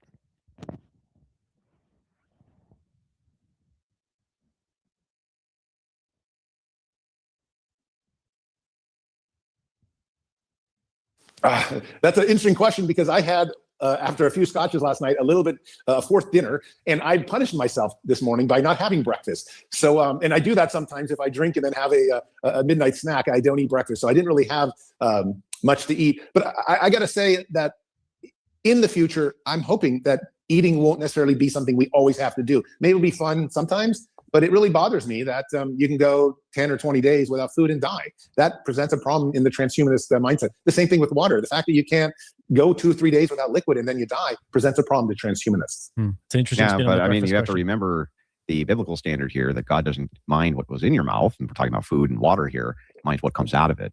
And so these are not contradictory positions to Christian ethics at all. Who cares if you're able to eliminate people needing to eat solid food or something like this? This doesn't violate anything. The violation comes in when he said, what about, I'm gonna take your ethical system and carve out and only keep the 20% that I don't like. So I just do the same thing. Okay, I'll take your transhumanism stuff and I'll just carve out all the stuff I don't like. In this case, I don't like you creating these death machines or having no moral oughts or any of these things. Just carve out the things I don't like. It's the same. You see how the standard's the exact same both ways? Like, how are you gonna critique? So look, so he's saying he'll use transhumanism, he'll just carve out the parts of it that aren't Christian and use it. So he said he'll do the same thing that he's doing by using Christianity, 80% of it, for his transhumanist worldview, which is completely atheistic in its goals and its purview. So, I mean, am I making up that this is happening? Am I hallucinating here, folks? Am I not understanding any of the points that are being made? Please come in and let us know. We do a show Wednesday, Saturday, Tuesday, 7:30 p.m. Eastern, and usually the link is available. And yeah, I mean, holy cows. Critique me for the same thing that you're appealing to. It's just wild to me. All right, next one comes from Mighty Maximus. Says Andrew just referenced Resident Evil. This is going to be great. Oh, that's true. It is one of my. I'm sorry, I did make a video game reference. I think that culture, when you disseminate ideas, disseminating them through cultural references helps frame what it is that you're trying to say to people. So I did. That is true. I used the Umbrella Corporation Resident Evil reference in the beginning. I thought it framed up the argument fairly well. Actually, Religious for 20 says this is the most offensive thing I've ever heard.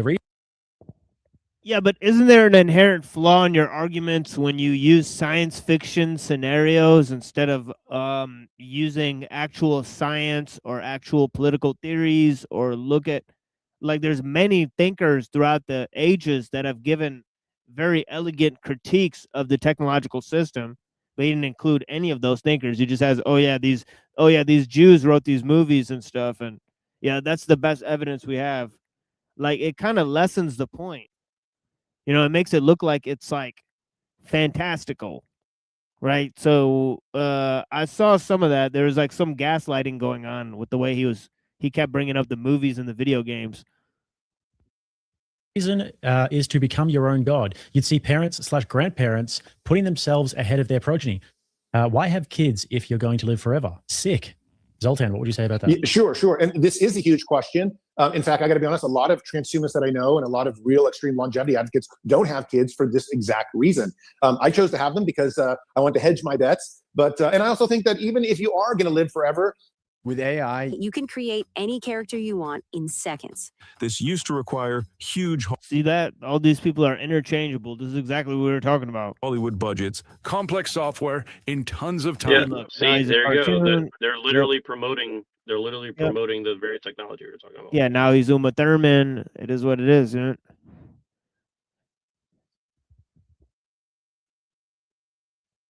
Having children would be wonderful, and I would love to see them grow and do whatever they're going to do forever. I mean, in fact, I think if you love your child and you don't believe in an afterlife like me, then you want them to live as long as possible, forever, hopefully. So, but I just point out that many transhumanists don't have kids for exactly that very.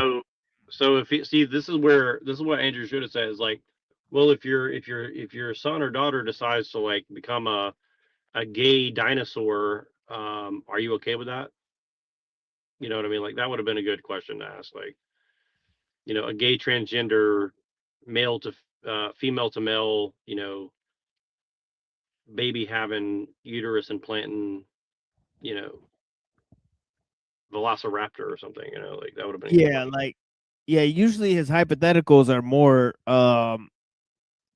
complex. If but you had sex with a dead piece of wood or whatever. Yeah. Right, like usually his hypotheticals are way more bizarre, but today I guess he wasn't really that into it. Wise question. I just want to point out to you though, that idea was explored by J.R.R. Tolkien. He called them elves, and it was the idea was explored a long time ago, and it ended up with disastrous results for a reason.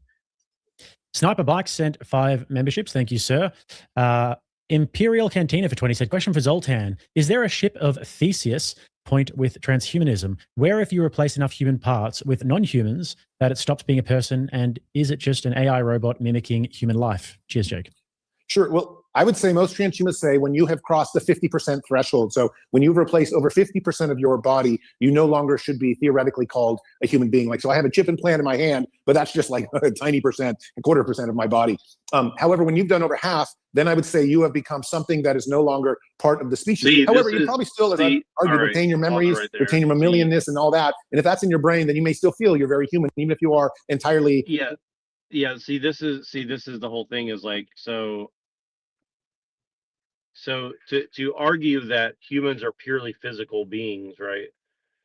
Like, I know that he's like saying that he doesn't believe in God and all that, but like, it's not even scientific, right? Like, scientifically, you can't say like a human being is just a clump of cells, right? Like, obviously we have consciousness, right? Like, everybody, as far as I know, all atheists believe that we have consciousness, which you can't quantify to or qualify as like purely physical, right? Like, they can try to argue that like we only experience consciousness because of the brain, but they can't actually say that like consciousness generates in the brain, right? Like, I think that's you know, you can't, I don't think there's any science whatsoever that makes such a claim, right? So it's just a purely instant, I mean, in my opinion, I think he's making a purely unscientific argument right now, which is kind of ironic, you know.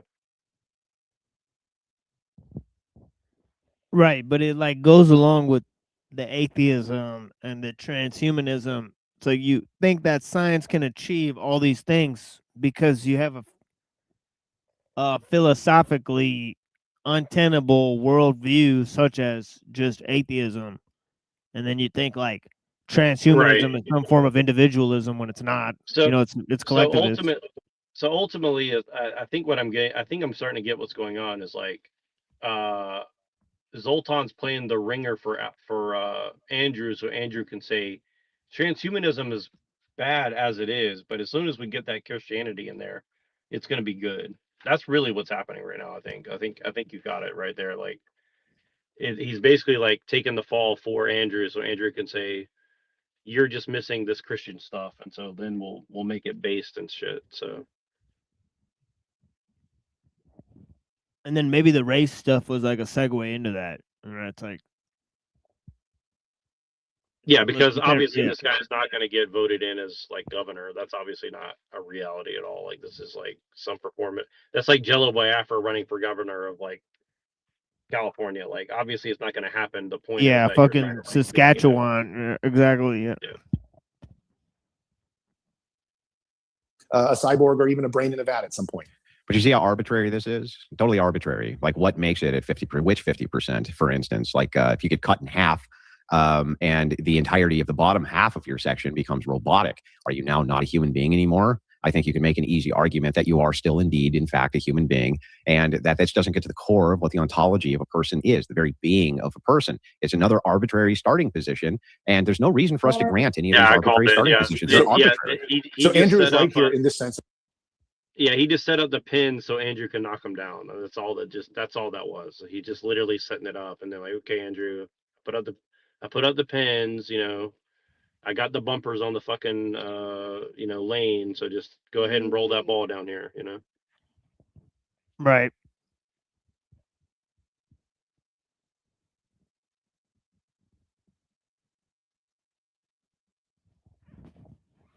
Maybe I should clarify. That 50% has to be done electively. You would have to say, "Oh, I want to take away 50% of my body and replace it." You can't have an accident happen to you, because then I would say you're fully still human. Why? Right. Wait, that's absurd. Okay, That's great. So you just based on. Sorry to keep interrupting, but what he's saying is that, you know, human being, quote unquote, is just a social construction, right? Like, this is like actual critical theory or something. Like, well, I mean, I know somebody like Pill Eater or you or somebody else can probably say better than me, but like, I can see what's happening. He's saying like, well, human being is just a social construction. So if you define yourself as a transhumanist or as a cyborg, and you have some like, you know, qualitative or quantifiable like measurement that you can arbitrarily apply. So he's actually admitting that it's arbitrary, right? He's not actually disagreeing that it's arbitrary, right? See, this is really actually sophisticated. I can see why you wanted to watch this now. Like, at the end of it, I can see like I thought it was just kind of stupid, but like now I can see like It's yeah, this is actually very clever semantic stuff that they're doing. Like they're introducing like to a conservative audience, they're saying like the term human being is like a social construction or something like that, right? I mean, I know that Andrew's going to say that he disagrees with that, but you know, I'm not as sure. Like I'm kind of curious what he's going to say now, but you know, this is kind of this is actually a pretty bizarre interaction. This particular part is pretty bizarre. Subjective identitarianism, just like subjective identity. I'm a human because I claim I'm one. Humanity has a biological and ontological meaning. It's not one or the other. These are very much intertwined. It's not just biology. It's not just the idea of the thing and what makes that thing, right? It's both of these things considered together. When I think you it's say, perception. Okay, you say, so, wait a so second, sorry to you can pause just right there. So would you say he's making a Platonic argument, an Aristotelian, or something else?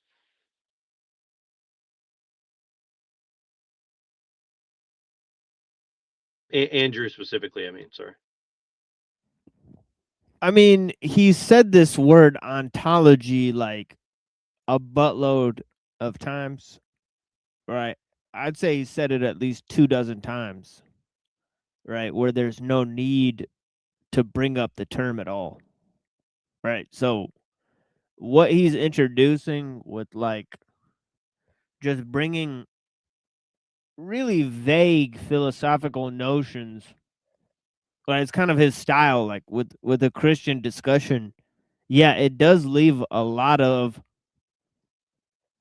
you know, room to implant or obfuscate through various modes, you know, like Platonism and stuff, right? So, I mean, it's just really interesting, right? Yeah, yeah. Well, if you don't mind, back up 10 seconds, and I just want to like dissect what he says right here, because he says like the ontology and the forms, and so he's like making a particular argument. I want to make sure I heard that. There's something very interesting going on right here at this part, in my opinion. Like, well, I want to make sure I heard what Andrew said correctly. Biology, it's not just the idea of the thing and what makes that thing, right? It's both of these things considered together. Stop right there. The idea and the idea of something. So he's talking about like essence or something. He's talking, you know, I don't know. I'm trying to figure out what he's like. What is he exactly saying right there? Yeah, like, he is, yeah, he is alluding to just, yeah, like Platonism. Like he's saying it's not the idea or the thing, but it's both of them put together. So yeah, that is basically the idea there. So he's like, so what is he trying to synthesize? Like, if he had to say that that's like Aristotelian or Platonic or Maimonides or like Hegelian or like Heraclitean, or if you had to apply like some sort of like thing to what he's saying, like what is he trying to synthesize there when he's saying that? Like, it's not the idea or the idea of something that makes something. It's like he's like the essence of something makes something. So is he like saying like the Platonic forms are real or something? And again, like I'm not saying he means he's wrong. I just think it's kind of weird. It's like, is he just kind of injecting that in, like, and moving past it? I think that's pretty interesting, rather than like get deeper into it. I don't know. Right. You're saying, wait a second, you could just identify. Okay, well then I'm a robot right now, right? Yes, but we do identify. So look, if you chop off both your arms, you put in a robotic heart. You know, I mean, this is it. You Android Wilson. Like am I a we robot? identify. He's watching our shit. Oh, Dude. He's doing Android Wilson. See, you gotta clip that. He's signaling. He's signaling, dude. Yeah, we gotta clip. He's been watching. Wilson. Yeah. Clip that right now, dude. You got to clip that shit right now. Oh my god, that's funny as fuck. Yeah, that was. All right, get that time. Write down that timestamp and send it to me. I want to clip that too. That's a good drop right there, man. It's 2:09. All right, all right. Everybody remember 2:09 on this one. 2:09. 2:09. Nice. That's funny, dude. Dude, he's doing Android Wilson. I'm telling you, man. Like he's the. That's crazy, dude. Oh man, dude, oh man. Did we meme this into reality or something, or We what? got him. Yeah, we got him. Yeah. Like I think we're literally like memeing shit. Like I think Owen Benjamin's right. Like we like meme shit into reality or something. I don't know. It's pretty weird. Yeah, let's see that 0.5. Robot right now. right? Yes, but we do identify. So look, if you chop up both your arms, you put it in a robotic heart. You know. So yeah, we got him. We got Android Wilson queued up. It is what it is. I mean, this is it. You know what people like us transgenders, am I a we robot? identify, and that's okay. Am I a robot right now because I say I am? No, of course not. That's ridiculous. That's ridiculous. You basically would have to be lying to me, right? If I said I'm a robot and you said yes, you are, you would be lying, objectively lying. Replacing 50% of your body, that would be hundreds of surgeries. That's so at that point, after hundreds of surgeries, replacing limbs and hearts and organs, I would say that look, you may qualify as whatever you want to call yourself. That's a different thing than you just saying right now, I'm a robot. No, it's the same thing. It's you using arbitrary metrics in order to create identities which are fictional. There's no, what's the proof you're not human anymore? Again, it's just an arbitrary starting position because I just don't think you are. Right? It doesn't not make you human anymore. These ideas, if you have major organs that you have electively taken, I would say that constitutes something that goes beyond being a human being. When you're talking 50%, I mean, and you said this earlier. You said like your biological body actually gives you a sense of who you are. So if you replace 50% of it, we should start calling that something different. No, I don't think we should. For instance, and here's why it doesn't hold up to scrutiny. Because if I say, okay, I give you my heart and my lungs and my this and my that electively so that they're replaced with some kind of mechanical devices. Okay, now you're not a human, or you can at least elect to not be one. But if I'm in a tragic car accident and all of these things are replaced mechanically, now suddenly I am still human? You see how arbitrary that metric is? It makes no sense. Well, that's why the decision-making process is very important. It's like if you electively do that, you say, look, I want to replace half my body. That's a huge part of it. Yeah, but that's just you're just making stuff, right? The whole thing is now just made up. If mechanically it's all replaced through no fault of your own, now you're still a human. But this is sort of the transgenderism issue as well. Exactly, the transgenderism issue is, you're right. You're right. You know, we made up. It's self-ID. We people. Now, I presented this earlier. I said if Christ could show up in a new body and he has the same spirit, and he shows up in a resurrected body, even though his last body got ripped apart, then you could totally change your body and still be the same person, right? So the argument that Andrew is making is essentially just moot, right? Because you're a spirit and you're not a body, right? So I mean, it just doesn't even make any sense, right? So he's saying, well, if you change your body, your idea and a body, right, mixed together, I mean, it just doesn't. I mean, but you're not, are you? Right? Believe that. We believe you can judge it. But this is different. This is not just saying, oh, I'm changing my sex one day. This is saying I'm literally taking away 50% of my body after hundreds of surgeries and saying, look, I'm something different than being a human being. Plenty more interesting questions. Through sheer accident. Now you're still a human. That makes no sense, dude. That makes zero sense. Plenty more interesting questions here, guys. Mighty Maximus came in and said, for Jake's amazing moderation, even though he's playing in the chat, it was a tough night at the office for me, guys. Really, really tough moderation for me tonight. We're both big boys. I don't think this debate devolved past issues and got into like personal insults and stuff like that. We didn't do any of that. No, it was great. For the mods, for the chat, Mighty Maximus, thanks for all the 20s. I appreciate that. For being Monday and one more. Thank you, sir. Kikomo came in with 20. Thank you very much, Kikomo. Appreciate that. Do you have a car? And do you have a clean driving record? Did you know you could pay as low as 19? H-Man said, if transhumanism is simply about the individual living longer and the methods by which vary with each individual, then how could you argue against transhumanist worldview that only allows for one individual at a time? Can you repeat the question? Broke up a little. If transhumanism is simply about the individual living longer and the methods by which vary with each individual, then how could you argue against a transhumanist worldview that only allows for one individual at a time? Well, transhumanism is literally the philosophy of total individual liberty. You can do whatever you want. In fact, our ideology, the kind of the crux of it is really you should be able to do with your body whatever you want to do as long as it's not hurting somebody else. And that's kind of we call that morphological freedom. It's the foundation of what transhumanism is. So when we talk about like making decisions, we always bring it right back to the individual. So long as it's not hurting somebody or society like that, it's got to be that. So that's the reason we kind of stick with this individuality of transhumanism. That said, obviously, and I know Andrew would say I have lots to say on this. There's a lot in terms of society and how things can go off the rails, whatnot. But we want to believe from a very deep libertarian perspective, and transhumanism started as a libertarian idea, that we can make decisions on the very most autonomous, individualistic level.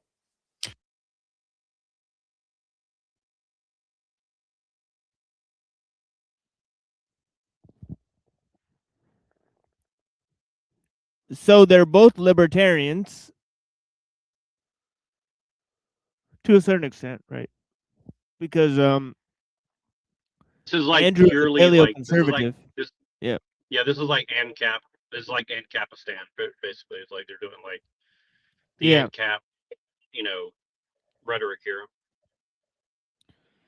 Yeah, it's interesting that he said that. He said that transhumanists was formed as a libertarian philosophy, and I don't even think that that's true, but there is libertarians like Elon Musk who say, okay, we espouse libertarianism and transhumanism together, and then Andrew Wilson is a paleoconservative, so he espouses some forms of libertarians. He debated libertarians, and he supports capitalism. I don't know. So it's just really interesting. I think it's very fascinating. And he also, it's like they're sort of libertarian crypto communism is fucking showing at this point. It's kind of weird. Yeah, but the answer to the question directly is that would be a consistent worldview. That, it would be, you couldn't deny if transhumanism is simply the individual living longer, whatever methodologies that they decided to come up with on only an individual level, there's only one immortal, and that's me, would still be consistent within his worldview. That's the actual facts of the matter, at least for consistency's sake, right? I don't agree with that. I think there would be other, if it was my child, I'd still give up my life for my child. So I think we'd still hold a bunch of those mammalian beliefs, even if we are individualistic at the very core. Yeah, but we've already determined that we can't really select out any of these mammalianistic beliefs or mammalian beliefs or mammalian, ideals or the way that we act, because when put to the question, you still defer to some ethical standards in which these should stay and these should go, and they're just completely arbitrary, just arbitrary metrics come up with out of complete nothing, just arbitrary, just based on a personal preference and arbitrariness.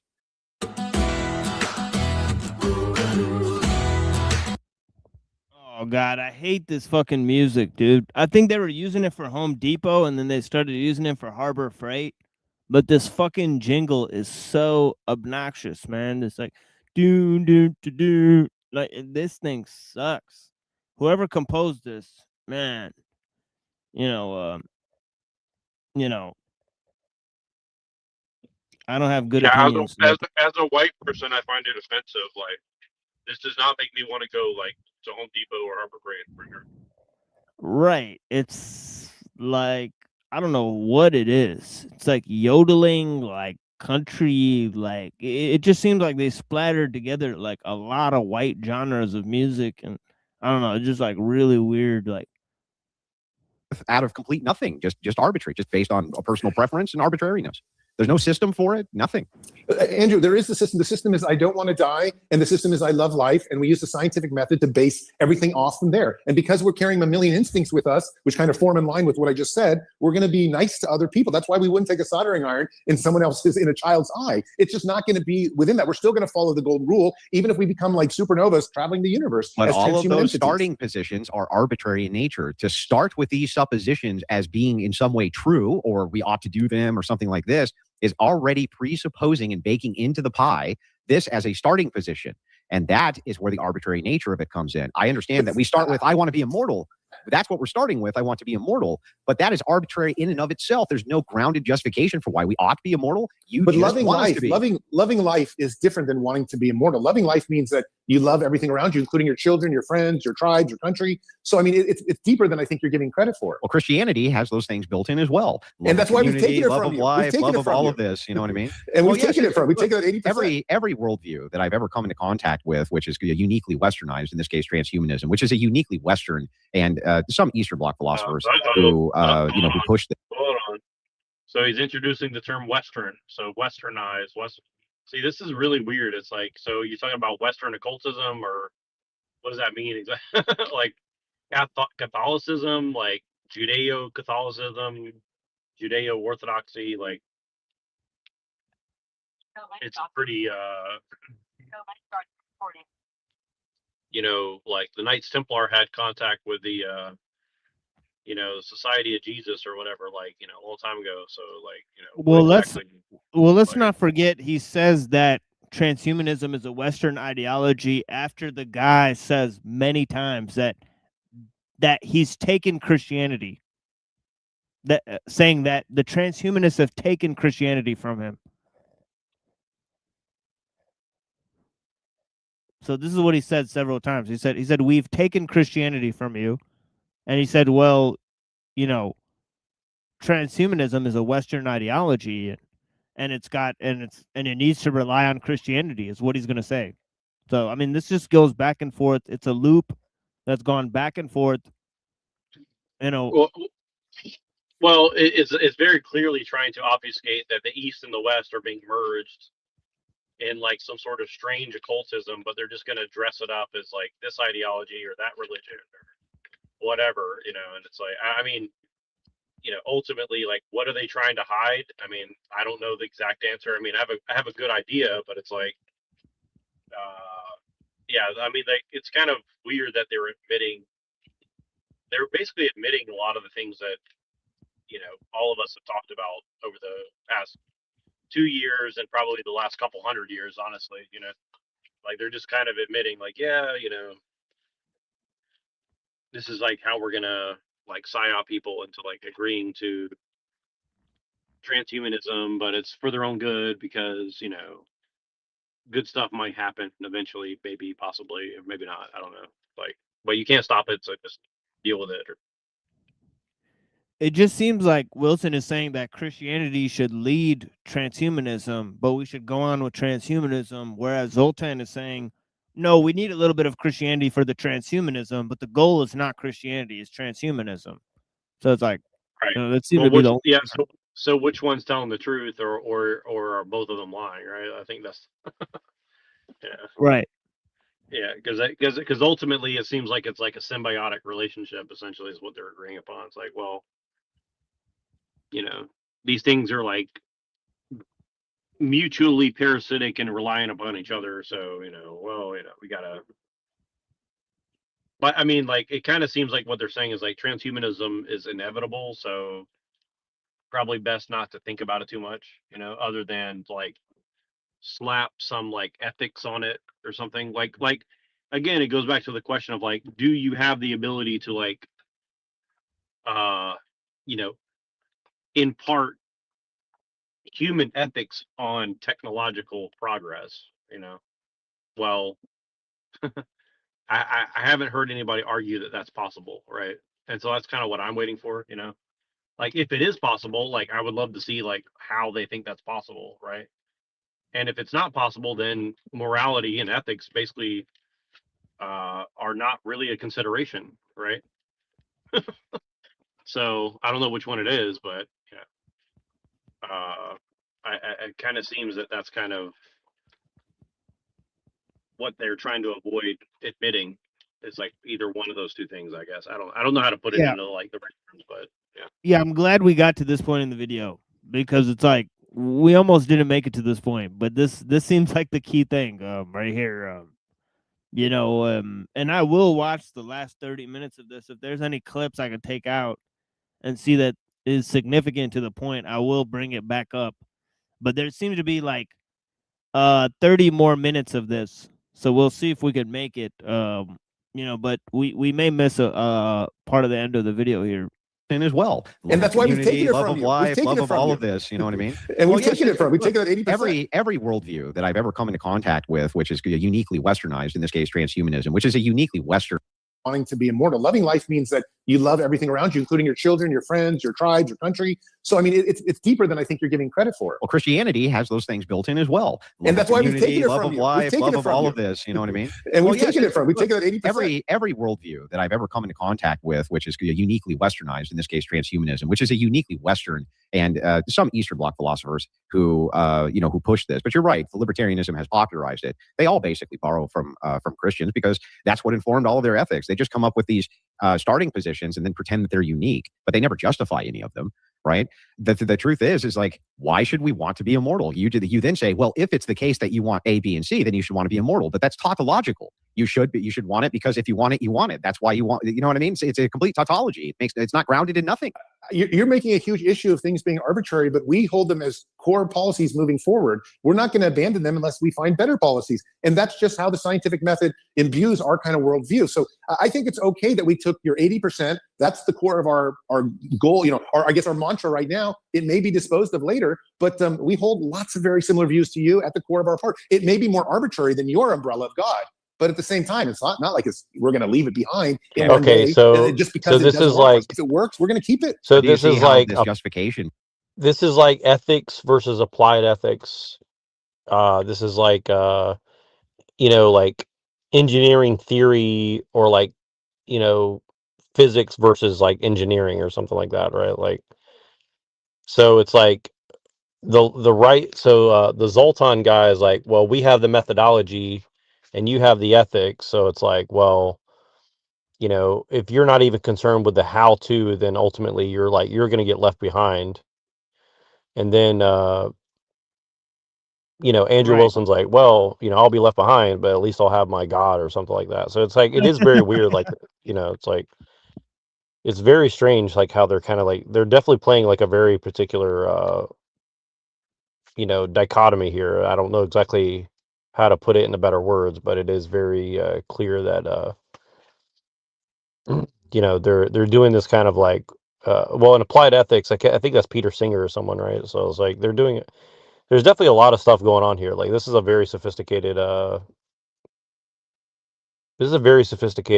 conversation they're having, although it doesn't seem like it on the surface, Puts us, you can't actually put your ought above anybody else's. And so if people, and Christians especially, reject transhumanism, you have no ought to tell them why they shouldn't. You have no oughts to give them, because you're just saying, I uniquely start in an arbitrary starting position for no good reason. Yes, That's you it. are totally right here. We have no oughts. And that's the whole thing about liberty with transhumanism is I don't want to tell people what they are, what they want to do. I just want to be like, look, the golden Unless it rule is comes how to we designer follow. Ubermensch Let's move babies. forward. Unless it comes I don't to want to designer- tell you what to believe. Yeah, unless it comes to designer Ubermensch babies, and you can't make an ethical claim there. Or when it comes to burning out the retinas of a baby, now suddenly you have objections. It's like you have tons of oughts, Well, right? And yes, the thing well, is, when you it just breaks the can't golden come up with rule, them it's on an your ought. own. You just can't come up with them on your pause own. right there. Really, So this is part of the psyop too. It's like, okay, so like some people have no moral qualms to stop them from doing things, and other people do. Well, generally speaking, like, if the technology is in the hands of people with zero moral qualms, like, maybe they'll self-destruct, but they might take everybody else with them, right? So, it's kind of like then ethics come back into play, where it's like, okay, so is it ethical to allow people with zero moral qualms to have access to technology? So I don't know. I don't know. There's a lot of stuff going on here. It's he said something else too. I can't remember what it was, but he said something like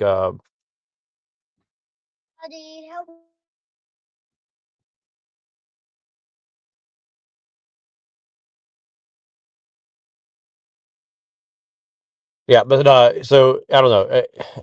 Can you go back 10 seconds? I want to hear what Zoltan said one more time. He said something there. Hold on. I just want to hear that one more time.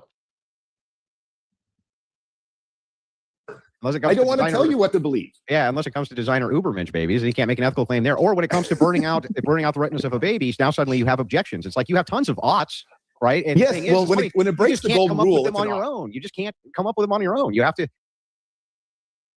Yeah. So what they're saying with oughts there, it's like, well, everybody has an ought. The fact that you're speaking implies an ought. So the fact that he's saying that there's no oughts is completely dishonest, right? Like, if you're having like a philosophical conversation, like, as soon as you open your mouth, people ought to believe you or whatever, right? Like, there's certain principles that come into play just by the act of you communicating. So I mean, there's no way you can say I have no oughts, right? So that's first of all. Second of all, like, saying, well, I don't want to tell anybody what to do. It's like, that's bullshit. You're not going to just release all technology to all people. If that were the case, then you'd say, well, everybody has the right to engineer a virus in their basement tomorrow, right? Like, clearly no one's going to do that, right? So yeah, so it's Zoltan's like being extremely dishonest right now. Like, there's no way you can argue that there's no oughts involved in what he's saying.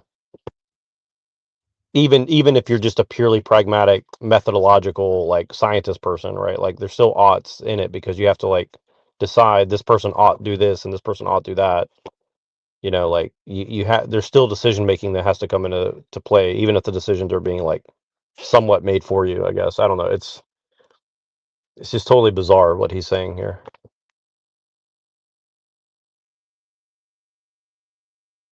Literally appeal to the very worldview in which you're trying to defy. It's just baffling to me. And we're All grateful right. to have taken that 80% from you. Kikomo says for the Hinge Premium Fund, which I appreciate because I was all out of swipes. Anthony says, if you were to have a baby, where would it come from? Would it be delivered by an AI stork to your doorstep? Now, did we get to this guy? Like, did we ascertain? Wow. So the questioners are crashing out so far. It's like they don't have serious questions. That it would be a butt baby, or would it would be C-section? So come on, I mean, you know, if it's even in a human being, it'd probably be more in a robotic baby or an artificial womb. Yeah, an artificial womb is a much more likely potential future. Yeah, but of course, for you want to have a baby yourself. How would I want to feel it growing inside me? I think that'd be wonderful.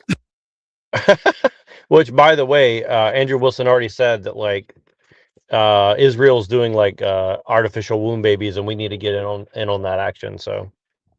Yep, that's right. He did say that in a debate. So or something to that effect. I mean, I don't want to like straw man him, but something very out similar to that. If I could find where he said that, because that was actually a shocking point that he made one day, saying like arguing on the deep end of like fringe science, and really weird. Okay, Norwegian Dan says a real KO would be to run the transcript of this debate through Grok after the conclusion of the stream, asking for AI to conclude the winner, just to find out Andrew crushed it. Well, if anybody wants to do that, definitely let me know the results. JD Jeffries says, what purpose does entropy serve in the Christian worldview? In the transhumanist worldview, how can entropy be conquered? So, and wouldn't that prove the likelihood Norwegian of Dan, I've never heard that name before, but he has like verbal combat stuff on his thing. So yeah, like, that's kind of weird. Yeah. And also like Norwegian is something that Deacon Ananias goes by. So maybe that was Deacon Ananias or something. I don't know. who existed prior to entropy?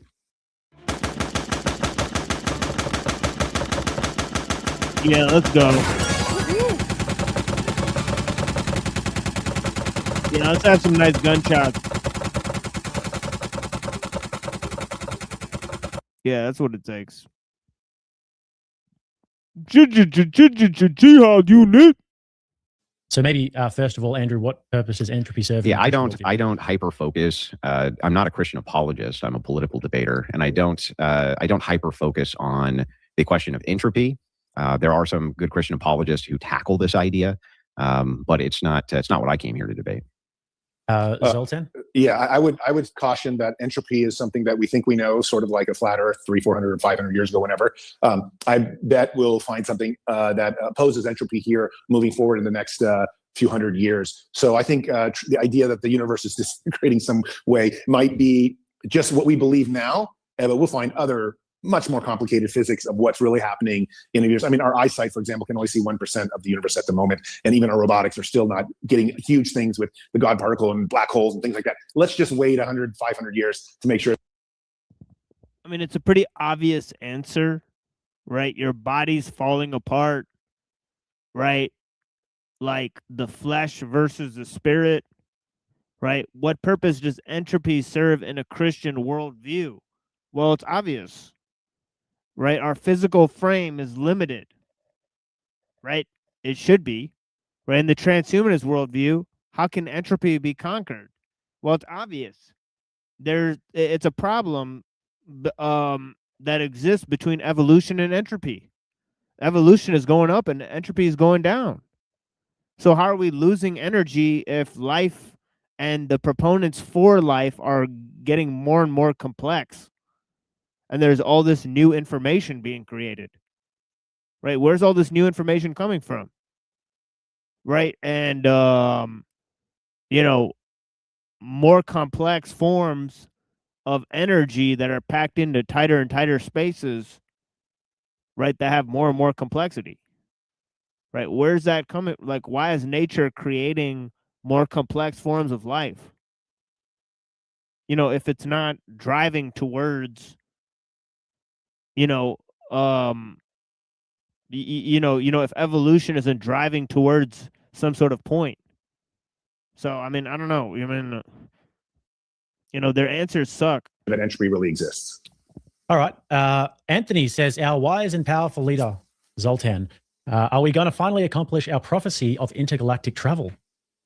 Yes. So, just let me throw in a little bit something with my gubernatorial run. One of the big things we are trying to do with California is, and I'll be honest with you, the Dems have ruined California, even though if I'm running as one. They have just literally, all the space industry has gone to Texas and Florida, now to even Colorado. So I would love to bring that all back. I'd love to have the Star Trek age start here in California. I'd love to have Starfleet, build new bases, reduce taxes, give state land to these companies so they can do it. Why not have California lead the way forward with the Star Trek era? It's a shame that we have, and just so your audience knows, we're now sending almost daily satellites or rockets up into space. So we really are at the cusp of this age. And so transhumanism is not just about, upgrading ourselves here for planet Earth. It's really about making ourselves better for getting off around the universe and getting kind of to the intergalactic type of travel. So I'm a big, big fan of that. It's a big part of my gubernatorial campaign. There's also nonsense. So there goes this whole thing that we love nature and Earth so much. But let's see what Wilson's response is here. Android Wilson. We're nowhere near intergalactic travel. Not even close. Not even in the same. We can't go back to the moon. Okay. Yeah, I think that's pretty true, right? I mean, it seems fantastical. Why should we spend most of the resources we have on Earth to accomplish this goal? Right? It seems stupefying, right? So I think he's absolutely right here. It's ridiculous to say we're on the cusp of any of these. Yeah, the attempt would be stupid enough, right? We don't even need to attempt to do such a thing. There's plenty of the sea that we can explore instead. We should put our resources to exploring the deep ocean, or something like that. I mean, space travel is retarded. Technology. We're not even on the cusp of reclaiming our 1960s technology that got us to the moon, and yet we're on the cusp of intergalactic travel. You see what I mean by the sensationalism, which is nonsensical, on its face. Andrew, you're watching these giant robots land I on. didn't interrupt you at all. Hang on, I didn't interrupt you. Let me finish, and then you can tangle with it. Okay.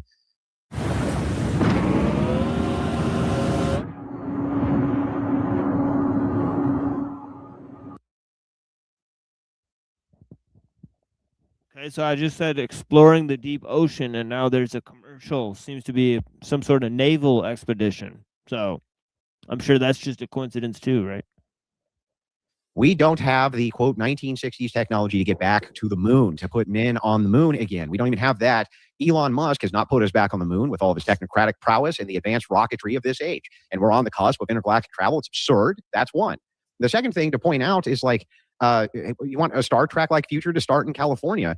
The reason California's bankrupt and all the business is leaving is because of the high exorbitant tax rate. And you want to institute a UBI. Do you think that's going to help with business? That's insanity. It's not going to incentivize businesses to come in. You're going to tax them at a higher rate to give people a universal basic income. These things make no sense, dude. They don't make any sense. Well, look, artificial intelligence is absolutely going to devastate the job market. It's already happening here in Silicon Valley. If we don't do something like that, there are going to be people rioting all over the place. They're going to need basics, food, healthcare, and shelter. Universal basic income covers that. But let me just say, look, I'm in the privy with a lot of people in the space industry. We are already, they're not talking about it much, but there are plans in the works to go to Mars probably within 2 to 4 years. So no one wants to go to the moon anymore. It's just kind of pointless. We have absolutely the better technology than we did 20, 30, 40 years ago. And we're going to start getting into our own solar system here literally within a decade's time. Not just Mars, other planets as well. And then start doing some space industry stuff too, bring in trillions of dollars of materials and stuff like that. It's all about to happen. Believe me, I've just been in kind of cahoots with a lot of people that are investing in this future. It's all going to happen in the next few years. $1 trillion. Yeah, that seems to be what they always say. You've heard these guys say this 100 million times. It's all going to happen in the next few years. It's literally hope and cope. It's crazy stuff. Tomorrow is going to be better than today, right? They always say this shit, right? They've given hundreds of millions of false predictions, and saying that science is going to improve humanity. I've heard it dozens of times in my own childhood. I mean, it's completely ridiculous. All right. So, yeah. to go up and mine an asteroid and bring back $1 million. You know, the thing that's so funny about this is that this has been investigated ad nauseum by futurists. And to say that going back to the moon is something which is a trivial pursuit in comparison to Mars, no. If you were to have a lunar base, your trip to Mars would be much easier, wouldn't it? The thing that's so funny here, and that cracks me up, is like, let's start with that. Let's start with actually having a, quote, moon base. Let's start with actually getting people back to the moon. Let's start with any of these things first before we start giving people the illusion that we're going to have manned Mars missions and Mars colonies. For what purpose? For what purpose would you want that over the moon? What would the purpose be? It's like, it's so silly to me. The same purpose for transhumanism, the same purpose. We just want to see, we're curious. We want to get off planet. It's great. I want to go to Mars, not for just going to Mars, just because it's super cool. And you know, this is the same reason about having a man give birth to a child. You don't actually need a reason to do it. It just could be cool because you want to do it. Yeah, Andrew, would you go to Mars if you could? Sure, I'd love to see Mars. I think that's great. If you, but that has. Do you realize though that has no bearing on? So, like, I don't understand what's his fascination with a man having a baby, especially since he said earlier he doesn't know what hole it's going to come out of, you know, but he wants to see what's going to happen. Like, this is a sick dude. Like, I don't know if this dude hears himself and what comes out of his own mouth, but it sounds fucking stupid, you know. What I'm arguing here. The argument is not whether or not I'd love to go and see Mars or go and see the moon. I think that would be great. Like, I would love to have manned spacecraft that you could fly out there and take a look at these things. I'm not against any of that. I would like to experience it myself. That has no bearing at all on the argument, though, as to whether or not we're anywhere near the technologies to be able to do these things, which Musk has been promising for 20 years. And we're nowhere closer, really. His rockets still explode in the air. There's no other private industry which is any closer than Musk is in any of these rocket technologies that I'm aware of. And ultimately, we've been being promised these things by futurists for an awful long time, and they can't even get us back to the moon. They're promising you now Mars and warp travel. It's like, come on, man, give us a break here. Come on. Like, all right, next at one. what point are we supposed to be like, yeah, I don't think so. We got to move on here. Rachel Wilson. Now, we are doing Orange and Up, guys, but we have Wilson privilege here. So move forward to watch. He says, okay, you've achieved immortality. What are you going to do for the rest of eternity, and for what reason? How many psychedelics have you done, Zoltan? I've done plenty of psychedelics, to be honest. Peyote, mushrooms, acid, everything. But very typical. Beyond that, I think, first off, when we say immortality, as a transhumanist says immortality, we don't mean it in the sense like forever. We mean it in the sense like, wouldn't it be nice? Yeah, that's virtue signaling. Most of these Christian dudes that I've talked to, they've taken tons of psychedelics too. You know, they're way into drugs and stuff and psychedelics, and they've done more drugs and talked to more types of girls than I have, usually. All right, they've been to more parties. They've been around the block way more than I have. To live 500 years to start with. And then let's see how radical the technology is that transforms the world and transforms our existence. Then we might go to like 5,000 years and 10,000. So I agree with you. Living forever would be very weird, or the idea of it. But I also think the Earth would probably, in the experience, would always be changing and evolving. So things would be new. We wouldn't get bored. So I could easily see living hundreds of thousands, maybe millions of years. But again, talking about immortality, we don't really mean it in the sense of forever. We mean in the sense of, let's just overcome biological aging and death as we see it right now. All right. David gifted 5 memberships. Thank you, sir. And Farrier1 says, I'm sorry if this is the 10th time I've asked. What 20% of Christian ethics are you rejecting as bad? What in Christian belief, ethics, morals need your beliefs to be inserted so humans can evolve as you imagine? It's a good question.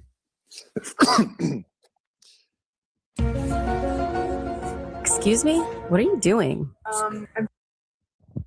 Damn.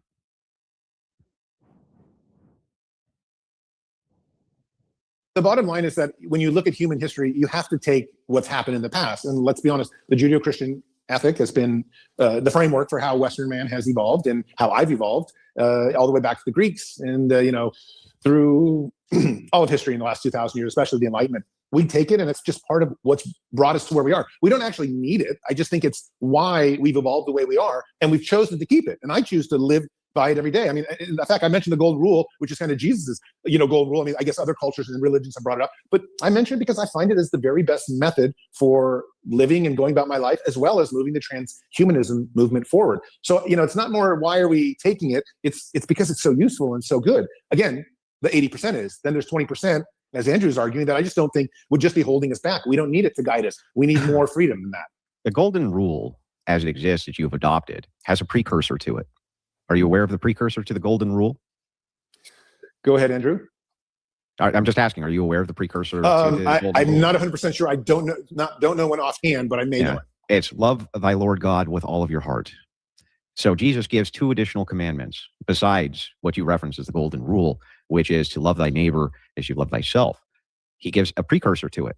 He says, I would say first to love thy God with all of your heart. The reason the golden rule exists and the reason there's a precursor to it, that you must love the Lord God with all of your heart, is because the epistemology of Christianity itself, ingrained inside of our knowledge base itself, is that absent your ability to love God with all of your heart, you can't love yourself and you can't love your neighbor. That's why there's that precursor there. The reason your view doesn't work is because there is no precursor to this. There is no kind of, quote, preamble. It's just, you should.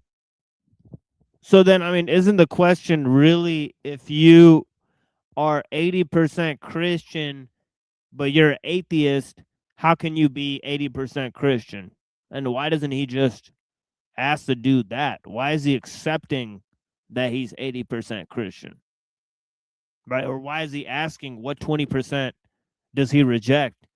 It's damn sure obvious that he rejects way more than 20%, according to your statement here, that you have to, love the Lord God with all your heart and love your neighbor as yourself, or whatever. Even just do that because you should do that, man.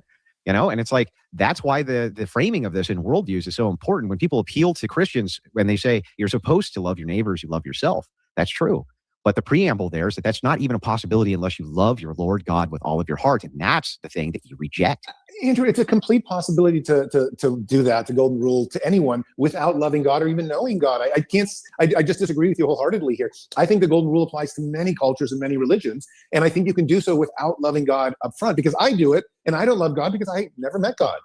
Yeah, so but what's funny is I want you to realize that the reason that this doesn't work for you, the reason that when you reject this preamble, and you end up trying to fill this void with something else, in this case, transhumanism. You want to fill this void with some other telos, some other purpose, because you removed the purpose of what that meant, which was obedience and loving God with all of your heart. Without that, you can't, at least as far as our framework is concerned, you can't even begin to love yourself.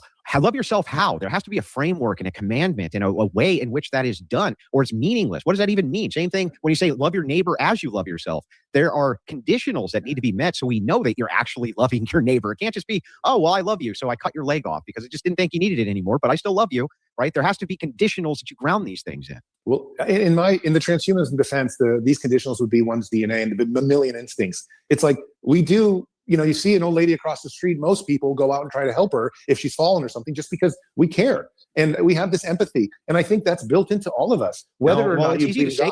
When at the same time, right, the reason that you follow those very ethics of assisting the infirm, in this case, the old lady, is because it's been ingrained from you, from people who love their God with all of their heart. And so they then try to obey his commandments, and they pass those ethics to you. And those are the ethics. I mean, it just doesn't seem accurate that the only people who help old ladies cross the street are Christians. It's obvious that atheists would do that too, right? There's many cases, right, where I don't know, so I don't understand. You might do it more if you believe those things that he mentioned, but I don't know. You operate off of, while at the same time being spuriously dismissive of their origin. And it's like, the thing here is like, how do you know that that's an act of love? You have to base that in my worldview. The golden rule does not originate with Christianity. It's before Christianity. It's an easy response. The Greeks have it. Confucius has it. Right? It's not particular to Christianity. You can't base it in your own. It just feels good. It just feels good. Why can't I just have a natural DNA instinct, genetic instinct, to want to help an old lady who's fallen in the middle of the road? Why can't I agree with you? It is carried. The ethics have been carried. Why can't I have a genetic instinct to push her down? Because I think it's funny.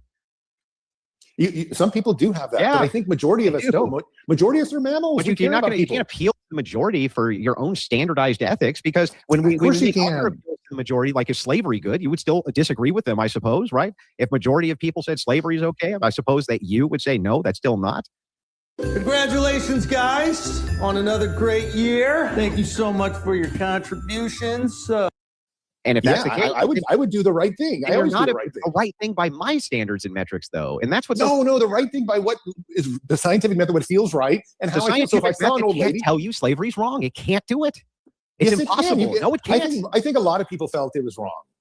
They just don't. Yeah, that's not the scientific method telling you it's wrong. You're appealing to your emotions, which are grounded in nothing. If your emotion is to help the little old lady across the street, and my emotion is to push her down on the ground because I think it's funny, how do we determine, arbitrate who's correct here if we're both basing it on mammalian instinct? The Christians giving you the foundationalism of saying, look, we have a standard for what love is, and that's why we have a preamble, you must love God with all of your heart, and here's the conditionals for what that means. You don't have that. That's why the justification always comes back to me. I have a sense of right and wrong based on what I'm trying to do at every moment. Move on, guys. We have to move on. We've got more questions. Go ahead. Actually, Religious says, Zoltan, if you turned yourself into a cyborg, how will you feel when you can't process breakfast?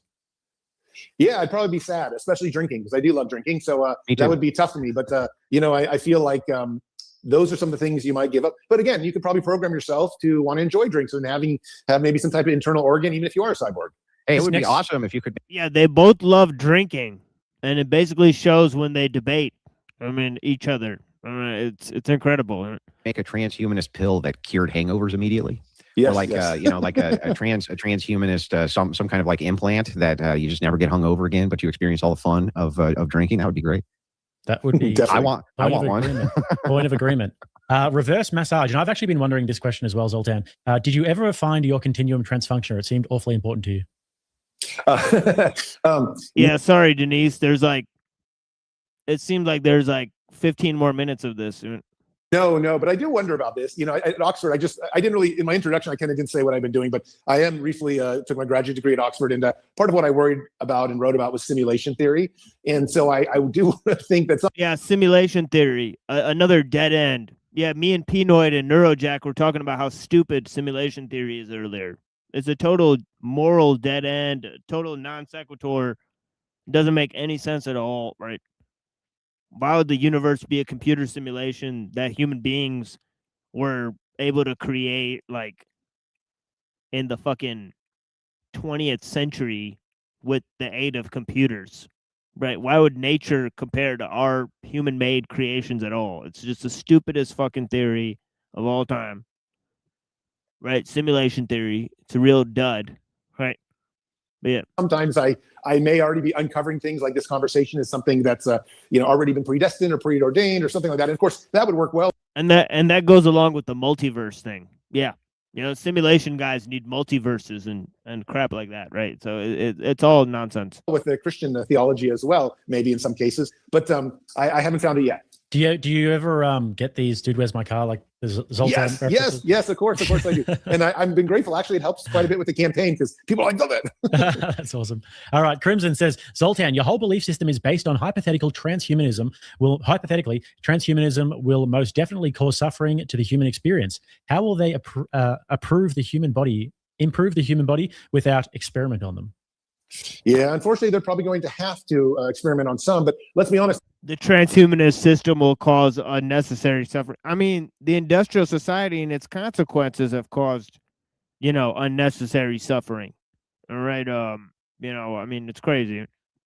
Because of artificial intelligence coming here, they're already starting to do all these molecular discoveries in AI without actually doing them through human research anymore. And even some of the human trials are becoming less and less. So it's coming to this point when eventually we'll be able to simulate everything and probably cause a lot less suffering. Like I would be sort of against a lot of animal suffering on cosmetics and lipstick and things like that. And I think eventually we'll get to a point where we can use AI for almost everything to test and to figure out whether these experiments work.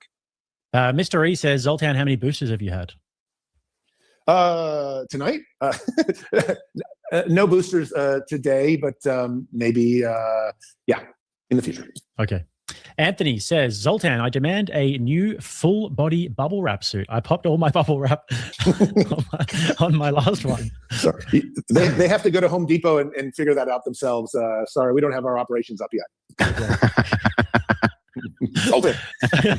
David says, those who kneel before God can stand before anyone. Who do transhumanists kneel before, Zoltan? Also, Andrew, Rachel, and Jake love you all. Thank you, David. Who does they kneel before? I feel like the joke is writing itself. They kneel before Zoltan. But anyway. Yeah. Well, no, but honestly, I think transhumanists often don't have mentors. They often don't have any kind of legacy. And this is an essential part of what Andrew and I have been discussing tonight and disagreeing on, is that we make our decisions based on what appears to be best for us at that moment, given our goals. But there's almost nothing except for the scientific method that we hold holy.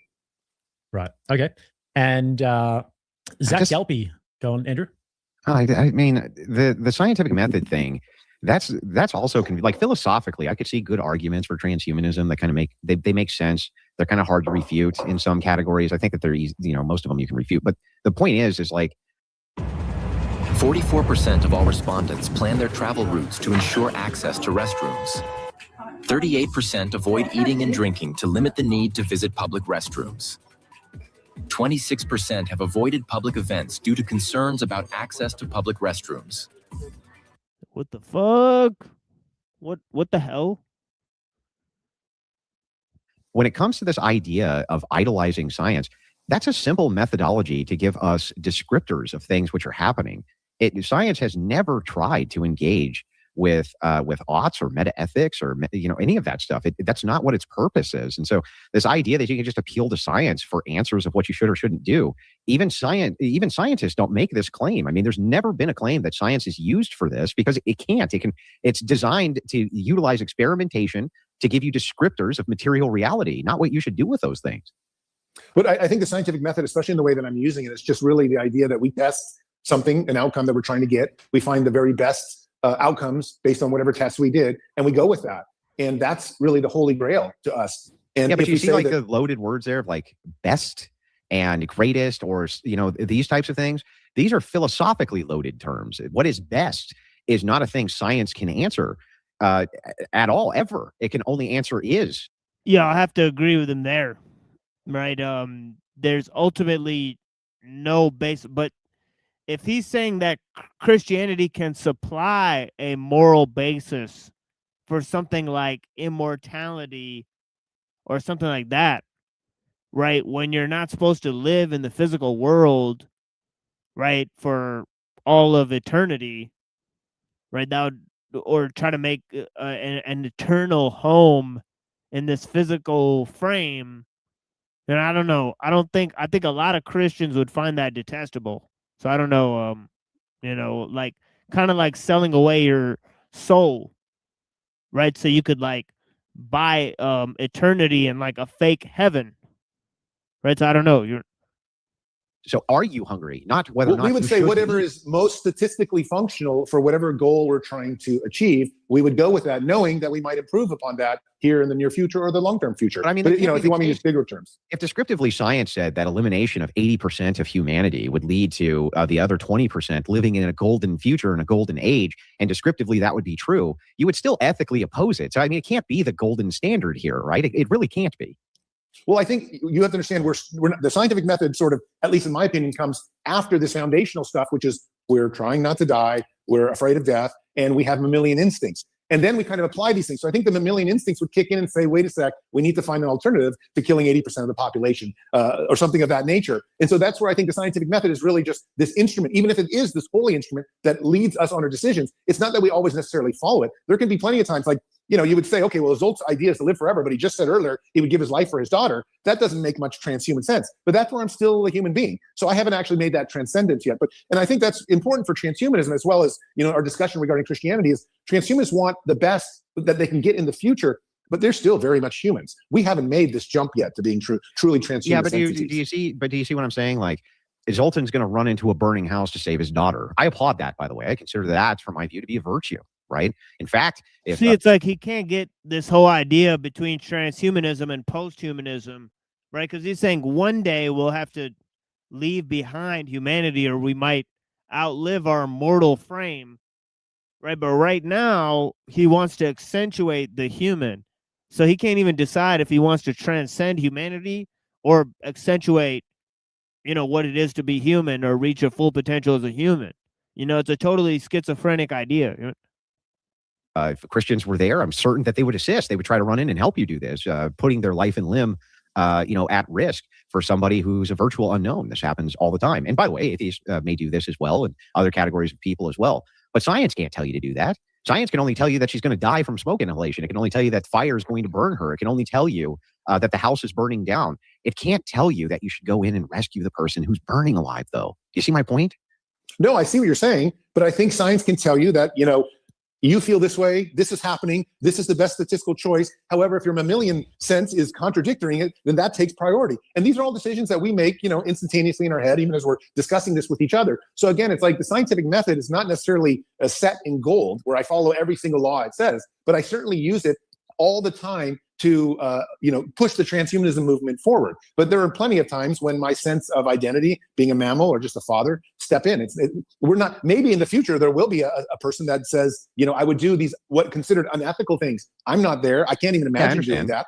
But you're appealing to the very humanity that you're trying to transcend, for your decision. It is. I'm not even pretending to. It's not contradictory. There are plenty of contradictions. It's very contradictory that I take 80% of Christian ideas and leave the rest behind. And it is arbitrary. I was the first to say it. I'm lost. But the point is, this seems to be the best methodology that we have moving forward, almost like an evolutionary trait. We pull the best, we leave behind stuff that doesn't make sense, and we try to move forward as transhuman entities, striving to become something more than we are.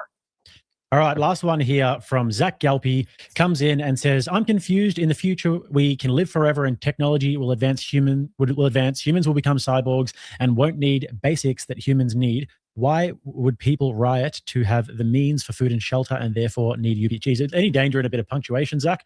Far out. Sure. Let me just answer this, because this is very much what kind of others have been talking about. Elon Musk, our automated abundance economy. It's very possible here in the 10, 20-year future, with so much automation and maybe even becoming some cyborg parts, we would need a lot less housing, a lot less food, a lot less shelter. We wouldn't be immune to cold. We wouldn't need water all the time. With the 2026 Chevy Equinox, there's no...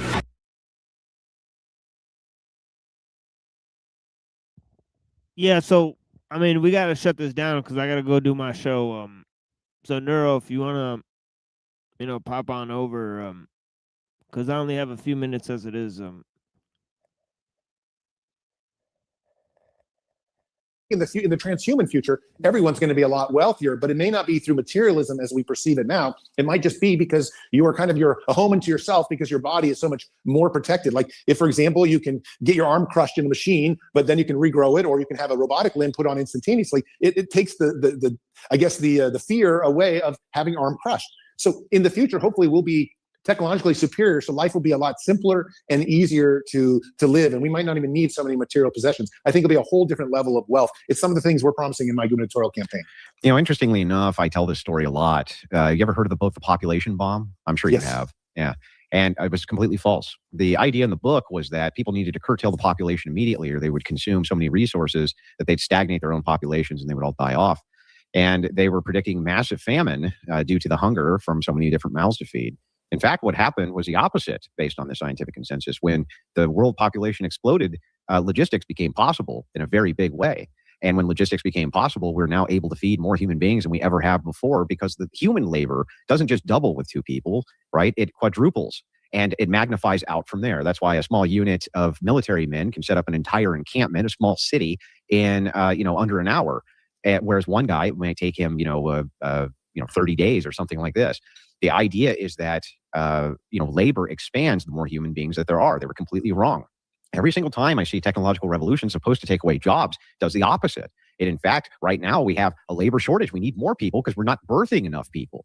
And we see this the computers were supposed to do this. They were supposed to revolutionize the idea of, hey, we're getting away from the typewriter now. In fact, that didn't happen at all. It just became more convenient to write more letters, right? Which needed more trees than cut down, which needed more paper mills and manufacturers. It didn't eliminate job. The technology, in fact, increases the need for more jobs. And so the idea for UBI has always been silly to me. Technological revolutions don't tend to contract jobs. They tend to expand them. Might be an interesting debate for another day on UBI, actually. Yes, I would love to. One of my favorite topics. All right, a couple more here. David said, for a new flux capacitor for Zoltan, make sure he gets the funds for the new flux capacitor. Thank you. Send them quick. And in bed, not inbred, said, will Zoltan be selling lewd posters if and when he loses the governor race? Is that on the menu? Yes, OnlyFans is where I'm going. You know what's really funny? Can I put an olive branch out here, right? I actually hope that you win the governor race for California. I don't believe that it's possible that anybody can do a worse job than the current governor of California. So I actually do hope that you win. In fact, I wish that they would just walk down the street and point at a random person and make them governor of California. I think that person, whoever that person, I don't care if it's a 90-year-old Chinese lady, would do a better job than the current governor of California is doing. So I actually do wish you luck in this endeavor. You got my vote if I live there. And let me just say, transhumanism, we don't mention the word transhumanism in our campaign because it throws off people. It's not part of really maybe a little bit of the space industry stuff, sure. But we really, in some extreme longevity stuff, but we just leave the transhumanism stuff alone. And I am, of all the candidates out there, pretty much the most, right-leaning on the left, because I come from a libertarian background. And that upsets a lot of Democrats, which is one of the reasons that it's been hard to catch on with the Democrats. We're actually catching on with those in the middle. And in fact, quite a few Trump people who left for Trump because they didn't want to vote for Kamala are now kind of supporting us. And I agree with you. Look, Gavin's done a terrible job. That's one of the reasons why I'm running. It's just like I have businesses. I'm an entrepreneur, and it's become impossible to run a real estate business in California more, which is one of the things that I've been doing. And I agragree with you. Best place in the entire world. There's no other place in the entire world than the area that you're in, the Bay Area. The most beautiful. The weather's always perfect. Even in the middle of winter, it's still nice to go outside and sit down in the 70-degree weather oftentimes, right? One of the most fantastic, nothing smells like that place either from that Pacific Ocean. There's a certain type of breeze that you get there that's not present anywhere else in the world. And they fucking destroyed it. They destroyed it all. They wrecked it. They ruined it. It's the most god-awful tragedy of humanity, because that used to be paradise on earth.